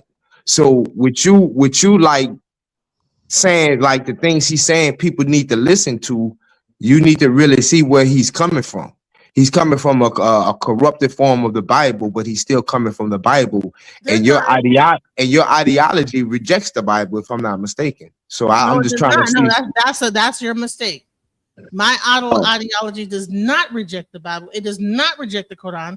It does not reject Buddhism. It does not reject Native American belief. It doesn't reject anything. So Yahweh is the creator then? No, what? No, I'm asking you. So Yahweh is the creator. He slid that one in there quick. That was funny. Okay, by another name. You know what I'm saying? No, yeah. There might be by another name in Ifa, it's Olodumare. I think that in your thing it would be the same thing. Would be probably El, or I'm not sure. There's different like levels of the creator. Like there's Yahweh. Right. If Yahweh is the one God that created everything, that would be Olodumare in our belief. But here's the thing: I would say this. So you're saying that okay, in that language in Hebrew it's Yahweh, in Yoruba it's Olodumare. So let me ask you something. Is it a representation of Olodumare? I probably said the name wrong, but Olodumare. Yeah, is it a physical representation of that entity? No. So there's no nobody has a representation in their home of Olodumare? No. Okay. All right. Yeah, no, and she would be correct on that. But this is what I'm saying, because I would even go so far as to say that Olodumare is Yahweh. But where you and I disagree at, because I even, from what I've seen and what I've read into, Ephod tradition is nothing but a derivation of the ephod that we see in the Old Testament, because that's divination as well. So I'm not gonna fight against you with that, because I do see that could be a possibility. But what we differentiate at is that you denounce the story that Yahweh gives us in the scripture. That's the problem. What story did I denounce? What story did I denounce? Which one? PJ Genesis. Come on now. Like, what story did I denounce? Which one? Yeah, you. I mean, are you denying you deny the covenants? What covenant? Right? The covenants that was given to the Old Testament and the New Covenant, the New Testament. You deny those. So by you denying those, I deny the covenants. I don't even know what the covenants are. Explain to me what the covenants are, and I'll tell you if it's denied. So do you believe the children of Israel made a covenant with the Most High? Maybe they did. Maybe they did. Maybe, possibly they made a covenant. I'm not gonna yes, they probably did. Yeah. Okay, so you do believe in what's written down in the Bible? What I believe in is that there's people. Listen, that's almost like an asking a Buddhist. Do you believe in meditation? Yeah, I believe that you can meditate. Yeah. Do I believe that the Hebrew Israelites made a covenant with God? Yeah, if they say that they did. Yeah. Like I'm over here saying that I'm not judging, saying that y'all did or didn't do anything. Yeah. If y'all say that y'all did it, I believe. Well, okay, y'all must have did it. That my job is not here to judge and take anything away from what you guys have done. That's not my job as a practitioner of E5. No. I'm curious. I want to know, dude, because I read Morals and Dogma by Albert Pike, right? And I want to know, dude, is this Masonic Bible? Is this Albert Pike philosophy that he was spreading, right? With his Oculus is here. He was a 33 degree Mason. Albert Pike was. And he had this philosophy. So I want to know. I'm curious to see If Is Oculus that come back, you Masonic can answer that Bible? question Is because it based off Albert Pike? I practice Eva. I don't practice Oculus is the only one that could go into the Masonic stuff. I'm not a Mason. So there's no one here unless they're a Mason that can answer that question. I'm not a Mason. I practice E5. I would I have can to answer any question you have about E5 and whatever, but I don't know nothing about. I have a question. And one more thing that real quick. Masons are Gnostics. That was my last assertion. Go ahead, Debat.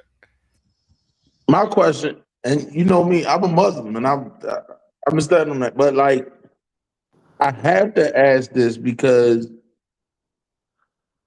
you mentioned the Yoruba people, so I have to ask this. Are you Yoruba? According to my DNA test, yeah, I am. Okay. And I just wanted, because I don't know. I know that my grandfather was Yoruba. I just never met him because he was dead before I was born and all that.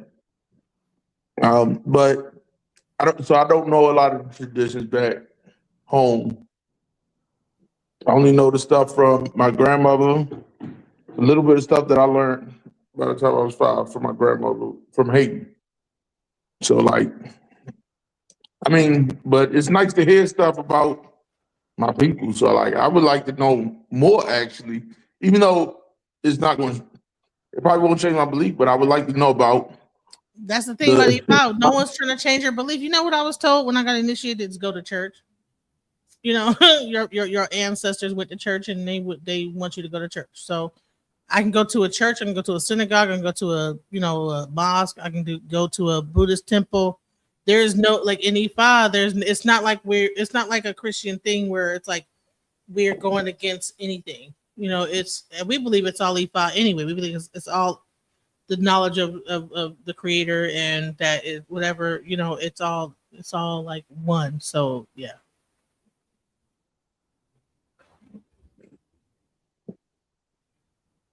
Yeah, I'm not here judging you as a Muslim, you as a Christian, you as a Torah believer, Hebrew Israelite, you as an atheist. I'm not judging anybody. I'm here with an open heart and open mind, just to share what I know about things. You know, I'm a Muslim, but yes, I must ask because I'm also Yoruba. That's why that's the thing I'm saying. Like I feel like knowing about my people is essential to knowing about myself. You feel me? That's all. Well, hit me up in the back, and I can point you in some directions. You know, about finding out some information. But I'm not over here trying to campaign to be a missionary. You know, if it calls you, if you're interested, I'll point you in some directions. But I'm not like an evangelist about it. You know, people ask me questions, I answer the questions to the best of my ability. What I do know, you know, there's some things I don't know. I don't know everything. You know, E5 is something that is so big. Like just one Odu, like it took like 100,000 pages, just to get through like one Odu. So there's a lot of information. So if you know what the scriptures of E5 is, so that's like how vast the library is. So yeah, one more thing I want to say about the writing. When we look into like the most ancient petroglyphs and stuff, we see writing, we see images, symbols, and stuff like that. This is how people communicate what they saw by actually making a image or representation of it. So that's why I say writing. Everything came from the writing first, and then because people had to, you know, migrate and everything, they relayed the stories what they could through tradition. No offense, but that's not how it happened in in West Africa. That's not how it went down. So if you want me to explain to you how it went down, I can tell you, but that's not what happened.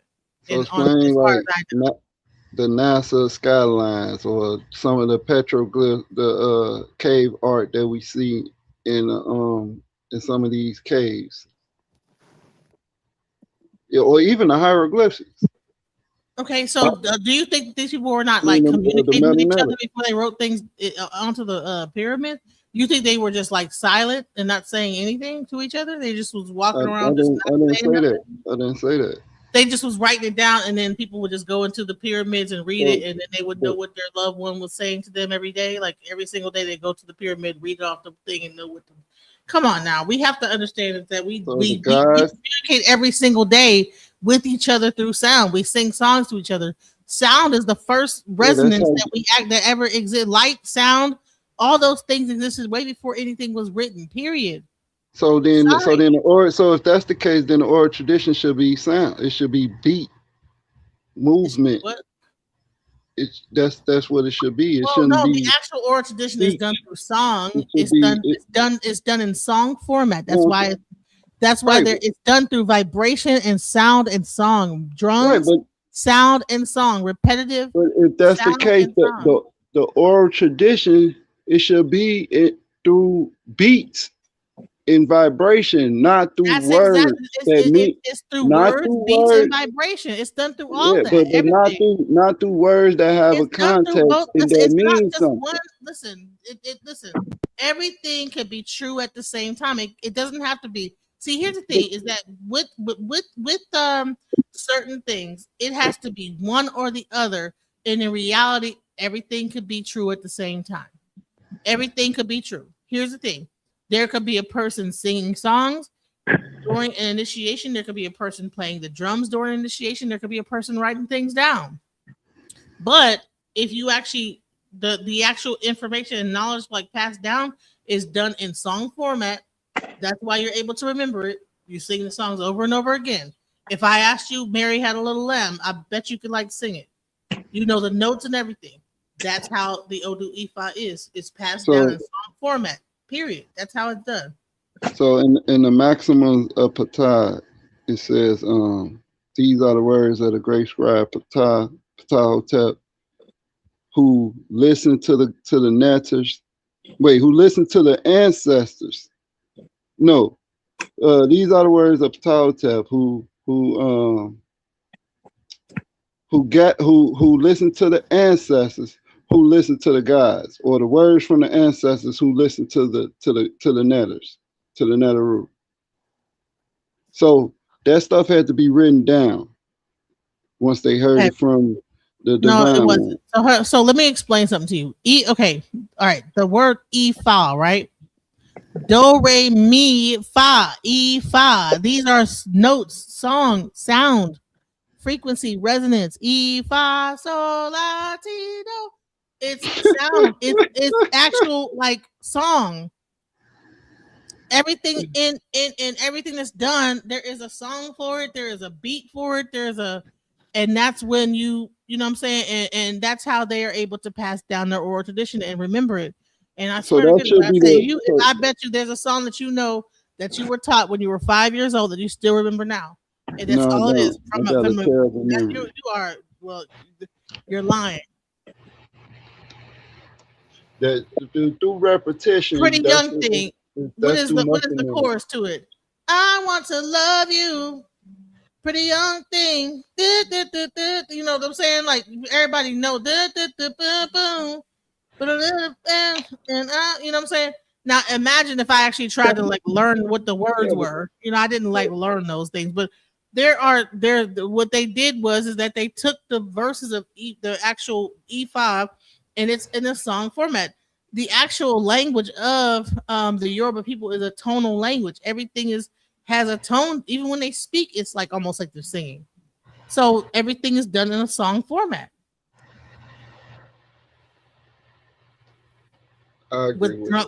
With drums, that they have a thing called the talking drum. The drum actually itself begins to make and sound like it's talking.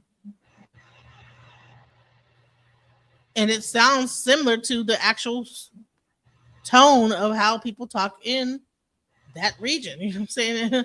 So here's the thing is that,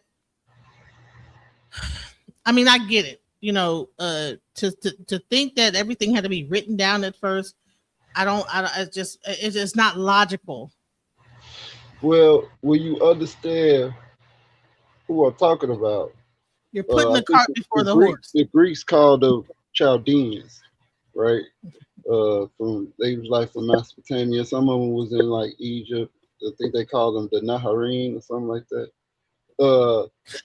These was people of the East that understood the language of the stars, or they knew how to understand they had a certain understanding about the celestial movements, stuff like that, and they wrote things down in books, in Later. tablets and stuff. Later on, it was not. It wasn't written down at first. It was actually remembered to be written down. Why was it written down then? Because somebody said, "Well, we need to write." When they finally made a written language, they said, "Let's write this down." That's all. If you have a school, you can teach it through if you're teaching someone. No, most people don't learn Ifa through the written reading. They're usually taught by a person. Though. No, because they're songs. They're not. You can't. Okay, okay. If I pass you a hymnal book, hold on, stop. Hold on. What I'm asking listen, no. If I pass you a hymnal book in an AME church and I say, okay, remember this hymn, the blood, what's it called? The blood of Jesus. It will never lose its power. The blood that Jesus shed for me way back on Calvary, the blood that gives me strength from day to day, it will never lose its power, right? That's an actual, it reaches from the highest mountain and it flows through the lowest valley. And the blood that gives me strength from day to day, it will never lose its power. That is the actual song, the first verse. All right. Mm-hmm. Now, how do you think I memorized that song? By singing it over and over again. And I was like a child singing that song in church. That's muscle memory. So I'm trying to explain to you. No, it's but you're the not. Song is written down in notes. No, it was no. Listen, I didn't learn it from the hymnal book. I learned it by listening to someone else singing it. I didn't read the book and know how to read notes. Like only a person that's like taught in how to read notes knows how to read notes. Someone else sung it and I mimicked them and I learned the song. Just like in church, all those hymnals that you sing, you begin to eventually, after they're repeated over and over again, you begin to learn them. That is the same thing in Ifa. It's the same thing. That's muscle memory. Okay, well then what are you talking about? Like what you're saying that you had to write it down first? No, it's muscle. Yes, muscle memory, singing, all these things that happen in a ceremony, that is way more powerful than reading something in a book. So no, we don't like say read it in a book. No, you learn underneath somebody that person teaches you the songs, and eventually you begin to like learn it. So why did the Kemetic people write things down and write the metal letter down in hieroglyphics? Honey, I don't know. I wasn't around during that time.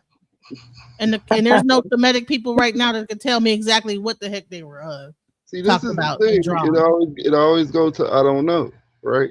It's always going to go to I don't know. If we don't know, just because it's something that this is how we learn. You just want to argue for the sake of arguing, so you're just saying stuff, bro. You're saying I'm saying I don't know, and now that's a problem. When I say, well, listen, I'm not a Kemetic person. No. You asking a Yoruba priest what a Kemetic person did, and I don't know the metal netter, so I can't tell you why. And I don't know that culture. That's almost like asking me, well, what do the Japanese people do when they're doing whatever they're doing? Oh, now you're saying you don't know. Now they say they don't know. Making a point. What the heck are you talking about? That's a different culture. I practice Yoruba culture. You're asking about the but Yoruba culture comes from something else. Okay, that's fine. But listen, this is what I'm saying. I was making a point that if it was solely based on oral tradition, we wouldn't have things written down that explain the same thing. Honey, they didn't listen. They wrote it down later on. What was the need to write it down? What was the need to write it down? I don't think that her argument is that it is solely oral, but that it started out as oral. It's acted out as oral from the written. All right, I'm done, man. Yeah, I'm telling you, because you don't know what you're talking I explained to you where the writing comes from. The writing comes from that doesn't even exist in regular human that they order. use in regular like life. No one learned. You can't. You listen. Your hands can't even write until you get a certain age. But you learn how to speak before that age. What are you talking about? Not true. Your thumb and in order to write, That's you have to have a formal certain right. function of your hand. No, listen. In order to write, you have to have certain dexterity within your fingers to be able to draw and write. That doesn't get developed even as a child until you're probably like 6 or 7 years old. Look at like a little child's writing. Their writing is fucked up. You know what I'm saying? So Yeah, you mean to that's tell me formal. that you take a child's writing and now they can read? No, they have to speak. And that whole time growing up, they're being talked to by their parents, being taught by their mother and father, and eventually they learn how to write. But no, writing comes later. Does not come immediately, and then oral tradition. No, oral tradition comes first. You learn row your boat first. I mean, you went to elementary school. Did you not like sing "Wheels on the Bus Go Round and Round" and then you learn A, B, C, D, E, F, G, singing in a song, and then you wrote ABCs? That's You didn't formal. they didn't say here's That's write formal. ABCs and then That's learn how to do formal, though. ABC and sing the song You have ABC. limbs, They your- taught you ABC song, and then they gave you a pencil and said this is an A, this is a B, and this is a C. So and that same way of teaching is the same way they've been teaching it for thousands of years. So I don't know what you're talking about. Get out of That's- here with that. It's That's nonsense. formal though, right? That's formal. Formal comes from ancient Egypt. Stop it. The whole education system is Yes. based on Okay. So ancient now you're going back past to Egypt, time. but then you just had a problem when I went there. What I'm trying to explain to you is the American system is based on that. Yes. But I'm not. we But know I was that. talking. But we're talking about your. But even in American system, you're just arguing for the sake of argument. You sound crazy. There's no way that you could really believe what you're saying. That you write first and then you speak. That's stupid. So Let's not be ridiculous. the problem that you have. So you was writing when you were 1 year Well, old. You wait, knew how to wait, write wait, before you Calling could people speak. stupid. Well, Did I'm I- sorry. That is stupid. Sorry. I should say. I ain't. Yeah. So Please don't double down on it. the way that we use Honey, he's double an down on infant, craziness. an infant, once their bones develop, they could write. It depends on the material that they writing in, right? There's not no. It's just a symbol. It's just a symbol. So if they put hold on. You just When want to be you- right so hold on, bad hold that on, you're listen, willing to it's- argue it's- a crazy Listen, it's point just that a makes symbol. no sense. It's just a symbol. On the birth certificate, they take the baby footprint and stamp it on the birth certificate. Right, but did he write the symbol or did That's someone not- but take it's- his it's foot not and in a- push it's it in not there? in a- it's Did not in a- did the newborn stand up and say, okay, let me go ahead and put my footprint? Or did someone literally take his foot and stamp it on there? Get out But of the here. baby has to be nursed. Did You the gotta baby be grab nursed. the pen and write its name up? Is my name Okay, all right, so-and-so, all and right. write its like signature? No, it didn't. It cried. Wah! The first thing that happened was sound. Wah! Was Yeah, its we know it lungs was expanding sound, and but making the- a sound. That's the first thing that happens The is tongue sound. is structured, though. Not writing things Writing down. is not structured. Formal writing is structured. Anything that you can make a print with, I'm gonna get away from it. But I'm just saying that you talking about formal writing. And I'm telling you, the first people that understood this, all they did was mimic the things that they saw. And they wrote it down because it had to be transferred. In Egypt, they were actually chiseling stuff. Right now, a child can't even hold the pen right until they get 7 or 8 years old. That's what you talking about. That's what I'm saying. You talking So about. you're talking about in Egypt, they were actually tools, using tools to carving write. things into buildings. You mean to tell me a 1-year-old was doing this? No, you sound No, crazy. I never said that. I never said a 1-year-old was carving things into buildings. See, I said But it no, you said depends on the that material sound that that you using. writing came It before depends on sound. so you telling me an infant, if it was clay, say their father had a clay Said tablet, we was right? communicating Say through sound, their through father had a writing clay before it was tablet, sound. and the child And he came was a and baby, put his and he know finger dang well that there nobody gave and him a wrote some symbols there. One mic, DJ Genesis. One mic. So say the father had a clay tablet, right? And it's fresh clay or whatever. And you telling me the child can't come and crawl over there and write and put his finger in there and move his finger around in a certain way? That is not formal writing, but it's a type of writing. You would rather like admit. You would rather come up with some hypothetical situation where a child is scribbling in sand than admit that a child say mama and dada and That's caca how the and ba first ba ba writing ba is. The first boo boo scribble, boo and doo some of doo. these archaic. If you All look that at stuff some of these first before you archaic start things, to you write. see You would little rather swirls you and things. gonna A fight child against can me make a so swirl. hard. What you talking about? You want to fight against me so hard. You don't want to use any I'm logic just whatsoever. saying you can stop. Listen, I'm just saying that. All right, I'm a yield. It's cool. I'm not. It's not even that deep. Y'all want to defend this oral tradition. Scribbling is not writing. Scribbling is just like, exercising your just scribbling. That's what it is. Scribbling is scribbling. Writing is writing. Okay, so you And have we're the talking forms. about I keep written talking language. about. You said that the first written language, that language was written first, and then we began to speak it.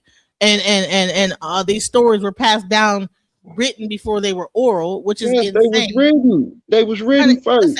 Listen. Did you? So you didn't learn what's that? Row your boat. Everything is but listen. We know that everything is flipped around. So that's why you think that the way that we learn things now, that don't mean that was the original way.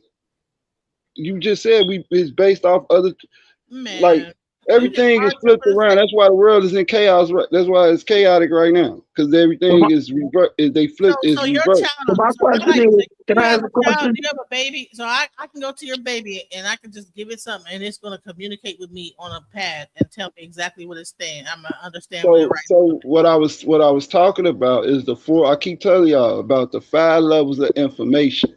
So you have symbols. It's like the third. That's like the third level. It's called semantics, right? Before that is 2 levels before that. So you can have symbols, but it's not in the language yet. So that's what I'm talking about. That's still writing, it's still data. That's all I was trying to communicate to you. But once we start to put it in a formal structure, then you keep going up the ladder of the levels of information, and then it becomes complex. And what makes it complex is because you can someone else can understand what you're communicating to them through writing. So can I ask a question? I just had to ask this question. I want to share something real quick, and then because I don't. Every Asian culture got right. Quick, just make this real straight, because I just want to just be done with this back and forth. All right. So I asked, okay, was written communication first or oral? Short answer: oral communication came first by tens of thousands of years. Let's break it down accurately. Okay. Oral communication first. Humans were speaking long before writing existed. Spoken language likely developed 100 to 300,000 years ago. Early humans passed down history, spiritual systems, survival knowledge, laws, and morals. Okay, written like what? Communication much later, around 3200 BCE in Mesopotamia, cuneiform, around the same time in ancient Egypt. Early writing was used for trade, accounting, government records, religion, text, and later. Writing was a tool, not the original way humans understood the world. Okay, I just want to make that. But that's even that is ambiguous, because they talking about advanced and formal writing that came out of Mesopotamia. But you're trying to say that writing came before oral tradition. We have wherever we find artifacts, we find writing, we find little scribbles of what you would say scribbles, right? Early forms of writing. Man, so look that up. Look at early forms of writing. Don't go to Mesopotamia where they talking about that's where the language come from, because that's the formal, that's the advanced writing or the form where they had all the schools and stuff at. I forgot what caves it is where they got it's 12,000 BC, right? And even things before that, they have symbols of animals and different symbols and stuff like that. So writing was the first form of, it was not the first form of communication, but it's one of the earliest forms of communication. You sound better by saying one of them, but oral was the first. I'm sorry. Period. Well, they couldn't. Well, how would you understand what someone is saying? What? Well, how would you understand what someone is writing? Cause it mimic what they because it mimics something that you see. How would I understand what if you Man, saying if your baby is crying, your baby doesn't even say a I word. know what But that you is can know if it's in pain unless you or show if a it's picture. A hungry picture speaks a or if thousand it needs words. That's change. why they Like, call listen, what are pictographs. you talking about? All right, I'm done. A mother, just by a baby's cry, can tell what needs to be done for that child. Before it ever utters an actual literal word, it knows by the sound. Whatever, like the way it cries.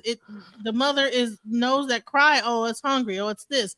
I'm a mother, I know. Like I know when my child was like hungry, because it would say yeah, yeah, yeah. And okay, it's hungry. You know what I'm saying? And then if it like made a loud shriek, I knew okay, it's hurting. So or she or he, whatever, the baby, you know what I'm saying? So yes, oral sound came way before writing. Was the first people babies? Sound Was came way before writing. was Why is the an argument? was the first people babies?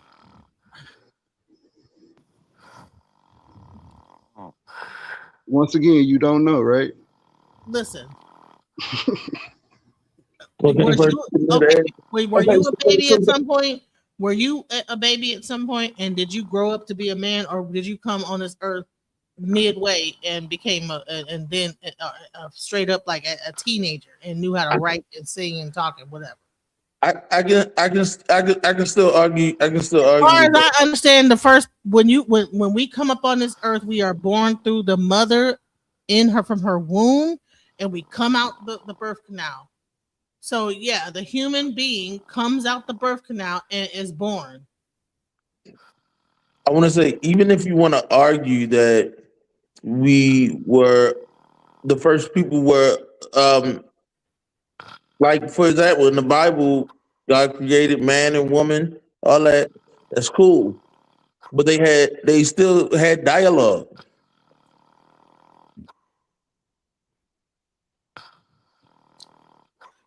Whoever's crying, whoever got like somebody got a little purr snore going on. That's snore says it all, right? Arguing about some stuff that don't even matter, bro. For the sake of the panel, I'll acquiesce to whatever y'all saying. What I'm saying, you want to believe that people were writing, babies was writing what I'm saying through my research, everywhere you find something, any artifact, is some type of writing there. Developed later. It wasn't the initial way of communicating. I'm sorry. Those things developed later on.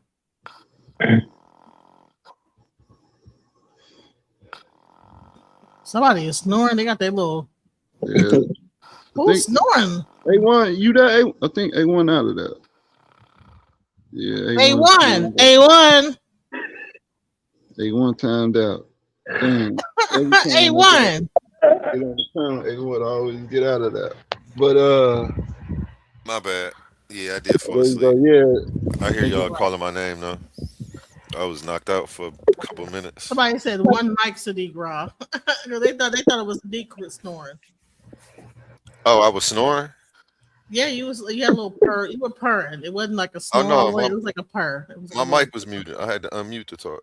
Oh, somebody was purring. Yeah. A little purr. But yeah, even with the Yoruba thing, some people will argue that Yoruba comes from Hebrew priests. Hold on, where's the mouse? Somebody in the back. Hold on, Draco, I got you. Oh, so somebody, Sadiq is the one snoring. Somebody's snoring. Yeah, I'm about to mute him in 1 second. I'm just looking for my mouse. I done lost my mouse while I was asleep. I think it's only 1:23. It's early too. It's not even late. Sorry about that, y'all. Go ahead. I'm about to get you up here, Draco.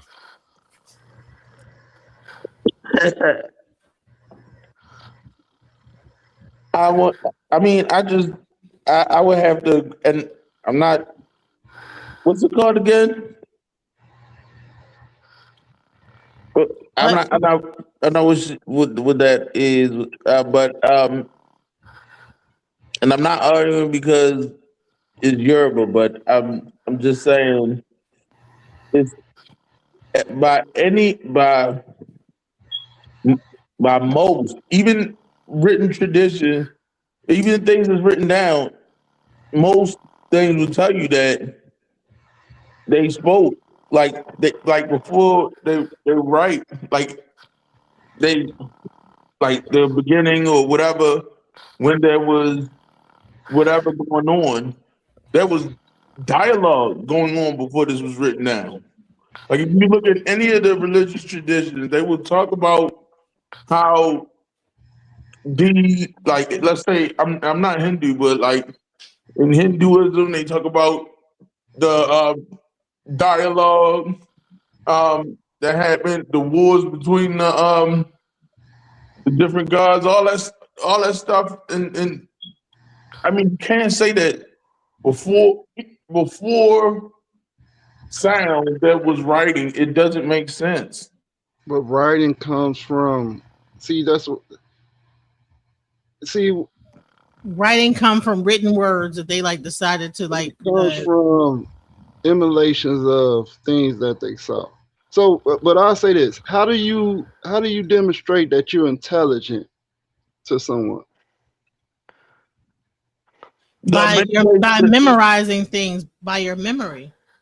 So according to physicists like Neil deGrasse Tyson, if you wanted to communicate that you are intelligent to say an extraterrestrial, you would draw a triangle. That's a form of writing. You would draw a triangle, or you would try to. So they're gonna, man. Okay. Why can't you send a record out there in a gramophone? I don't know. That's what they did. I don't know what That's what NASA. Well, I ain't gonna say just NASA, but that's what they're trying to do. They send signals out into space and everything, but that's not how. That's not how you communicate. Communicate through symbols. But well, why don't you communicate some things through instead of you talking to us? Why don't you write everything that you're talking about right now down in symbols and see if we can understand what you're talking about? You just mentioned NASA. Didn't they just take a trip to the moon? They did a flyby or some shit. Yeah, Artemis. So Yeah, Artemis is the in Greek mythology. Artemis is the I think the twin or the sister to Apollo. Can you imagine how long it would take to communicate with each other if we wrote everything down before we spoke? Damn, that's why they call it Artemis. Well, they're saying we got artifacts that it has some type of form of writing on it. It's a communication. What is the need? So let me ask you this: all over everything, because there'd be no other way to communicate but to write it down. So it would be people writing all over everything if they trying to communicate with each other. That's crazy. You ain't even you can't believe it's your own stuff. You just want to argue. We have artifacts of things being written down. Not as much as what you're saying. You're saying that came before. They wrote it down in symbols, though. These symbols, that some of the things is not in a language yet. Some of the symbols are being adopted, which later becomes a language. You even said yourself, and I want to say this because I'm going to say I don't know. Like I'm not even. I'm going to go outside of formal language, so to speak. But you yourself said that they would describe this stuff as that's what you said. Like they were making sounds. Like even if there was no structured language, you yourself said that they was making sounds. Right. So, but how would you understand what they talking about? Unless they demonstrate it to you. Okay, so what's the demonstration of the sound? Who's to say that they didn't try to express this, and then when they expressed it, they see, oh, they're not understanding me. So let me draw a picture. Okay, I got a scenario for you. Hypothetically, you say the most ancient people, right? The most archaic people, right? They would say someone saw a big boulder, and then they come back, and now they want to express that they saw this giant boulder. How would they get people to understand what they talking about? Okay, first off, if they and this is my thing. I'm trying to meet you where you at. Mind you, because I don't agree with what you're saying, but I'm trying to meet you where you at. If Sadiq, they are you saw a up? Because you big came off boulder, mute twice, but it sounded like you sleeping. How are you unmuting while you sleep? Sleeping great.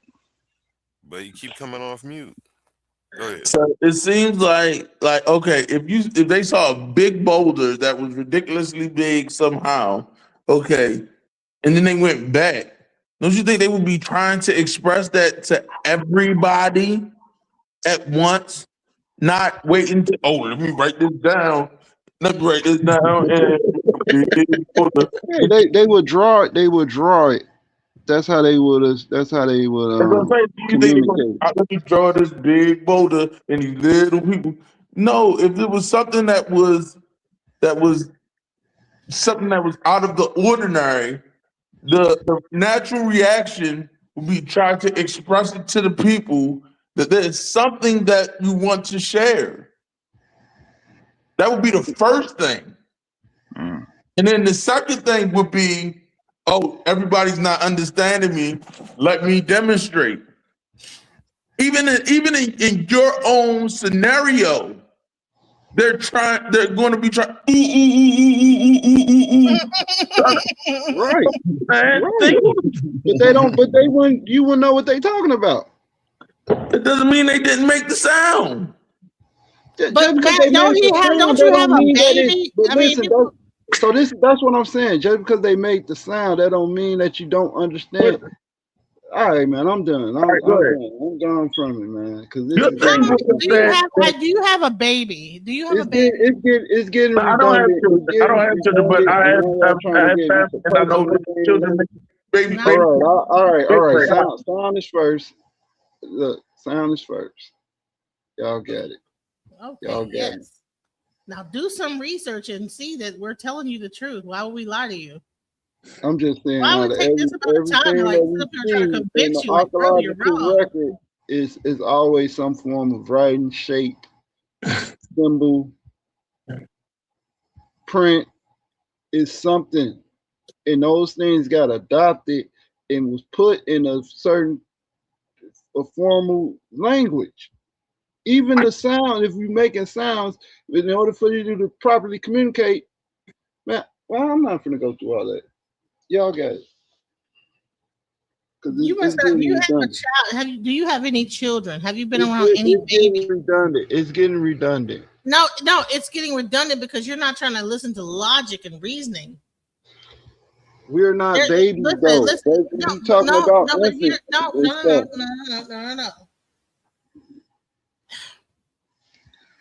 We think that nothing is new underneath the sun.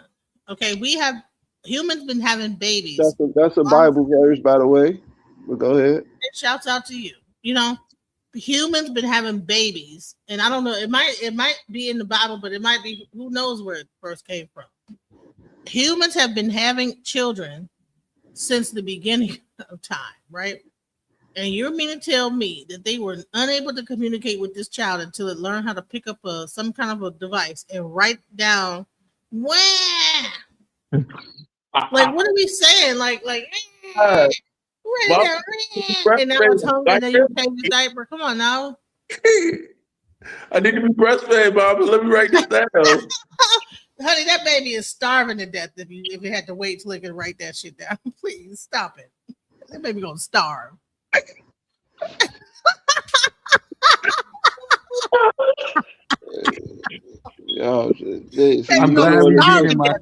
talking about. Baby gonna be cold. Everything. It don't say nothing until it can get his hand around something and just write down how it feels and what it's thinking about. That's not how it goes. And finally, the mom is able to respond based on what it wrote down. Oh, okay, my baby's hungry. 10 years later, baby dead as a doorknob. Come on now. By the time it get right, it's no use. It's no. Baby gonna be Darling, baby gonna be skull and When we bones. talking about tradition, so we talking about traditions. Y'all talking about Baby gonna be starving. By the time it early gets hungry, stages of life. by When we talking about tell the mom it's tradition, hungry, it's going I to be. wasn't talking about early stages of life. I was talking about early civilizations of people, of humans. Well, honey, everything is all based. The microcosm of it is the same thing as the macrocosm. So how it's done at the early stages is how it's done in society. And that's even that is through writing because it's a genetic code. Yeah, well, okay. Well, so the baby has to write down when. So wait, hold on. So your genetic code is our genetic code? Is that writing? So when the baby was telling the No. Is the genetic code, is that writing? Not in the sense that you're talking about, I wouldn't say. He's trying to move the damn goalpost. Meanwhile, need to put out his damn. Call right. Okay. It's called You know right. what's not writing is your smoke good. alarm. Whoever's got their smoke alarm beeping, that is not writing. That smoke alarm beeping like that is not writing. I would call the genetic code molecular bonding, but I wouldn't call it writing.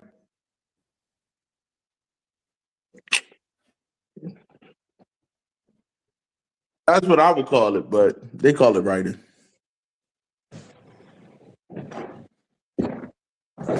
Child, you know what? This has been a fun live, but I gotta turn it in. People are snoring. I'm getting sleepy by hearing snoring. It's that purring sound made me think of some cats or something. Like, oh man, you know what? Even when we go to sleep, we make sounds. You silly. That's funny. Now imagine if people instead of snoring, they would write down. The GDN Capone Lee for real.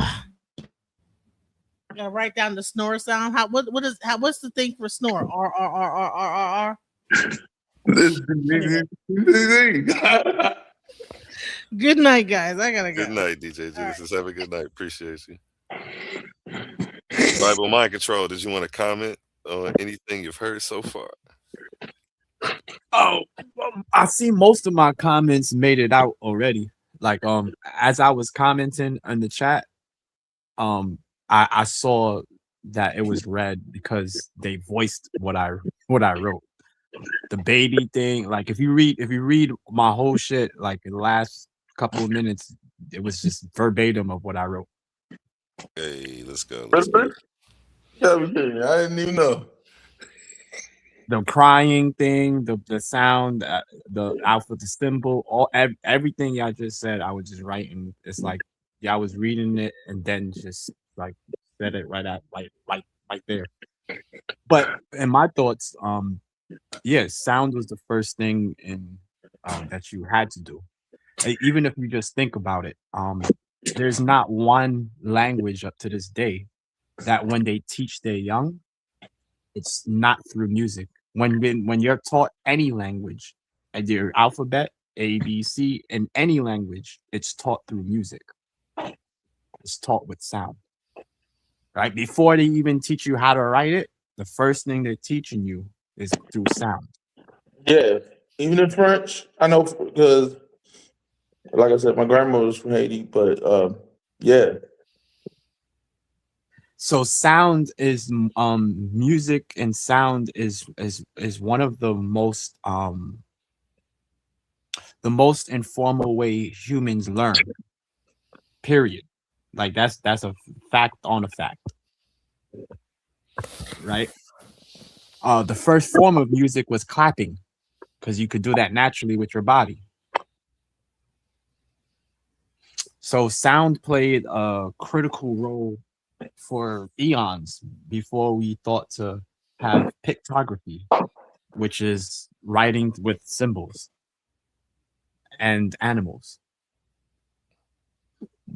Like an owl was symbolized as something, and a falcon was symbolized as, you know what I mean? Before we even had letters, you just knew what things were through pictures, pictography. But sound was the ultimate teacher and remains the ultimate teacher, even with writing. That's all.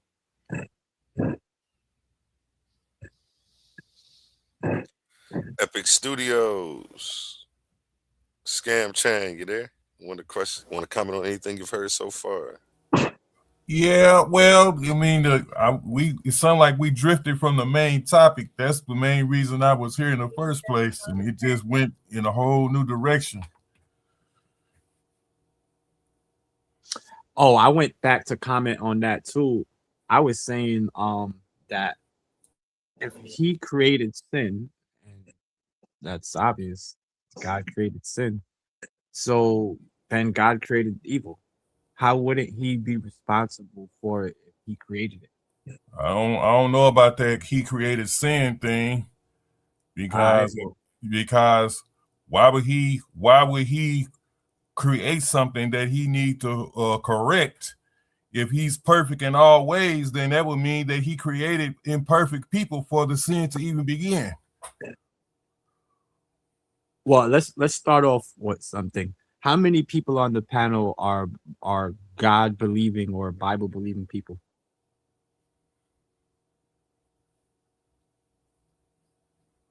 Don't all jump at once. No, nobody is. Bible got a lot of issues, man. You got a lot to overcome with that. All right, with the I asked that because I wanted to know the mind frame of people, but they easily put, of course, God created sin. First of all, let's just go over the definition of sin. What do you define? Hold on, stop. You can't skip. You're trying to skip. First, you got to prove that your God exists to create and do anything. Then you can move forward. If you can't do that, you just talking. I'm an atheist. Well, I don't know how you gonna be an atheist and say what God did, what God does. You gotta have a starting point. No. Because an atheist, it just means that I don't believe.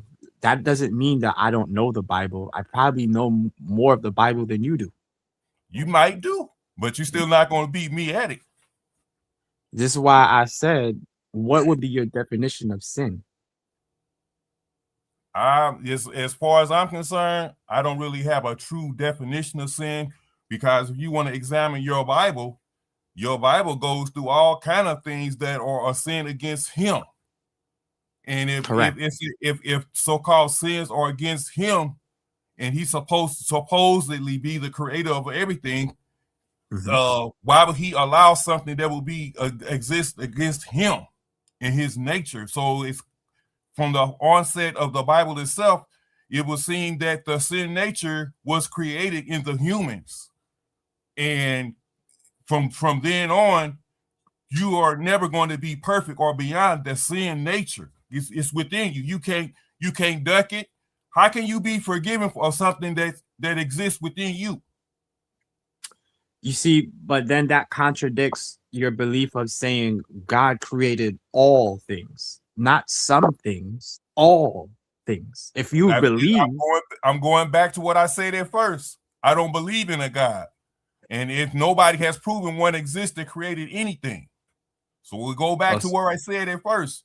In order for you to say God created something, you got to prove your God exists to create.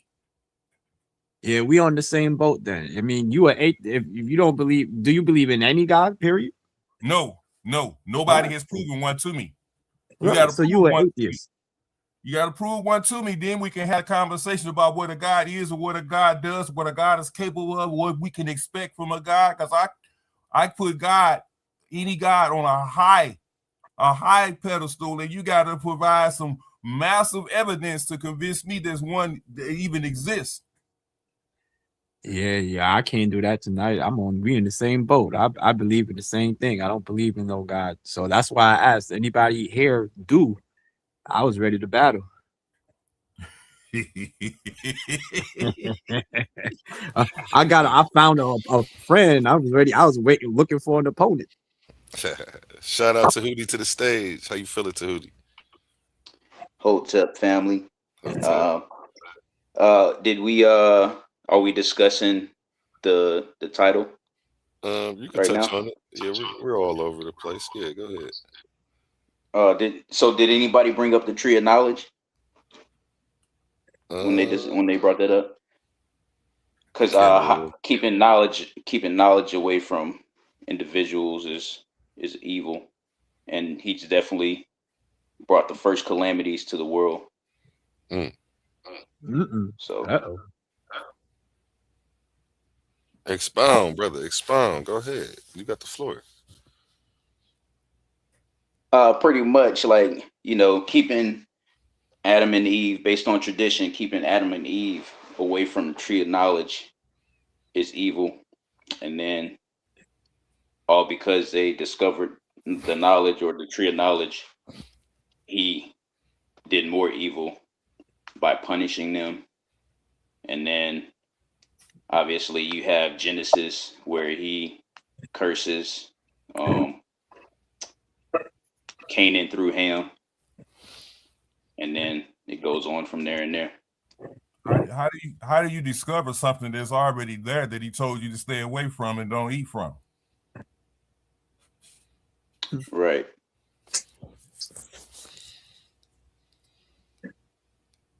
Check me.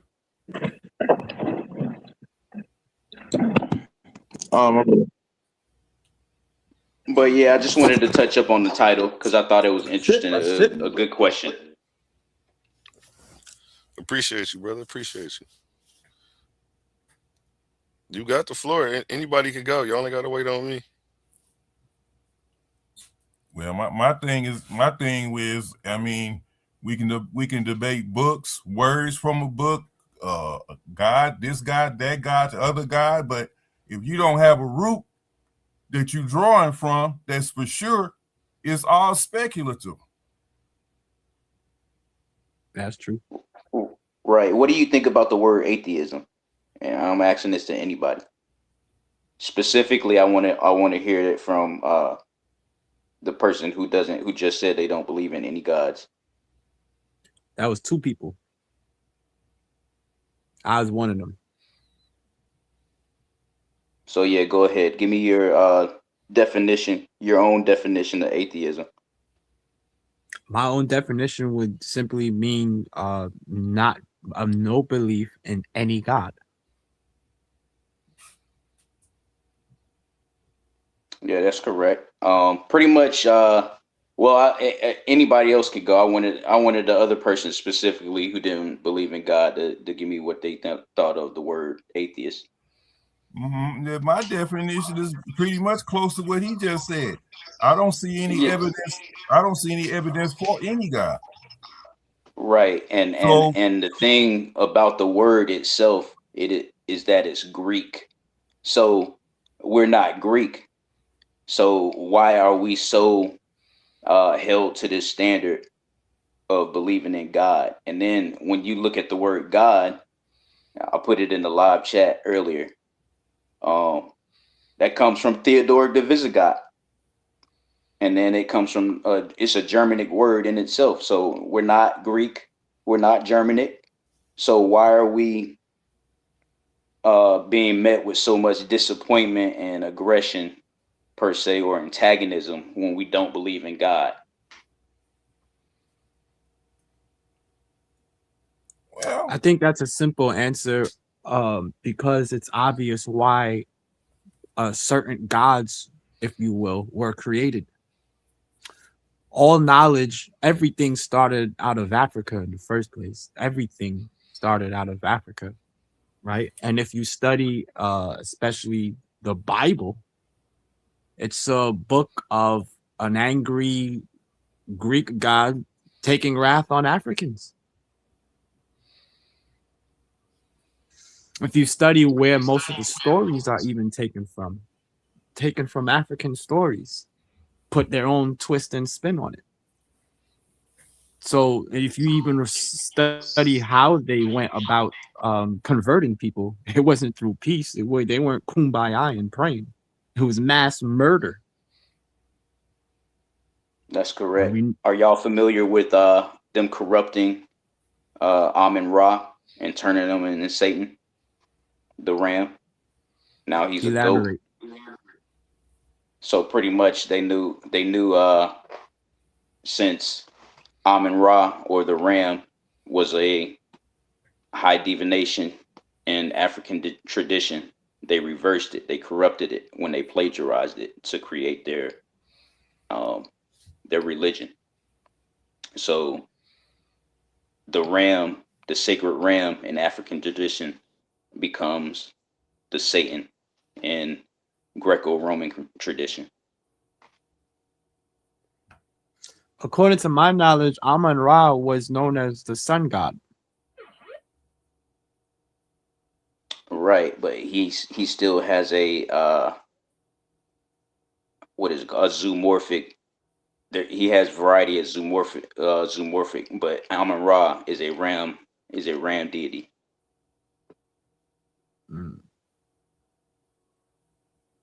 It is the sun. It is the deification of the light force that powers the sun, but it's also represented by a ram, because a ram has its habitat and its domain on the mountaintop. So that's where that comes from.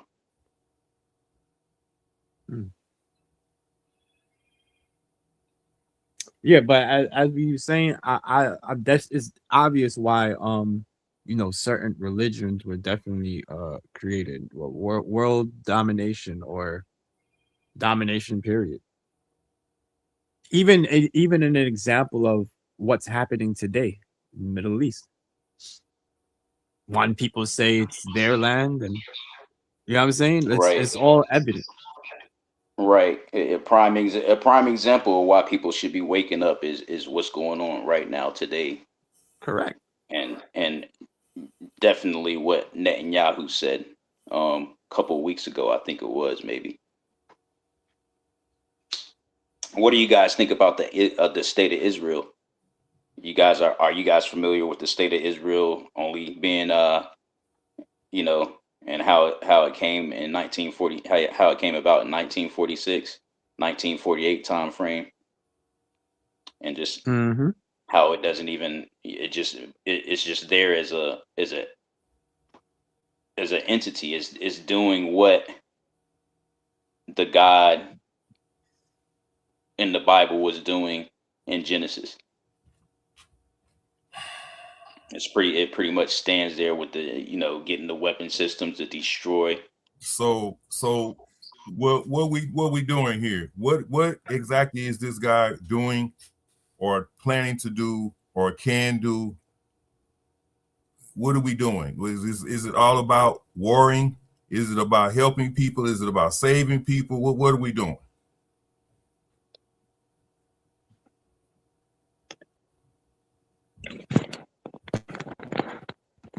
Because where I'm at, I'm not in no Middle East. So where's the guy for me?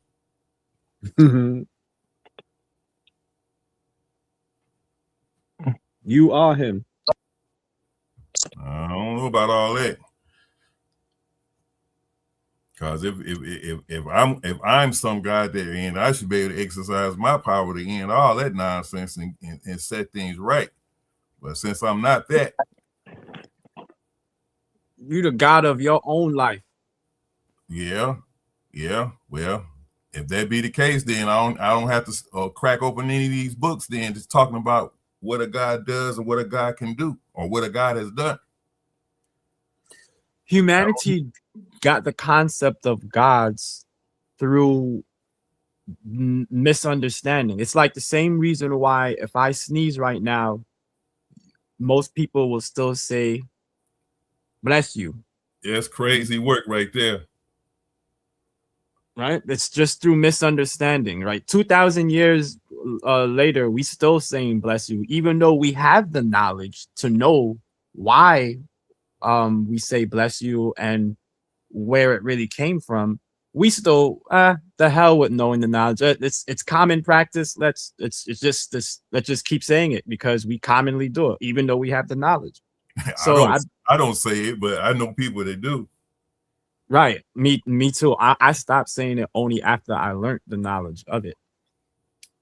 But I was fascinated, by learning that. And it's the same thing of the gods thing. Like before they understood if the only thing you understood that the sun controls your food, if without that sun you can't grow crops, and if that water goes too high, your crops are done, and so is your village.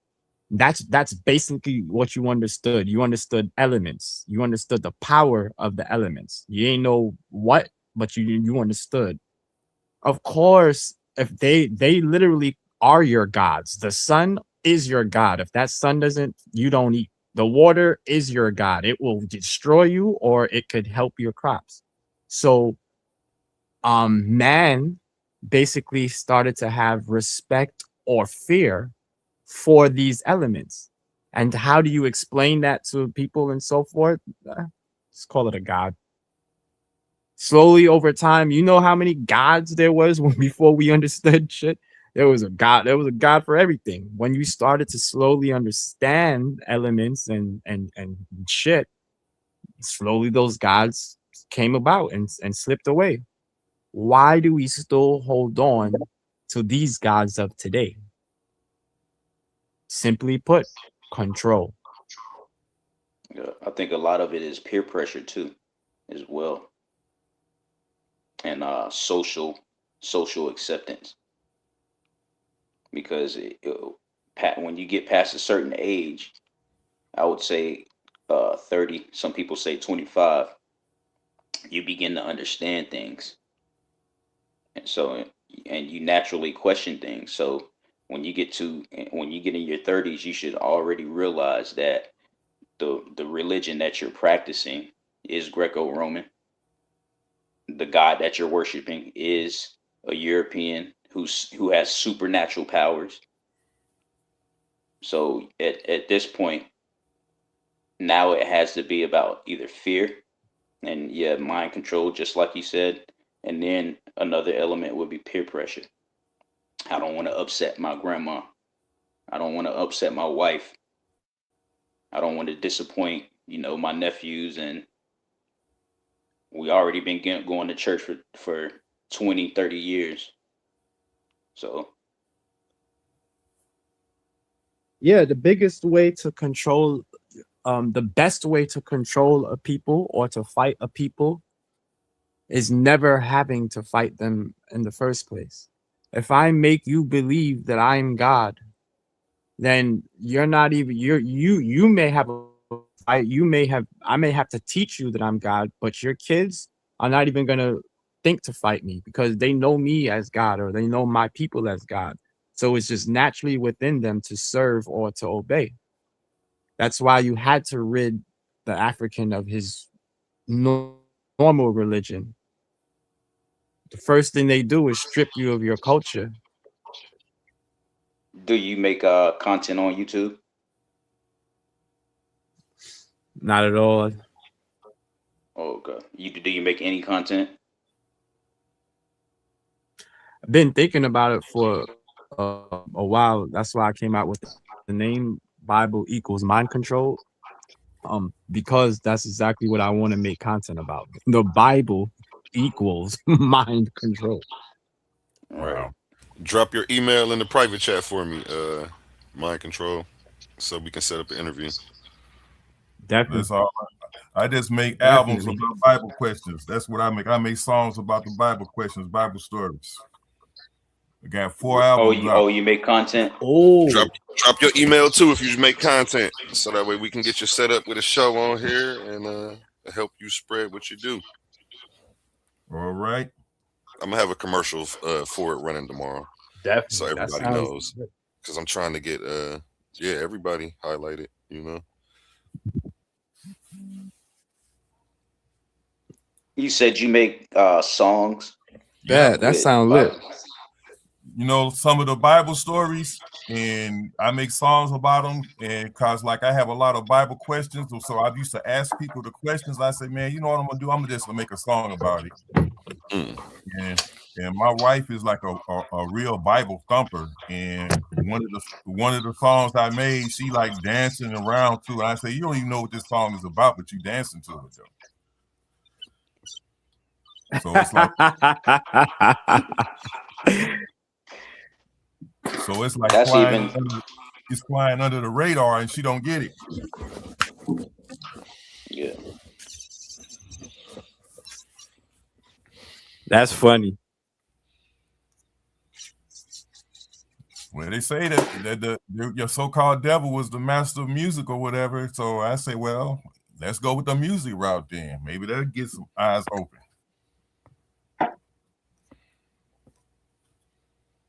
Hey, that's crazy, bro. I just finished saying that to people today.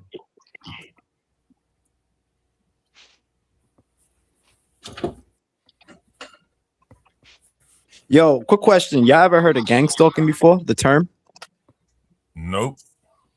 Not really. I might have heard the word a few times, but never actually witnessed what it's about, what's going on with it. That's a whole different topic. I would say like YouTube. I don't even want to go deep into it. That's like a whole different day, but we definitely might hit that one time because I think gang stalking is the new agenda now, and they're forcing people into the Christianity.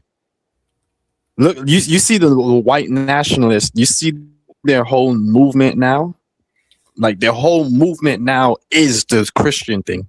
Erica, like Charlie Kirk, they're not even playing no more. They're Christianed out because they know that's why they created that.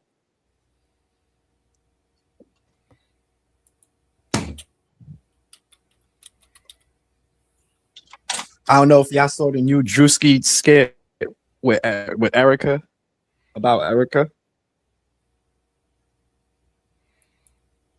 Charlie Kirk's wife. Did y'all see I the skit? actually need to catch up. I just heard about it, but I didn't get into it. So definitely, I want to hear about that. Go ahead, y'all got the flow. He made Shit, a I'm just nice here to make sure skit, y'all don't get to fighting. basically making fun of Charlie Hit that Kirk's cash wife. app. I mean, Hit that and cash app. the $Titans Debate professionalism League. that he does his skits in from, like his shit be funny, but it's just not. It's more than funny. He be hitting the nail on it. It'd be truth. It'd be truth satire. I can't even describe it. You just gotta watch that shit, and you'll be surprised at how accurate it is. I'm gonna find the time to watch that. Definitely. Got you, Sam Chan. I need your email, Mind Control. Yes, sir. I'm putting it right now. Got you, Scam Chan. I'm gonna email you, and we'll get the graphics going, and then schedule a day after we get the graphics locked in.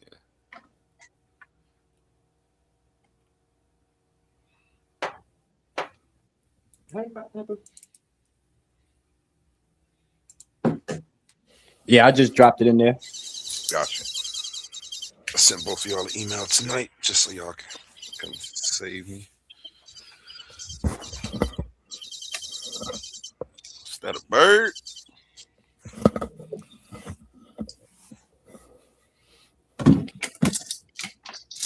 Hey, A1, real quick. I just want to ask you about some debates. Did some debates fall through that was supposed to be scheduled, or did it get rescheduled? It's the Queen is tomorrow. Well, it was supposed to be actually Thursday, but it did get rescheduled for next Thursday. And I think you mention something about you being booked up for this month? Pretty much. Did you want to squeeze something in? I might. I'll be in contact with you. Are these all debates in the month of March, or what is this? April. These are April debates. The last week yeah. of April is open because I really only do debates on the weekend, but I pay, so I got a budget. So I don't want to go over like 150 a week paying debaters. But I I'm just in shot the about wrong 100, month, man. 150 a week. I kick out about a couple hundred a month to the All right, debaters. so yeah, I'll be in contact with you. Yes, sir. All right. Yep, because I pay $50 win, lose, or draw for the exhibition. Oh, I love to debate. debate too, man. Yep, exhibition debates. Debaters get paid $50 win, lose, or draw. In the tournament, there is a $500 cash prize at the end, and the debaters get $50 for each round they win in the tournament. We are in round 3 of the tournament currently. And this weekend, we have Honey Clark and Suave Boss, Saturday, 7 p.m. Round 3 is here. Only one walks away, only one advances, and only one gets closer to that $500 prize. It's the clash you've been waiting for. Suave Boss versus Honey Clark. This isn't just a debate. This is a battle of logic, loyalty, and truth. The topic: can you be patriotic and treasonous at the same damn time?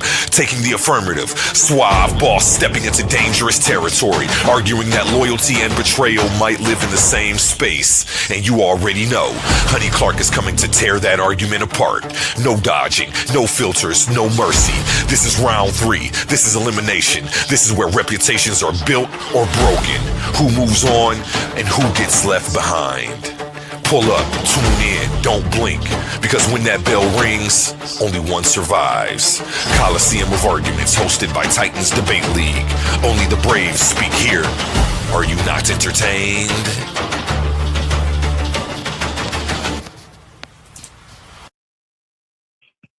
That is this Saturday, and that is a free debate.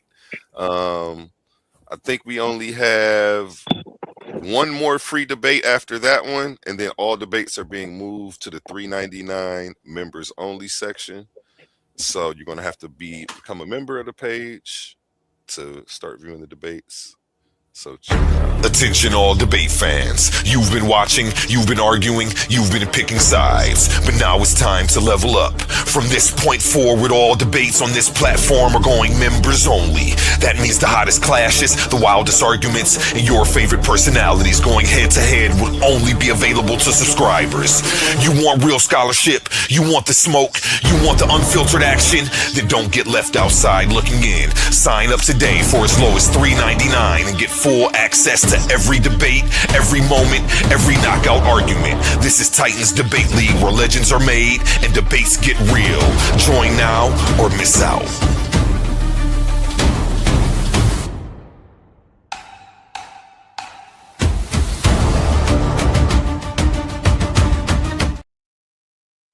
Yes.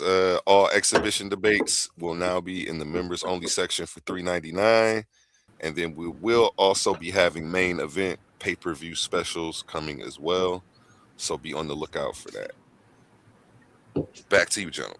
Shout out Big Cosmon to the stage. Salute to you brothers, man. Salute.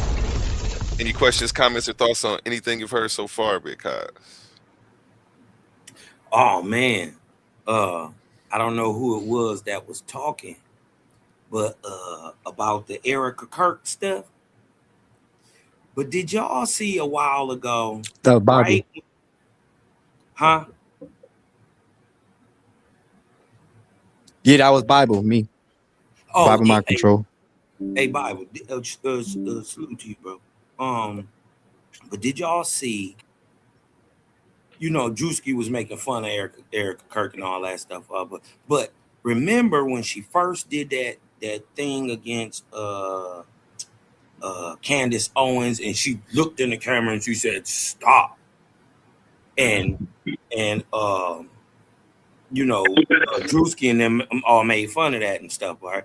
But did y'all see the video of the the real old lady sitting in front of the TV, and she was watching Erica Kane on TV, and her granddaughter or her daughter, whoever it was, is recording the grandma watching Erica Kane. Did y'all see that video where she goes when she turns and she looks at the video all stern and all that? You dig what I'm talking about? And they zero in on her face, and she said, "Stop." You dig what I'm talking about? Talking to Candace Owens, the old lady in real time, the old lady says, "Oh, I haven't seen one of those in a while." Right? So the granddaughter said, "What? What are you talking about, Grandma?" She said, "That's a demon." I haven't seen one of those in a very long time.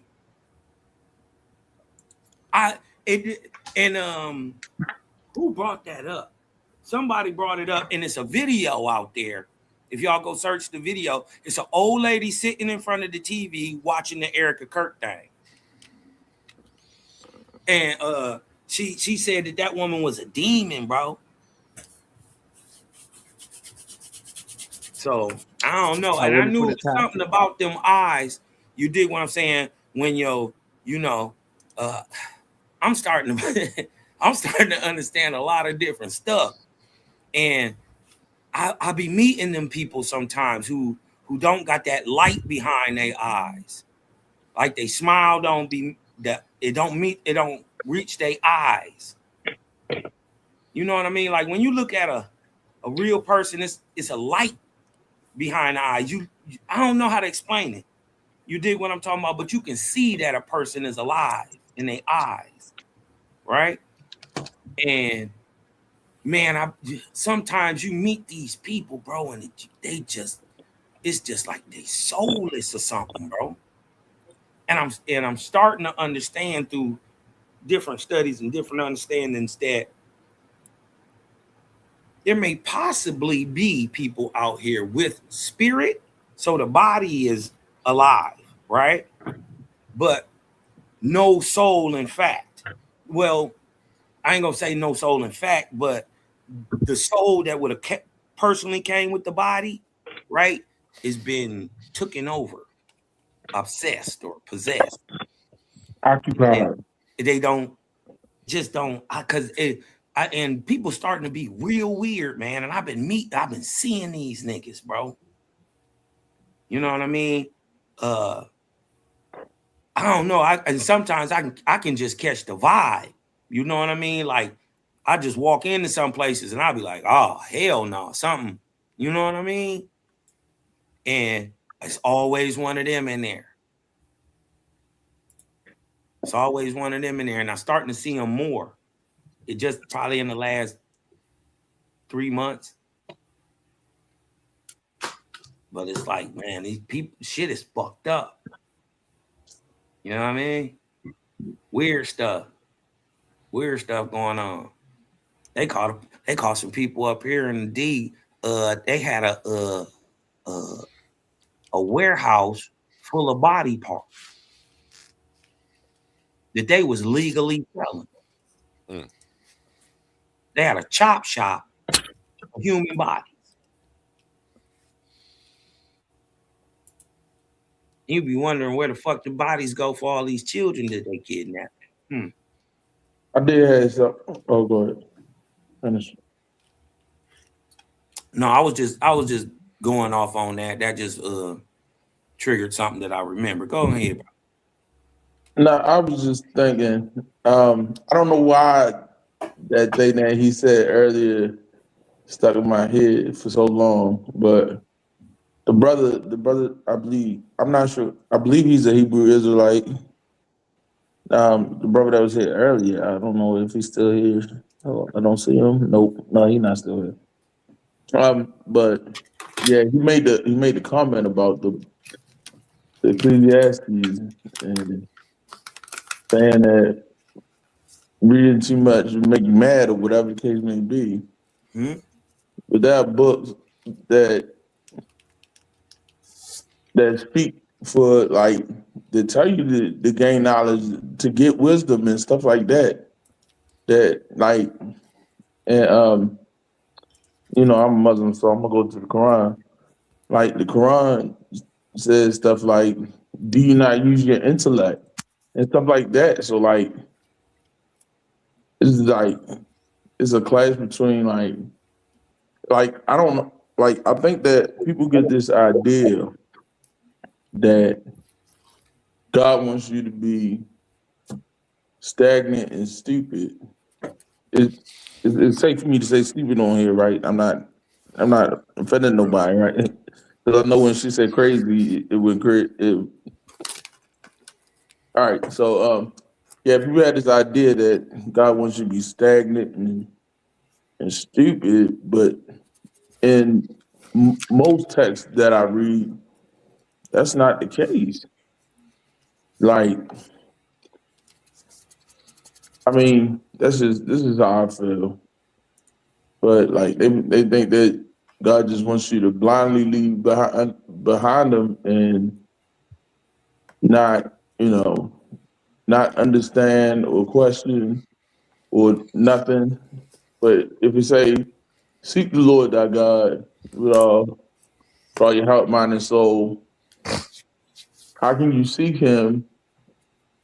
If you just say, okay, what I learned is, then you're not doing what he told you to do.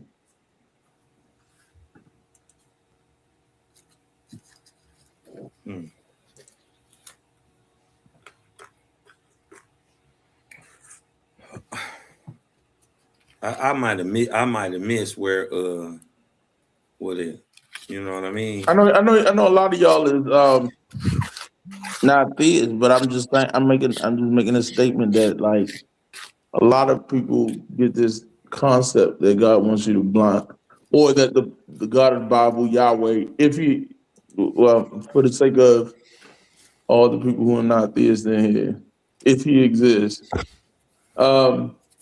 is saying that like just follow behind me blindly because I want to control you or whatever the case may be.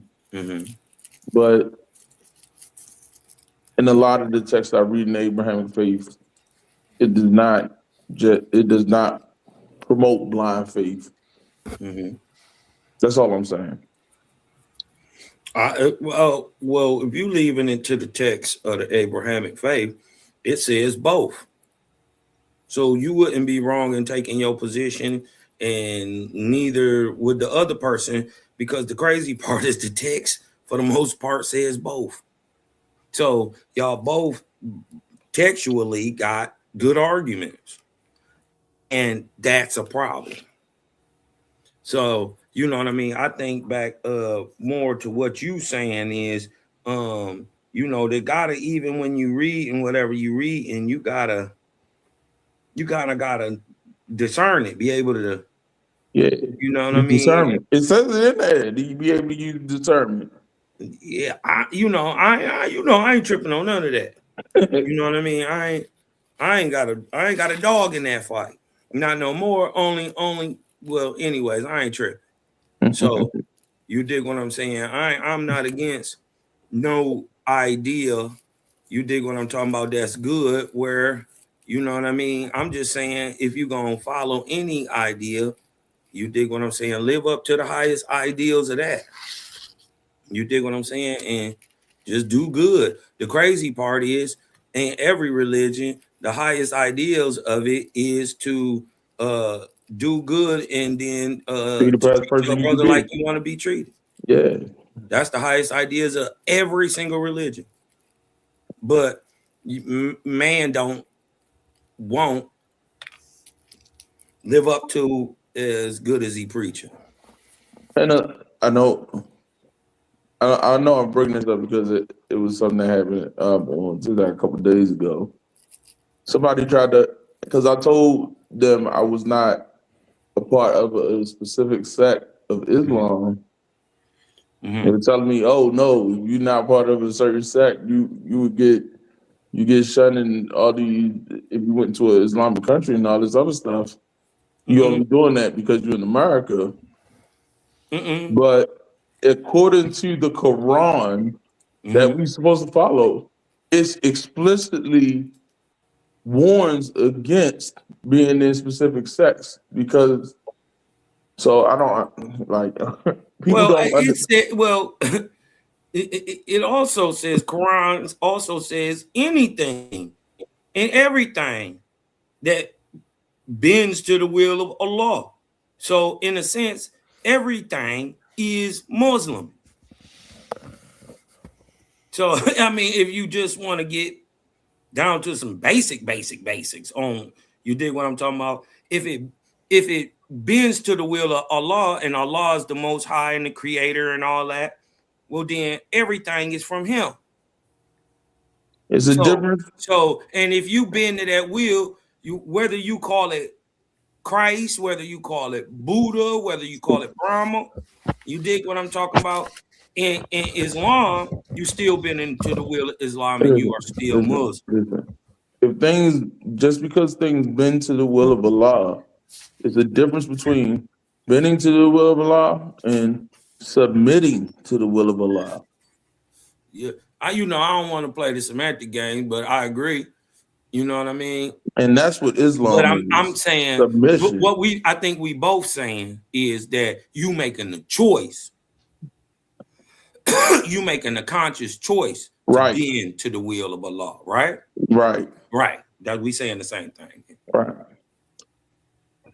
Well, real quick, let me say the very first thing, because you said you brought up knowledge, right? Correct? Correct. The very first thing he did, the very first atrocity he committed was making or trying to prevent Adam and Eve from accessing the tree of knowledge. Right. Knowledge So of good and evil. So I just want to make sure. yeah, right. I just call it that because it comes from Kemet. So sometimes I do misspeak when I talk about the Bible. But anyway, that's the first atrocity. And then, it was brought up that based on the Bible, God does good and evil, but it just so happens that when you look at things, he was first evil, and now he becomes good based on ultimatums and imposing his will, just like it was brought up, you bend to the will of Allah. So, and that becomes a problem.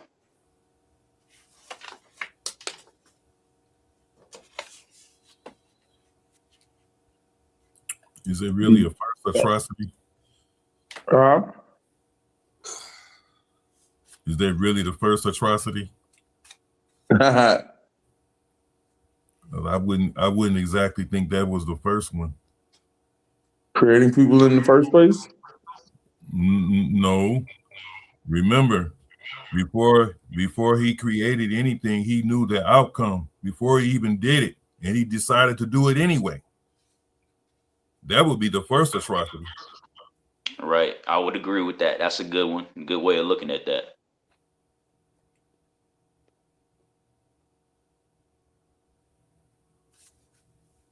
But based on the text, you're saying, you can say it was because he knew. Okay. For example, each one of everybody who goes against God, he knew they would go against God. So the fact that he created them anyway means that it was an atrocity for him to create them in the first place. No. It's the idea that this God is supposed to be all-knowing and everywhere. So not only did he know what Adam and Eve were going to do before he created them, he created them knowing that they would do what they would do, and then have regret about what they did.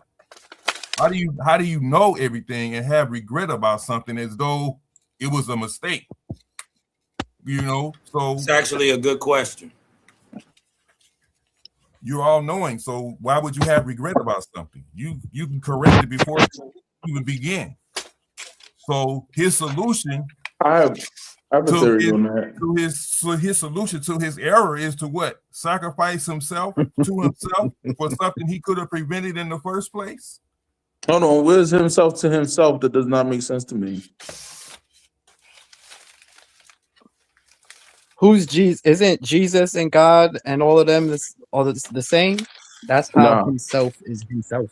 Oh shit! I'm gonna tell you no. Like I don't believe that. What do you believe about Jesus? Jesus was not God. It's just simple. He made the statement. He made the statement. He said, my Father is greater than I.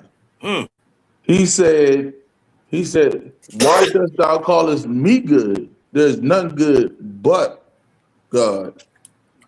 And if there's none good but God, and he is God, but he said, not, so he said the Father is greater than I.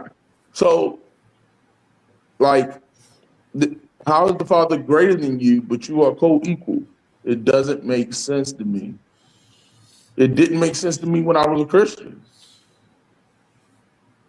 So wait, let me get your things right. You said something about God is all good. What did you say about God and good? He said, Jesus said, "Why callest me good? There is none good but God." Yeah. Okay, so God is good. And God, and then Yeah. you got the famous Christian thing. God is good all the time. All the time, God is good, right? And Okay. I'm not a Christian, but still, I want to say this. A lot of people want to look at Jesus as this enlightened man, and not whatever. But the fact is, if he was a follower of God and he submitted to God, then how can you say that he was enlightened? I mean, because if you are saying that God is evil or God is bad or whatever the case may be, that means Jesus was not enlightened. He was delusional. That is, I mean, I'm just saying, some people want to take the good things of Jesus and not acknowledge the God which he served. I think I mean, I don't want to shatter your stuff or pokes holes in it, but I think what the gentleman that was just saying about the first atrocity and the point that he made speaks volumes to God. You know what I'm trying to say? The omnipotent one, the perfect one. Like if you just strip down the logics of certain things, it's like you will be nothing left but not to believe, right? Like even when we just started with the atrocities of you knowing this, you know all things, but you know this, but you did this, but then you repented from it. He used a different word, but I will use what the Bible word is, repent. And then you ask yourself, God repents at least 17 times in the Bible. Okay, so how does an omnipotent, perfect knowing one repent? And I know you know what the word repent means. It's at least 17 times in the Bible. Actually, I'm not aware of that. I'm going to have to be real with you. I know most of the people that I was listening to you when you said the omnipotent, and I said, damn, bro, they don't want both of us on a podcast together. Like, look, we will be converting people like they convert people. Okay. I think if we gonna talk about atrocities, and the first one, I think we need to go down in the first book of Genesis, where they tried to convince us. Well, first of all, the first atrocity is you tried to tell me you was the creator and you created everything, the heavens and the earth, but you didn't create water. Water was already there. Then you tried to convince us that you made plants, right, for either 24 hours or 1,000 years in the dark before you made the sun and the moon. That was the real atrocity, that they thought we would just keep believing that you can make plants, right? Without sun. Without a sun. Right? He made the plants on day 3. He made the sun and the moon on day 4. So when we talking about atrocities, I think that's an atrocity of logic, because that don't match up with what we seeing in reality. I can make a statement on that. That I can logically think about that and see how that makes sense in my mind. Okay, I'm not going to try to dispute the order of any of the creations or whatever the case may be. But if God created the plants, you see the plants, he thought they were good, or knew they were good, whatever. He seen they were good, whatever the case may be. He said, I like the plants. I created the plants. They good. Let me nurture the plants.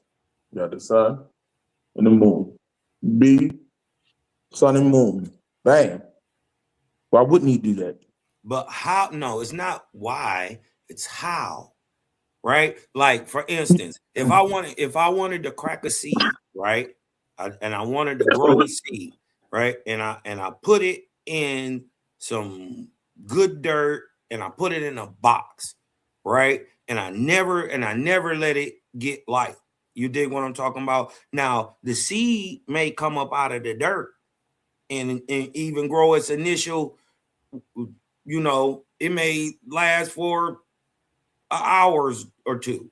You dig what I'm talking about? A couple hours or whatever. But if it don't get some form of light, you dig what I'm talking about? Especially within a day or two's time, it can't grow. You just said he did it on the next day. Listen, bro. But look. I'm just saying, for the most part, we don't see that in reality.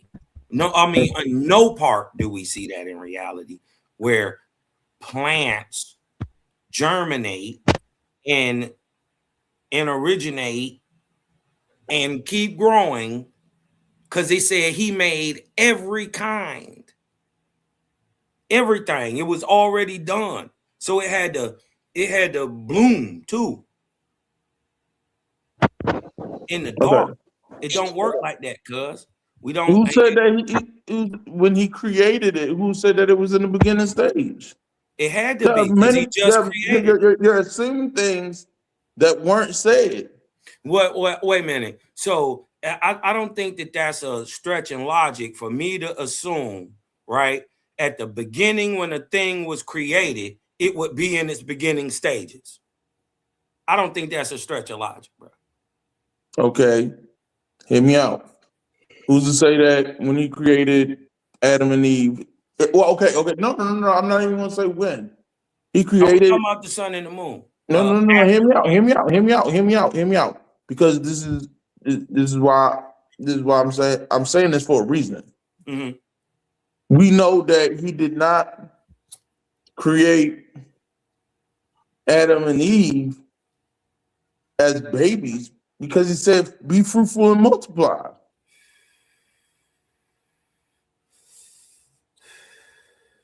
Or did he tell two babies to have sex? So you had grown human bodies with baby brains. Yep. Hear me out.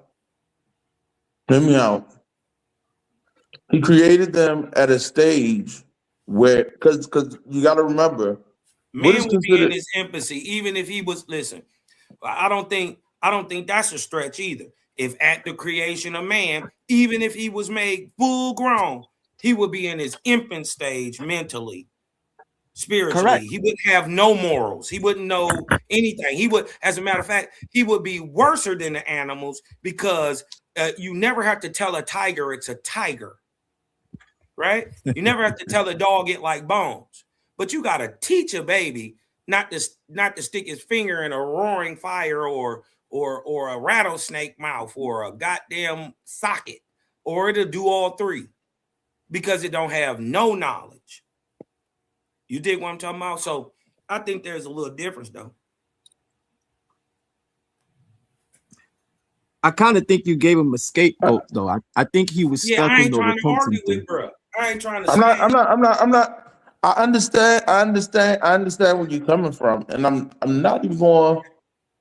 Because he seems logical, so I put logic in front of him. Now he got to make the logic not work. He got to untie the knot. I'm not going to fully disagree that they have to learn. There's no point in your life really that you don't have to learn. That you just say, I'm gonna stop learning. I know everything. You go out to die. You got to die. Exactly. There's no point in living no more. Like really. Right.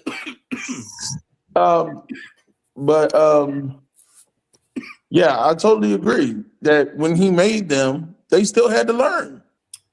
Yeah, I would say even then. But I wouldn't say that was worse. So you wouldn't call that man in his infancy? I'm talking about as a species. So okay. So man at his beginning is man is I guess we go on two different. When I say infancy, I mean the infant stages of the mind. No, because that's the only thing that of development, the full everything, the infant stages. Because he physically wasn't in his infant stage. But infant comes before adolescence, right? Infancy is first, right? Right. That's what we talking about. You know what I mean? So if man, if he came up out the dirt, you dig what I'm talking about? And I'm not necessarily against that. You dig what I'm talking about? I think it is a process. You dig what I'm talking about that we're not hip to for the most part. That actually goes on, because we know for the most part stuff go on, we just don't know about it. You know what I mean? That's exactly what I'm saying. Like, we weren't there to see creation. We weren't like, and if somebody gonna say, like, somebody tried to tell me, but that's an excuse because the same no, process. Hear me out. This is me. I'm speaking from me and my. Hold on, hear me out. Yeah, no, I'm saying I would never say. For example, they tried to box me in and say, "Oh, how do you know the Prophet Muhammad split the moon, went up on the donkey, all this other stuff?" And I'm like, is what the text says. And then they're like, "But who told you that?" Look, I'm not going to sit here and say that God told me in my ear that this is what happened. I'm not going to sit here and say that I was there when the miracle happened, or that I went back in time and saw the miracle, or some crazy stuff like that. That's illogical. Listen, my baby Tupac said, "Man, I was given this world. I didn't make it. You ain't make Quran. It is what it is. You ain't write a word in it." You did what I'm saying? So I didn't. And so if that's the text you grew up with, and that's not the text I grew up with, man, that you whatever, it don't matter. But I'm telling you, that's what you using now. Right. So what I'm saying, if that's helping you get where you need to be, then salute you. Live to the highest ideals of that. But just understand that once you live to the highest ideals of Islam, then what? So, I mean, there's higher forms of spirituality. Even after that, don't feel like you trapped anywhere, because it's something you're supposed to get out of Islam, or you wouldn't even be there. If Allah said, you know what, move forward, there's something more for you somewhere else, then maybe. If it's in the divine decree, it's gonna happen. Which is gonna happen. Ain't nothing you could do about it. Listen, and you either way, you better hope and pray it's not what I think it is, and that the story that you got going on is what's gonna happen. You dig what I'm saying? I hope that for you. You dig what I'm saying? I want to ask you so bad. Like, what do you think it is? What do I? Nah, man. Listen, man. I ain't even here for that. I ain't here for that. You dig what I'm talking about? I'm not here to try to tell you what to believe or what to look into. I'll tell you this. There is a text you probably need to read, right? And it's the book of the Arkaban, and it's called the book of Esther, and it gives you the birth and creation of the triune gods we know now as the Trinity, Buddha, Brahma, and Christ, and Christ's right hand man, Thoth Gabriel or Jabril, right? Islam was created as payback because he got jerked on a deal. And I hate to put it that simple, but that's really what was happening in the heavens. But then it had, as above, it had earthly consequences. You dig what I'm talking about? I think I read about. I don't think I didn't read. I didn't read the full text, but I think I know what you're talking about. These things happen. Yeah, I remember. And it comes. But I don't remember about Islam being a reaction to that. But I do remember something about the earthly consequences of what was going on. Yeah, above and all that. And it comes to find out that Jabril falsely assumes the title Allah or the God or the highest knowledge. You dig what I'm talking about? And gives his doctrine to Muhammad. Inspirationally. By the way, Muhammad was one of the only people in history who had suis or clairvoyance in perfection. Ain't no telling what this nigga was seeing. Ain't no fucking telling. He had it in perfect to hear and see spirits. He had it in perfection. What you mean by that? Like, it's a skill. It's a thing you either got in your DNA and it's on, or it's not. It's not spooky. Spirits are just dead men moving at a higher or lower frequency in and out of visible light. Oh my goodness. Yeah, they're dead. Yeah, dead people. That's why the spirit is still corporeal. It's still tangible. But the soul isn't. If you put that whole spirit thing into perspective, do you know how many people, animals, and all these other living things that have died and gone on? So essentially, you're saying that we're being bombarded by so-called spirits constantly. All the time. They're around us all the time. Why do you think they call it the underworld? Sheol. That thing is right around us. You can call it whatever you want. But none shall the twain shall meet until you prove it is a real thing instead of a talking point. What? Well, well, simple stuff like this, you know what I mean? A lot of things are just hidden in the language. Anciently, the lowest part of the atmosphere, below the clouds, on down the breathable part, is called Hades, Hara, hell. So when the ancients was telling us that you're in hell already, yeah, breathe it in. This is why it's historically been called. You didn't think it was really an underworld under the world, did you?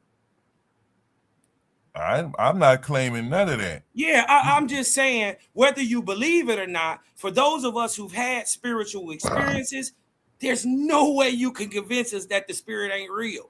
So trying to argue about it, and there's no way that I could objectively show you a spirit, right? But we can corporally show and hint at that there is one, right? And show it scientifically and mathematically.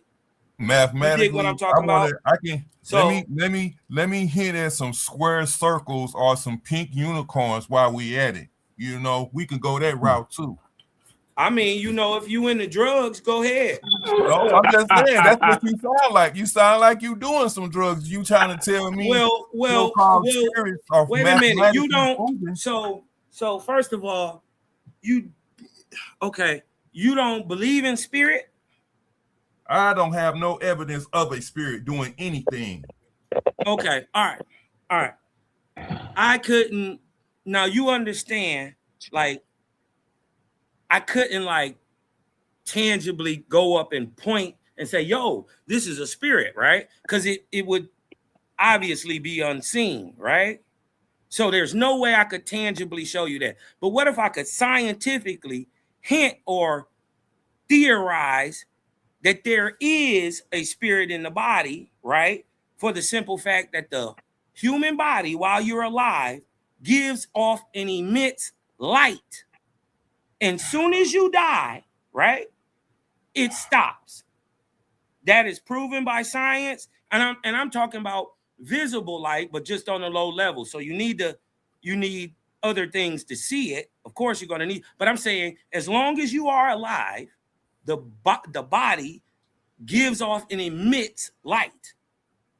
So That's light, proven. So light is a spirit. You're saying light is a spirit? No. I'm not saying that. I would say the light is the result of the spirit because soon as you die, that light goes off and you're dead. So I wouldn't be able to point it to you like that, but scientifically, that would be the best way that I could tangibly try to prove to you. You know what I mean? And I'm not trying to convince you. I'm just saying, you dig what I'm talking about. That's how I would tangibly try to show to a person that a spirit could exist. And I'm not trying to get you to believe anything. I don't really care. What I'm saying is things have names. So you just you're calling it light. Now you're saying I don't know if it's a spirit or not, but when it's gone, the light goes with it. So what are you talking about? Right. I'm talking about that the light is an effect of the spirit. Do you understand? Well, you putting a label on something. Do you listen? What it is. Listen. Do you know what a spirit is, sir? I am trying to get you to explain what one is. Okay, well, just ask that. Well, just ask that. You said you didn't know what one was, and you never seen one. I've never seen one either, but I know that there's a spirit, and then how I would tangibly prove it to anybody who is a person who just needs to see something, a materialist. You dig what I'm talking about? Anybody who's just only can believe something that's in front of their face. How I would prove that to you or anybody like that is how I just did. But that doesn't prove that's the only logical way to do it. You're just calling it that. You haven't. Well, let me explain to you what a spirit is, right? Because the spirit is the expression of any entity. The expression of it is its spirit.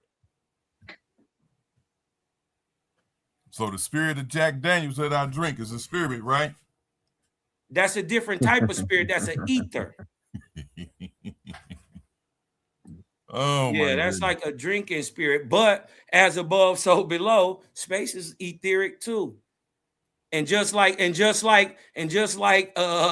ether sublimates things to its metabolic weight and chemical weight. It's doing that in your liver right now. Well, what I'm trying to get to is this. All these things people say is outside of the normal senses of reality. People try to pinpoint it to other things that we identify in reality. But so what you're doing, we know what light is. We can identify, we can observe light. It has a name. It has a name. Mm-hmm. A spirit has a name. Now, what these spirits do or don't do, but where you can pinpoint it to be a spirit and not something else that has a name, that's what I'm after. Well, I think you got spirits mixed up with like ghost and angel. No, I don't. So you trying to say they the same? I'm going by what you're trying to claim a spirit is. No, what did I say a spirit was? You never did. That's what I'm trying to get you to do. You said light, and then it goes you wasn't away. listening. Nah, please don't repeat it. I was listening, and I could tell you didn't. You put it into the form of light, and you said when that light goes, then it goes too. Right. That's the best way I could physically show it. Right, but that's not. He's correct in his statement. You gave a physical best example that you could show, but you still never It's showed listen, or said listen. what it You is. can't show. Wait a minute. You think you can point at a spirit? What's the definition of a spirit? Okay, right. Watch A this. spirit Watch is this. listen. The Watch spirit this. is the How do expression you of any entity. How do you claim something is something without identifying it as something? Right. Ooh. That's like saying you can point at energy. That's crazy. You can't But see you know energy. what? I don't But- care but- how many but- times. Listen, I don't care how many times I turn the radio on and prove to you that there is energy rolling back through there. I can't point at it. It's the same thing with spirit. Watch this. Watch this. Now, like I said before, and I'll say it again. Maybe you missed it the first time. If you claim a spirit exists, that so-called spirit exists to do things, right? If it can be identified by its actions of things that it does or can do, then you can point to it. Other than that, you're just talking noise. Right. So if there is a thing that is okay, first of all, let's break it down like this, because I think you having a fundamental breakdown of understanding of how reality is. Do you understand that there are parts of reality you can see and parts of reality you can't see? I understand that you are trying to explain something as a real thing. Yes. Right. And Right. we exist in a reality where we right. describe So things, how you right? exist how? I exist right now to talk to you How? to try to get you to understand that How? you're trying to describe. Is it like just by chance? What? Is it by chance? Sure, it's by chance. Okay, well then, all right. Well then, listen. If it's all by chance, brother, that's your belief. I don't. No, it's not I'm my not trying belief, to. it's a And fact. listen, brother, I'm It's not a trying fact. to get you to believe nothing, and you ain't never gonna get me to believe. I don't believe anything. I'm not I don't trying to believe that. convince you of anything. You're trying to It tell don't. me I'm something just about a saying. spirit The, that you I'm can't just even saying the identify. randomness. You dig what I'm talking about? Or your thought next to the synchronicity of all creation just don't make sense. It makes complete sense. It doesn't. Yeah, it does. No, when everything Oh, else has boy. a time, a reason, and a season, Right. then it's just random. I don't. It doesn't fit logically to me. Your logical assumptions about a spirit and what a spirit do or does, but you still can't point Right. to it. What is it? Standing strong on it, Again, right? you ain't wrapped your mind around what a I spirit can't wrap is. my The mind around spirit something is. you can't Listen, explain. I listen. You can only the spirit is the expression Of what? I'm saying. The expression of spirit in a Of what? man's Of body the entity? is the light that the body produces. The Do light. you hold on? Wait a minute. Are you trying to deny that the human body produces light while it's alive? I'm talking about every day, right now, that your body is producing. Are you saying that light is the spirit? It's the I'm expression saying, of the I'm spirit. saying the light is the result of the spirit. Why do I say that? Is because when a person dies, that light is not produced off the physical body anymore. So okay, so the spirit is the It's hinting towards that there is. I'm not trying to convince you that there is a spirit. I'm just saying you if I get what was he's saying point- to you hold now on. though? No, Have you 'cause realized not you didn't understand- answer what a listen. spirit is? Yes, no, I did answer what a spirit was. It's the expression said- of an Of an entity. entity. Yes, Right? I totally got what he's it's saying. not. So it's not some spooky man that you can't see walking around. I'm not saying that. I'm not saying that. I'm saying the expression of spirit in a man is light. Physically, literally. I'm not putting no spooky on it. I ain't said nothing about God. I ain't said none of that. I said the expression of spirit. If I was to try to prove it, I can't prove it. I'm just saying, if I was to try to prove spirit to a materialist, the way I would do it is scientifically. I would show him that the human body, while alive, produces light. Right? Hold on. Hold on. And the expression of that spirit in man while alive is light. And how you prove that is upon death, the light stops. That's just like I'm not making nothing up. Look it up, Google it. Do whatever you want. Does the human body produce light? Hold up. Yeah, man. Goddamn. Let's take it from another point of contention Yeah, here. you're gonna need another one because Okay, so who or what has confirmed that this light is in any way indicating a spirit? Where's that scientifically said? What I'm trying to tell you is to open up your mind and observe. I'm opening my mind, and you can't feel it. I'm just saying, brother. Did you listen? You arguing a point that you didn't even know. I just told you. Listen, look this up. I want you to be real with yourself and look this up. Google it right now. Does the human body produce light? I'm not worried about a body producing light. Right. So you didn't know that. You didn't even know nothing about it. But you arguing with me like that's impossible. Don't get it. Guess what? There are lots of things that produce light that we can't even see. That don't make it a spirit either. So come on, man. Let's go. I'm saying you can't see photons, but they're there. You got anything else? That's what I was. Right there, That's exactly my point that I was trying to tell you. There are parts of reality you can see and parts of reality that you can't. But so you want to attach a spirit to that light? I'm just saying, since man could write, right? The very first things he was writing about was spirit. That don't make a difference to me. I'm just saying, okay, I would hint towards all of history of humanity than your opinion. I you know what? That goes right back to the plant thing, because if that's the case, if he can make plants before the sun and the moon and all that, how much time do you think that took place? I think it's bullshit. I'm the one that brought it up. Right. So on that same lines, you can talk about lights all you want. That don't point to spirit. Right. And I had to agree with both of y'all on that, like, because the emission of the light as the expression, okay, that makes sense. But at the same time, if you're saying you're sounding a little bit hypocritical if you're saying that a God who has omnipotence cannot create the sun after he created the plant.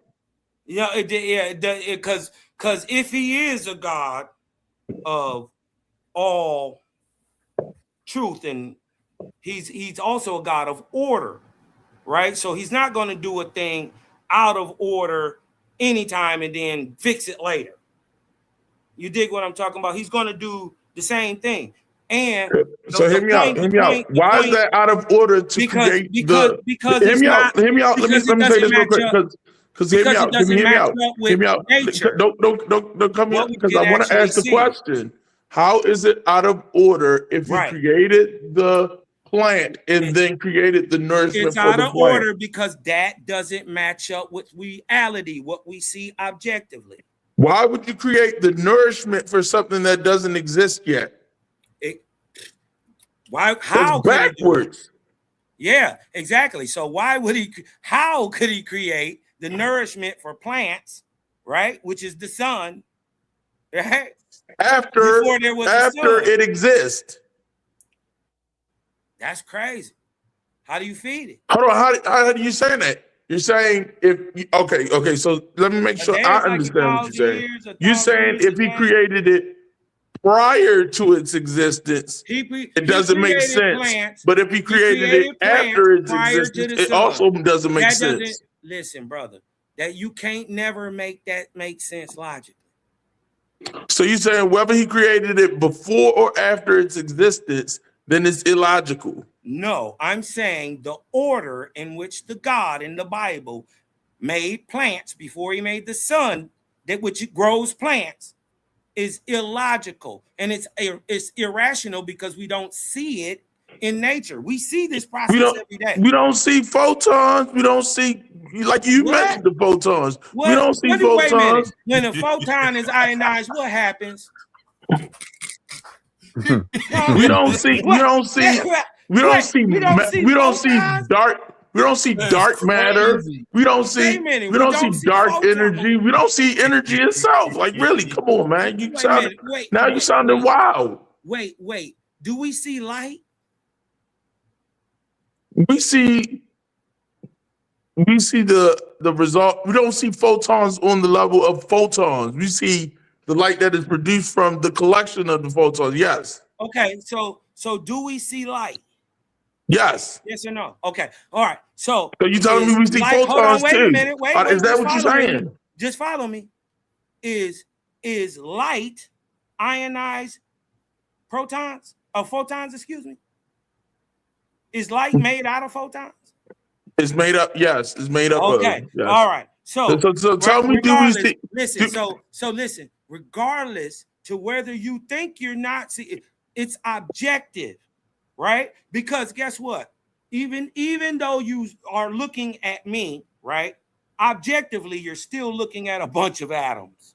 Just like if you're looking at light, objectively, you're still looking at photons. They're Okay. So, but do you see energy? No, you can't see energy. And Okay, this is what I'm trying to tell you about the spirit. Does energy This is exist? what I'm trying to tell you about spirit. No, because you said we don't see this in. It's an energy, and it leaves. Hear me out. Hear me out. We do see this in nature. Hear me out, we do see this in real life. This is what I just schooled you about. So you see the energy in real life? Listen, you see the emission of energy in real life. It's called light. Right? And that spirit that's in a man is the energy that produces the light. I would offer that objectively to you as the truth or how I would try to show, not try to prove it to you. Okay. You dig what I'm talking about? How I would show a person objectively why I think that there is a spirit. All right. So according to certain science, they say that the universe consists of 97%. I think it's 95, 97, something like that. Dark matter and dark energy. What is it? That's correct. What is it? You can't see it. You can't measure it. You can't. What is it? It's 97%. It's 97% of the universe. Okay, but what is it? It's got to be something. I think it's the thing that they've been trying to hide off the periodic table. My point is that you cannot see it, but yeah, that's why space is dark. It's transparent. I agree with you. So if you can't see it, does that mean that it doesn't exist? No, it's translucent. It's still there. You can just see through it. That same thing with the spirit. You just proved my point.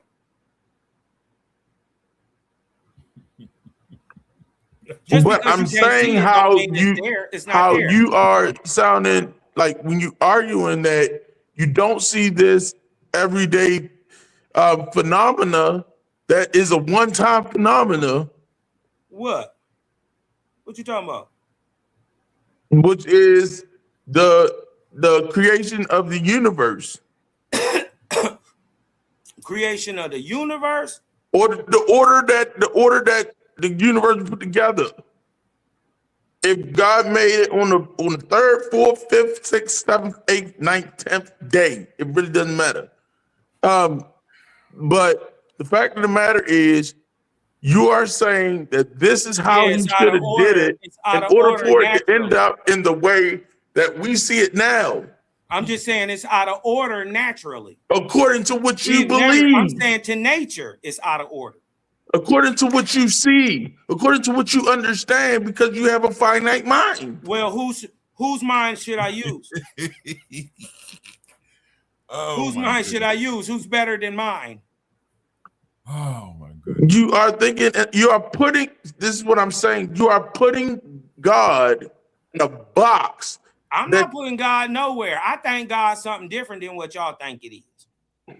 What you think God is? Yeah, it's God is a one-time living, breathing man. What? Huh? What? God is a man, a one-time living, breathing man who died.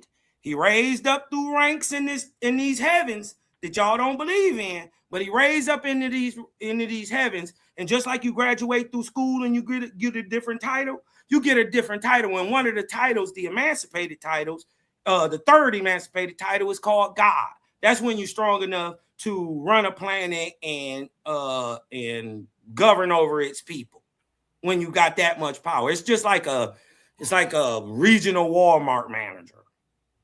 Oh, do you dig what I'm talking about? And because guess what? It's somebody higher than God to tell God what to do. And guess what? It's What's his people name? higher than that to tell them. Well, I mean, this is no, I'm not asking nobody to believe me, right? But just like the earth has system in order, the heavens have system in order. We're in Wonderland, folks. Okay. But I'm cool hold with on. that. So my question is, okay, whatever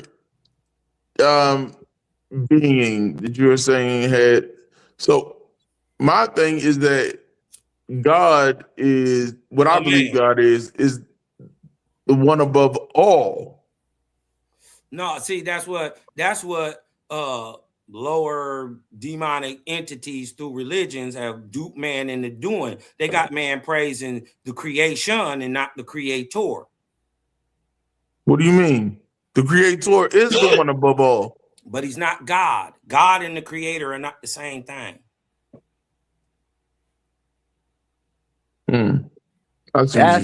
That's some shit. God is what man turned into. The creator create God too. God, true God, praises the creator too, just like me and you. True God never asks for prayer. True God never wants sacrifice or bloody anything or to give him anything or to praise his name. Any God, that's one of the ways to find out if you're serving a false God. If it asks for prayer or if it had ever been seen, that's one way to prove that you're serving a false God, a deity, an idol, not the creator of all. Well, you know how easy it is to say, yeah, I believe in a God, but you will never see him. Well, the God that I'm supposed to worship has never been seen. Well, if that's true, right? Imagine how powerful it'd be if you was able to show the people that the God that they are looking for is inside them, and that true God and you, the thing you're gonna turn into, both praise a creator, right? That ain't neither one of y'all gonna touch. You can't see it, right? It ain't no end to this thing. You see what I'm saying? See, God is just a title, a rank, a position, a job. There are gods, right? But then there are gods over the gods. They're called Orions. And then there are gods over them. Okay, so I see where you're going with this. You going to Kemet with it. I see. It's rank and order. Just like in the military, there's rank and order. In the heavens, it's rank and order. You can't have. Who created the creator? Listen, what I'm saying is you can't have the thermosphere before you have breathable air, right? If you're gonna have anything on the planet, you gotta have the densest stuff towards the center. You dig what I'm talking about? And then different atmospheric levels leveling out, getting thinner, going out.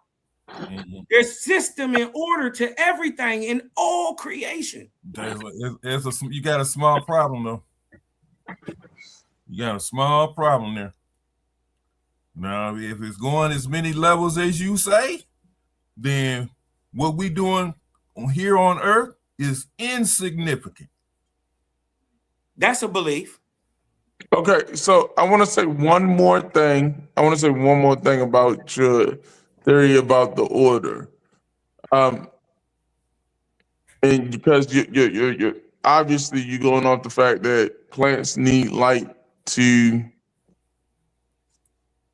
But the first thing that God said was what? He said, "Let there be light." Mm-hmm. The plants were made after that. What kind of light? What kind of light? Yeah, obviously, it was enough to sustain the plants until he made the sun. No, I don't think so. From where? He didn't make the sun until after the plants. I don't think so. Where the light at on the first day? Where it come from? He said be, and it was. Where? Can you say it would still be shining today? We wouldn't even need the sun. Oh, this shit's hilarious, man. Yeah. The Yeah, fact you that, got me the fucked fact up that now, man. he could have. I'm a little different. I'm a little different than what you thinking I am. I ain't that. Hear me out. I believe he could have. He could have totally made a sustaining world that didn't need a sun or a moon or these things. I feel were made for a reason. Well, when you go down that rabbit hole of making excuses for your God, you're gonna have to keep coming up with excuses on top of excuses. Hold on, it's a legitimate reason. You yourself said that you yourself admitted that he knew what was going. At least God is a better answer than I don't know. Nah, I don't know is always. I don't know is always the best answer because it's just admitting the ignorance. I think having even if it's wrong, having an ideology that you can build off of, right? Even if it's wrong, dead wrong, is building off of. So you if you believe you can fly, I don't believe. As long as you believe you can fly, right? So you're gonna build off of it, right? Listen, you're gonna build off of it, right? Hold on. Did the Wright brothers believe they could fly? Exactly. I was going to say place. That's all here. I mean, believe you can fly. You can fly, right? The first person that made the dirigible. Hold on, the brother who made the dirigible. Did he believe he could fly? You can dodge the question. I'm just saying. I'm just bringing it back to reality. The reality is, just because you want to build off of a lie, don't make it turn into truth. They turned it into truth. You travel on them planes, don't you? Hold on, but all that's scientific a thought. truth is built on belief, right? It's belief. Say what? Because see, science is not saying it's giving you 100% truth. That's only people who don't understand science. Yeah, they say exactly. Right. So trying to sit here and claim up that it's doing something that it's not doing it's not science fault, it's y'all's. You dig what I'm saying? So, I just try to keep it logical, and when it don't make sense, when a donkey talk, it just don't make sense. Yeah. We gotta then put on our thinking cap. This is obviously a metaphor. If God is omnipotent, I'm not saying that God literally or figuratively talked through a donkey. My thing is, because I believe God is omnipotent, I do not, box him into this. God boxed himself in. That's why we should have stuck with what I was talking about. Before what's his name got into his explaining what a God is, I had my man in a sit rap when I told him about the 17 times God repented. And he's the omnipotent one. You see, that's how I like to battle things. No. I wanted to get to that too. Yeah, because old stuff, man. Stop kicking that man. He was just in the goddamn body bag, chilling. No. Because I wanted to get to that. Know that was a Hadouken. I seen that. That was because it's a Hebrew word that's used, and it talks about it's not the same as the repent that you are thinking of. Oh Lord! I'm telling you what the Hebrew word. It ain't the same repent as every other repent. It's a different. I don't know. These are just different words. Hold on, it's a majestic repent. No. Because for example, majestic plural. Hold on. For example, in Psalms, like it says. In Psalms, I can't remember the Hebrew word, but I know it says, "But I am a worm." But he's not talking about a worm. He's talking about the Hebrew word they use is talking about a specific, I think, insect that is like a crimson bug that he was comparing himself to a worm. Huh? He was comparing himself to a worm in his actions and deeds and practices. No. It's talking about a specific crimson. It don't matter what bug. Hold on. Let me explain to you. Let him talk. Let me explain to you. And this is in Psalms, thousands of years before Jesus was born. And it talks about this specific crimson worm. I'm not crimson worm, crimson bug that attaches itself to the tree, and when it comes off of the tree, the red is stays onto the tree. The crimson stays onto the tree. The crimson stain from where it was. What's this got to do with? So I'm saying some words that are in Hebrew are translated as This is sometimes what they're they translated as all the do. same word, but they aren't. Like they could be like three different words but Correct. they're translated as the same word when they come to English. This is what they all do when they try to say, oh wait, you gotta understand the language. Is your book you're reading Hebrew? All right, and then this is what I do. You go into whatever AI that you have that you operate, if it be Google, ChatGPT, or whatever, and you type in Hebrew word for repent. I just did that, by the way, and it's gonna give you the Hebrew word and it's gonna give you the definition.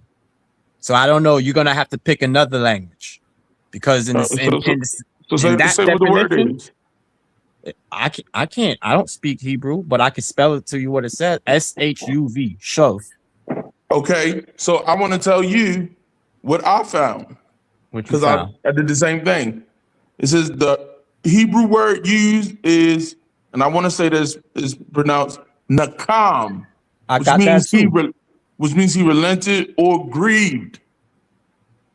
What you on? What are you on? I'm talking about when God said when it said God repented or whatever. It used this specific word that means he grieved. God grieved for his creation. Okay. What does the word grieve mean?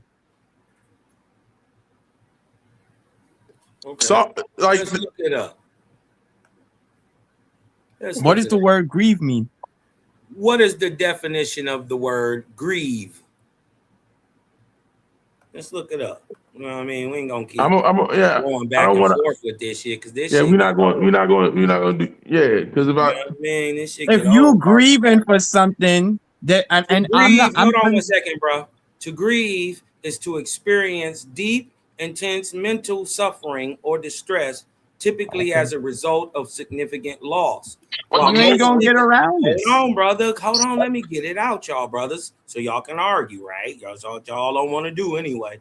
While most people associate grieving specifically with the death of a loved one, the term applies to emotional response to any major life transition, such as the end of a relationship, the loss of a job, or the fading of a cherished dream. Go ahead. Okay. So at the end, it also says that there are different ways to grieve: emotionally, physically, cognitive, and socially. So let me ask you a question. So if he had a heavy, lingering sadness because his creation went down the wrong road, even though he knew it was going to go down the wrong road, if he had this sadness because he loved his creation, would that be grieving? He asking you, brother. Don't get quiet. Yeah, I'm thinking about what he said. I don't just don't get quiet now. You punching back. Thinking about what he just said. Repeat that again. If he had a heavy, lingering sadness for his creation because he loved his creation and he seen his creation was going down the wrong road, even though he knew his creation was going to go down the wrong road, and it hurt him because he loved his creation, would that be grieving? I would say, yeah, that would be grieving. All right, that's all I gotta say. That's not. You ain't making no point there. Yeah, he did. Because He put it in context. He changed the he context. ain't making no point there. This is my point. Go If ahead. you think Go that's a ahead. point, Go ahead. Because he's saying in order he's for saying you if to you feel change the context, sadness, the meaning could be different. in order for you to feel sadness and deep sorrow for something you created because you see it going the wrong way, even though you knew it was gonna go the wrong way, how am I feeling deep pain and deep sadness when I created it to go like that? So I created it to fuck up my feelings, and then my feelings are fucked up. Because God loved his creation. If he loved his Okay, creation, so he if wouldn't- you he love wouldn't it, then why are you grieving anything? You created it and loved it to do what it do. You should never feel sad about anything if you already knew it was gonna. You created it to do it. That's not really true. That's not really true. And I could give a an example like in real time.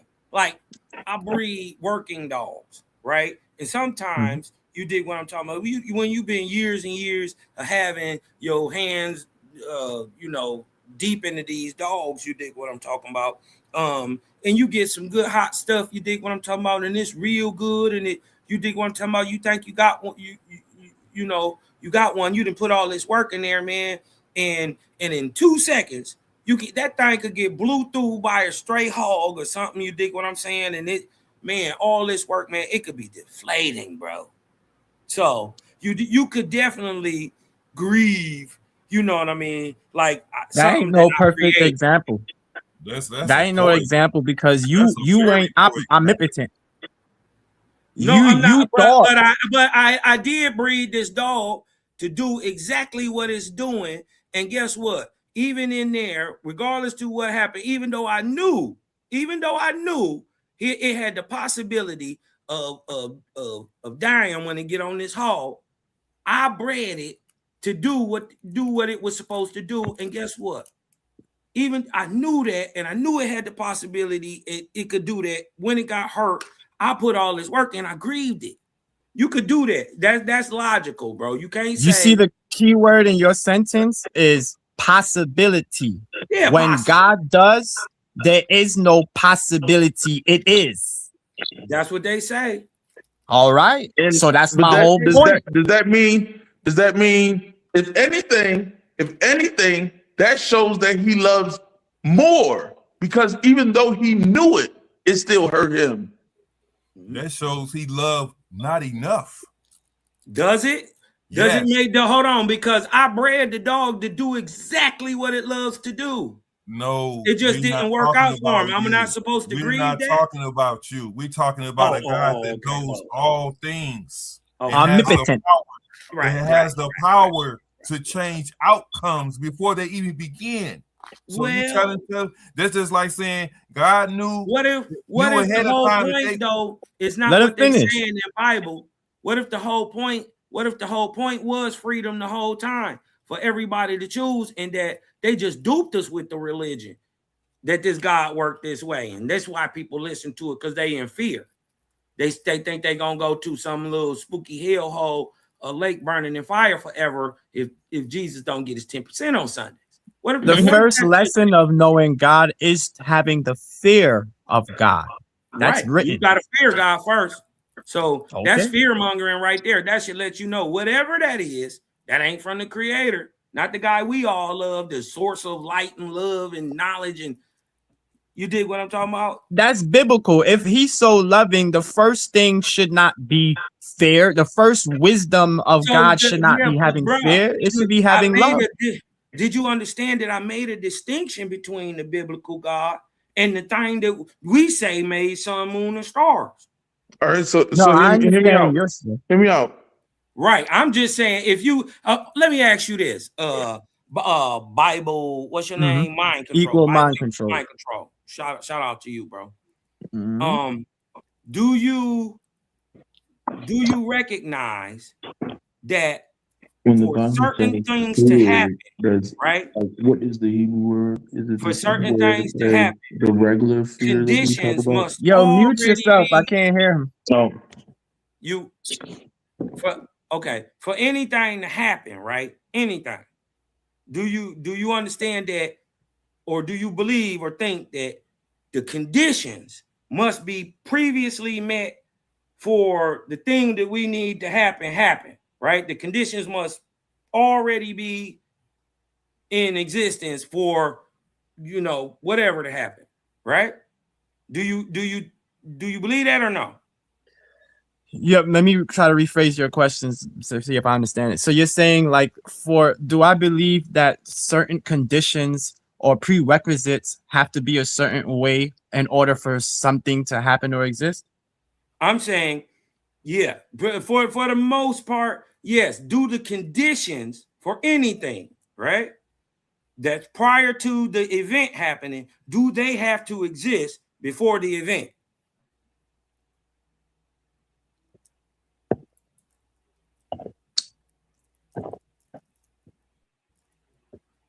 No. Okay.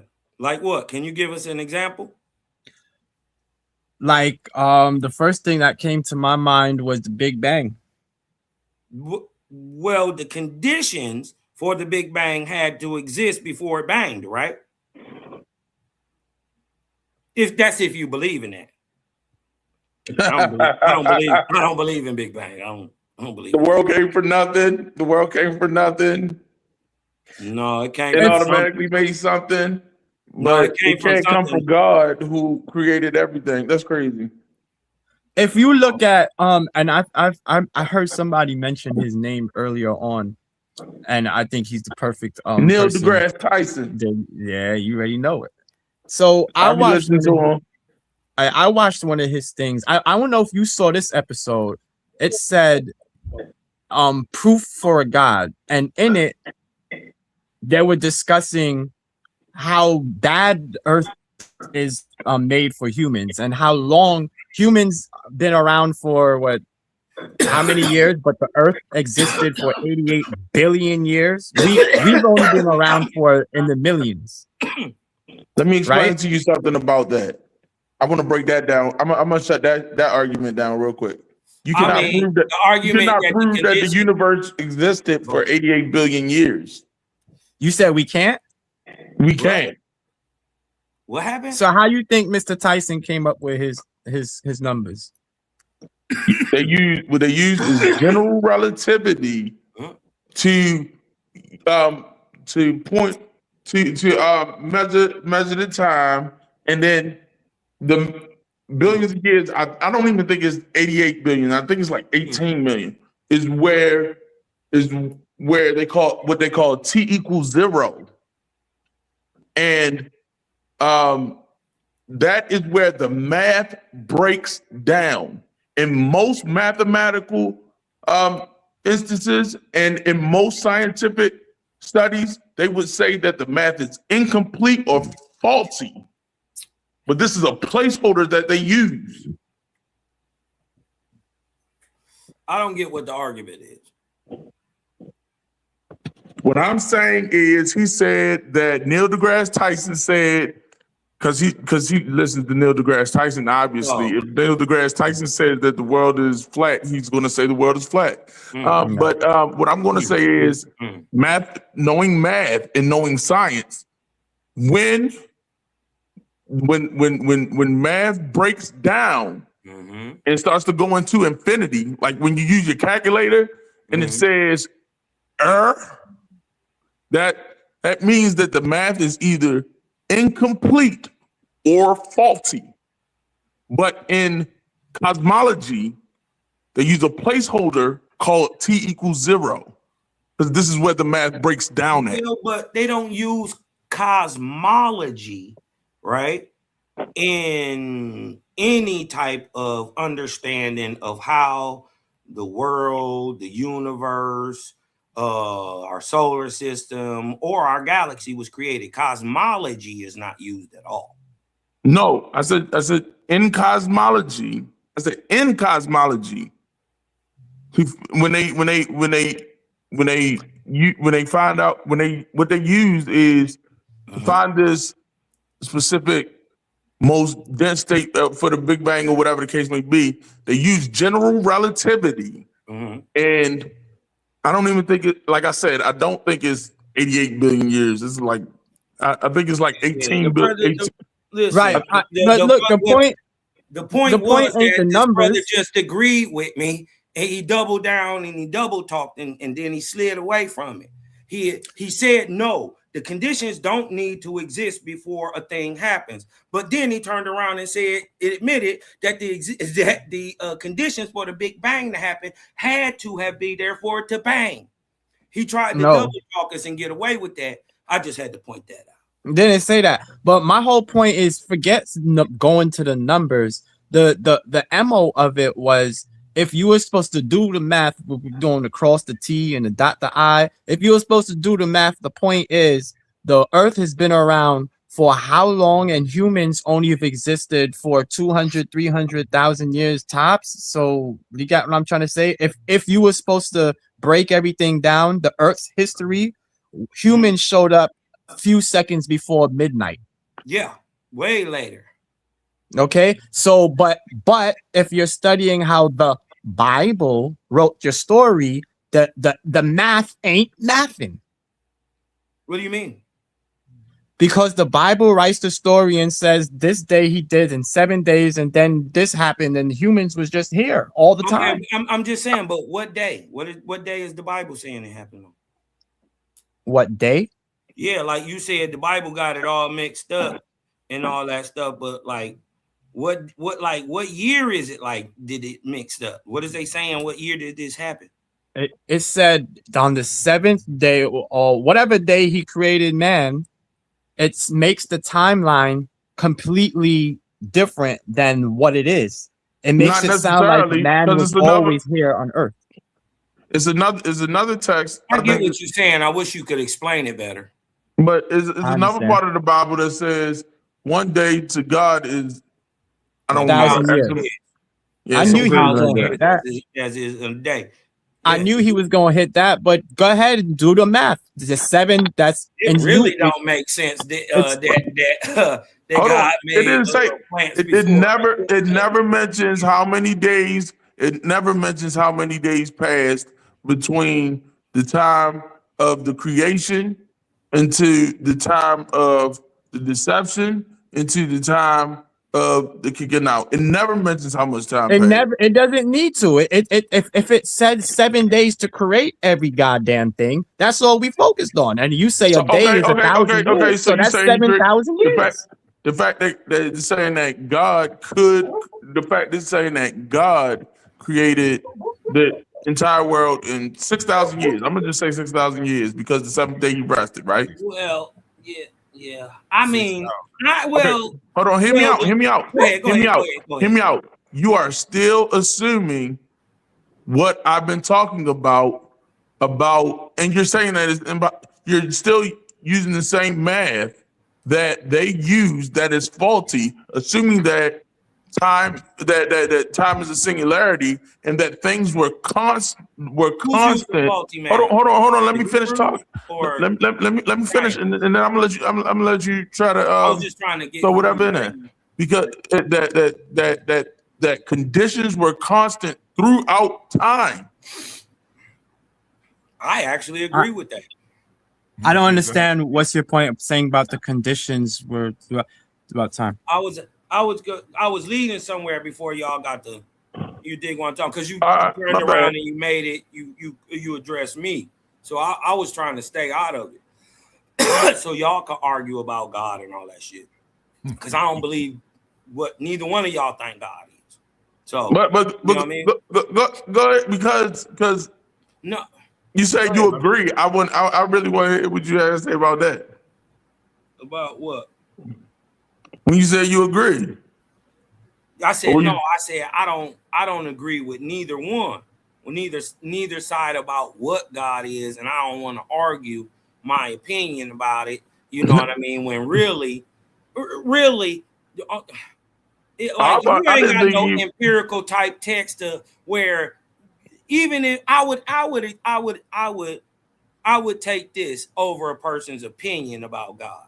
If you could just even go in a book and point to it and say, this is a God, and God himself is speaking, and God tell you the who, what, when, where, and why of a God. I could agree with a text like that.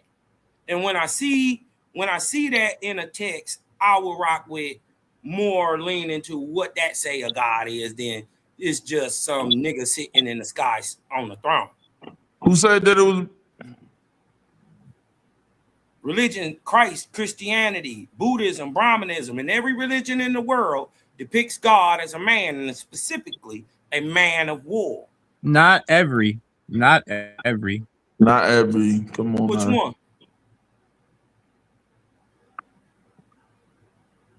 Let me go pull it back. Because I know there's many religions in Africa where God is a woman. Yeah, but it's still a being. A physical man or woman sitting on the throne in the sky, tap dancing, doing something, pointing in the middle of nothing, making earths. Right, but back to what's his name point. When you were saying about the math is wrong, the only math you will come up with is 7,000 years, because you said your God, a day is 1,000 years, and the creation took no more than 7 days. So I'll give you 7,000 years. The earth is way more than 7,000 years. 1, 2, humans have been around way longer than this little 7,000 years thing. And so I don't understand how you get your math to math with the God thing. So okay. I want to say this. Good question. You're saying that the world has been around for more than 7,000 years. Okay, I agree with that. I agree with that. You're saying that humans have been around for more than 7,000 years. I agree with that. What's the point? What are you saying? Are you saying because God created the world in 7 days or less, then that means that the world is 7,000 years old now? Do you know? Listen, do y'all know that there is a year that the biblical God said he created the world on? The Hebrews counted as the start of their calendar. Did y'all know that? The year per the Hebrew calendar is 5784, but that's a problem. 5785. That's a problem. That's not even 6,000 years per the Hebrew calendar. So right now we would still be in the 6th day, right? If a day is 1,000 years, we would still be in the 6th day, and we should be seeing man, animals, all type of shit, just poof, pop, poof, poof, poof. Right in the air right now, because the year is only 5785. It would stop and he would rest at the 6,000th year. And he said that per the Bible, not what Cosmon making up, that the world was created the year 3761. Look it up. Not guessing. That's what the Hebrew God said. He made the world in 3761 BC. But crazy part is we got pyramids older than that.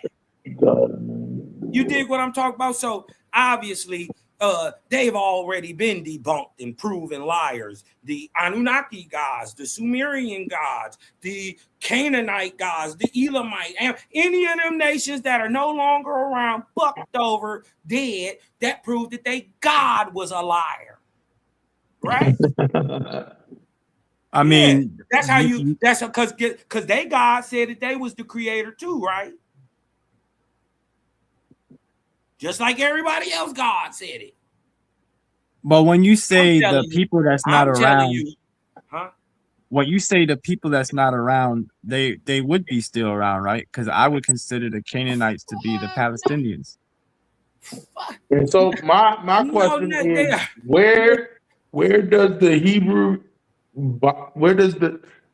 Bible say that God created everything in set year?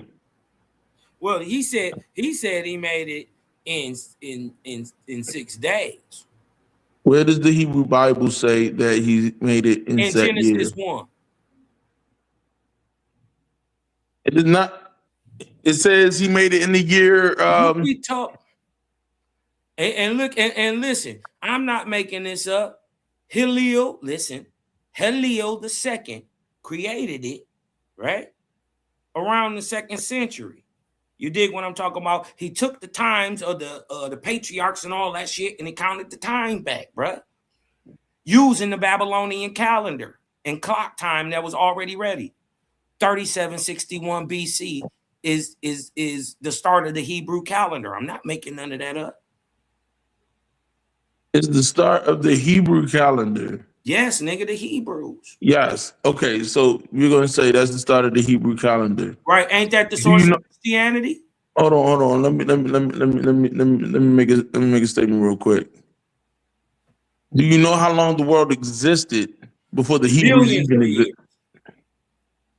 The world was around. Hold on. The Bible mentions many people that came before the.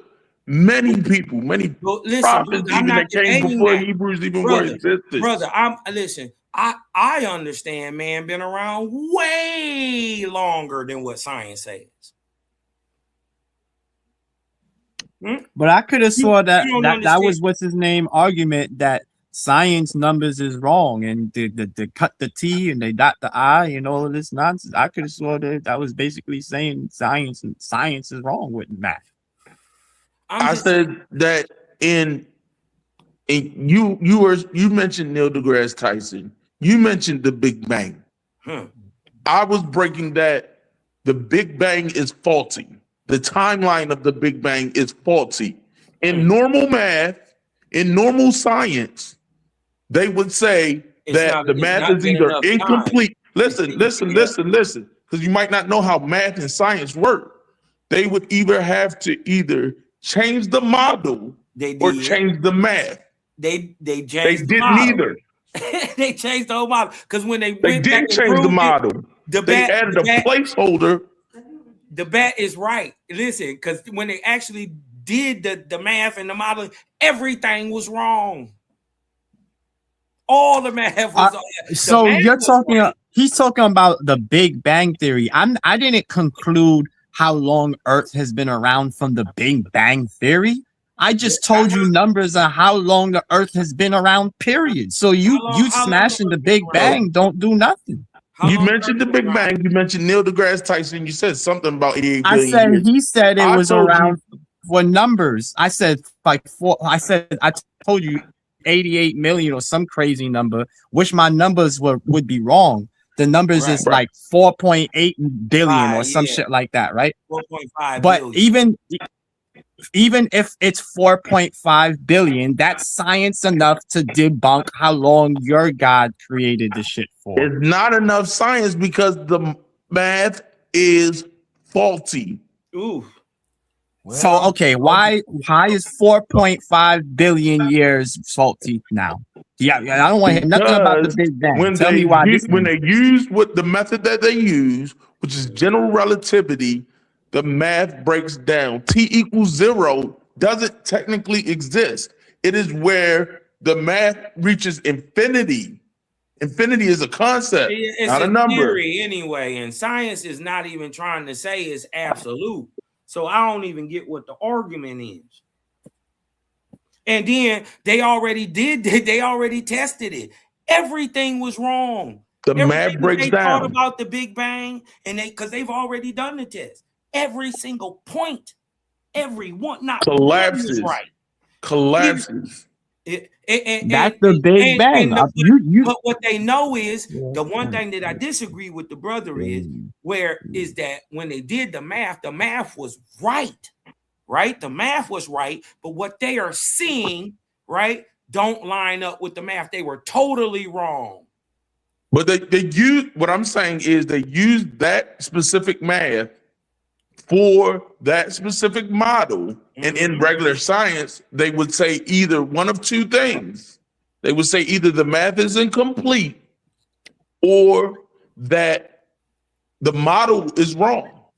Right. So what you're saying that science doesn't really know how old it is? Let me finish. But in the Big Bang Theory, they added a placeholder called T equals 0. Yeah, science guesses. It don't know.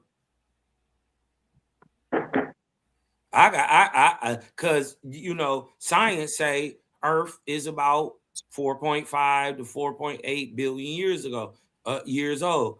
I got a way using the sun and the moon where it say it's over 5.5 billion years old, over a billion years older than what science said. Right. And So that's they say, hold on. They say man been around 330,000 years as a modern human being. But then they got people like Raymond Moses, who his haplogroup go back 700,000 years. So what is we doing? And then from my understanding, my teaching, man been around on Earth about 14 million years, right? But just not all in a row.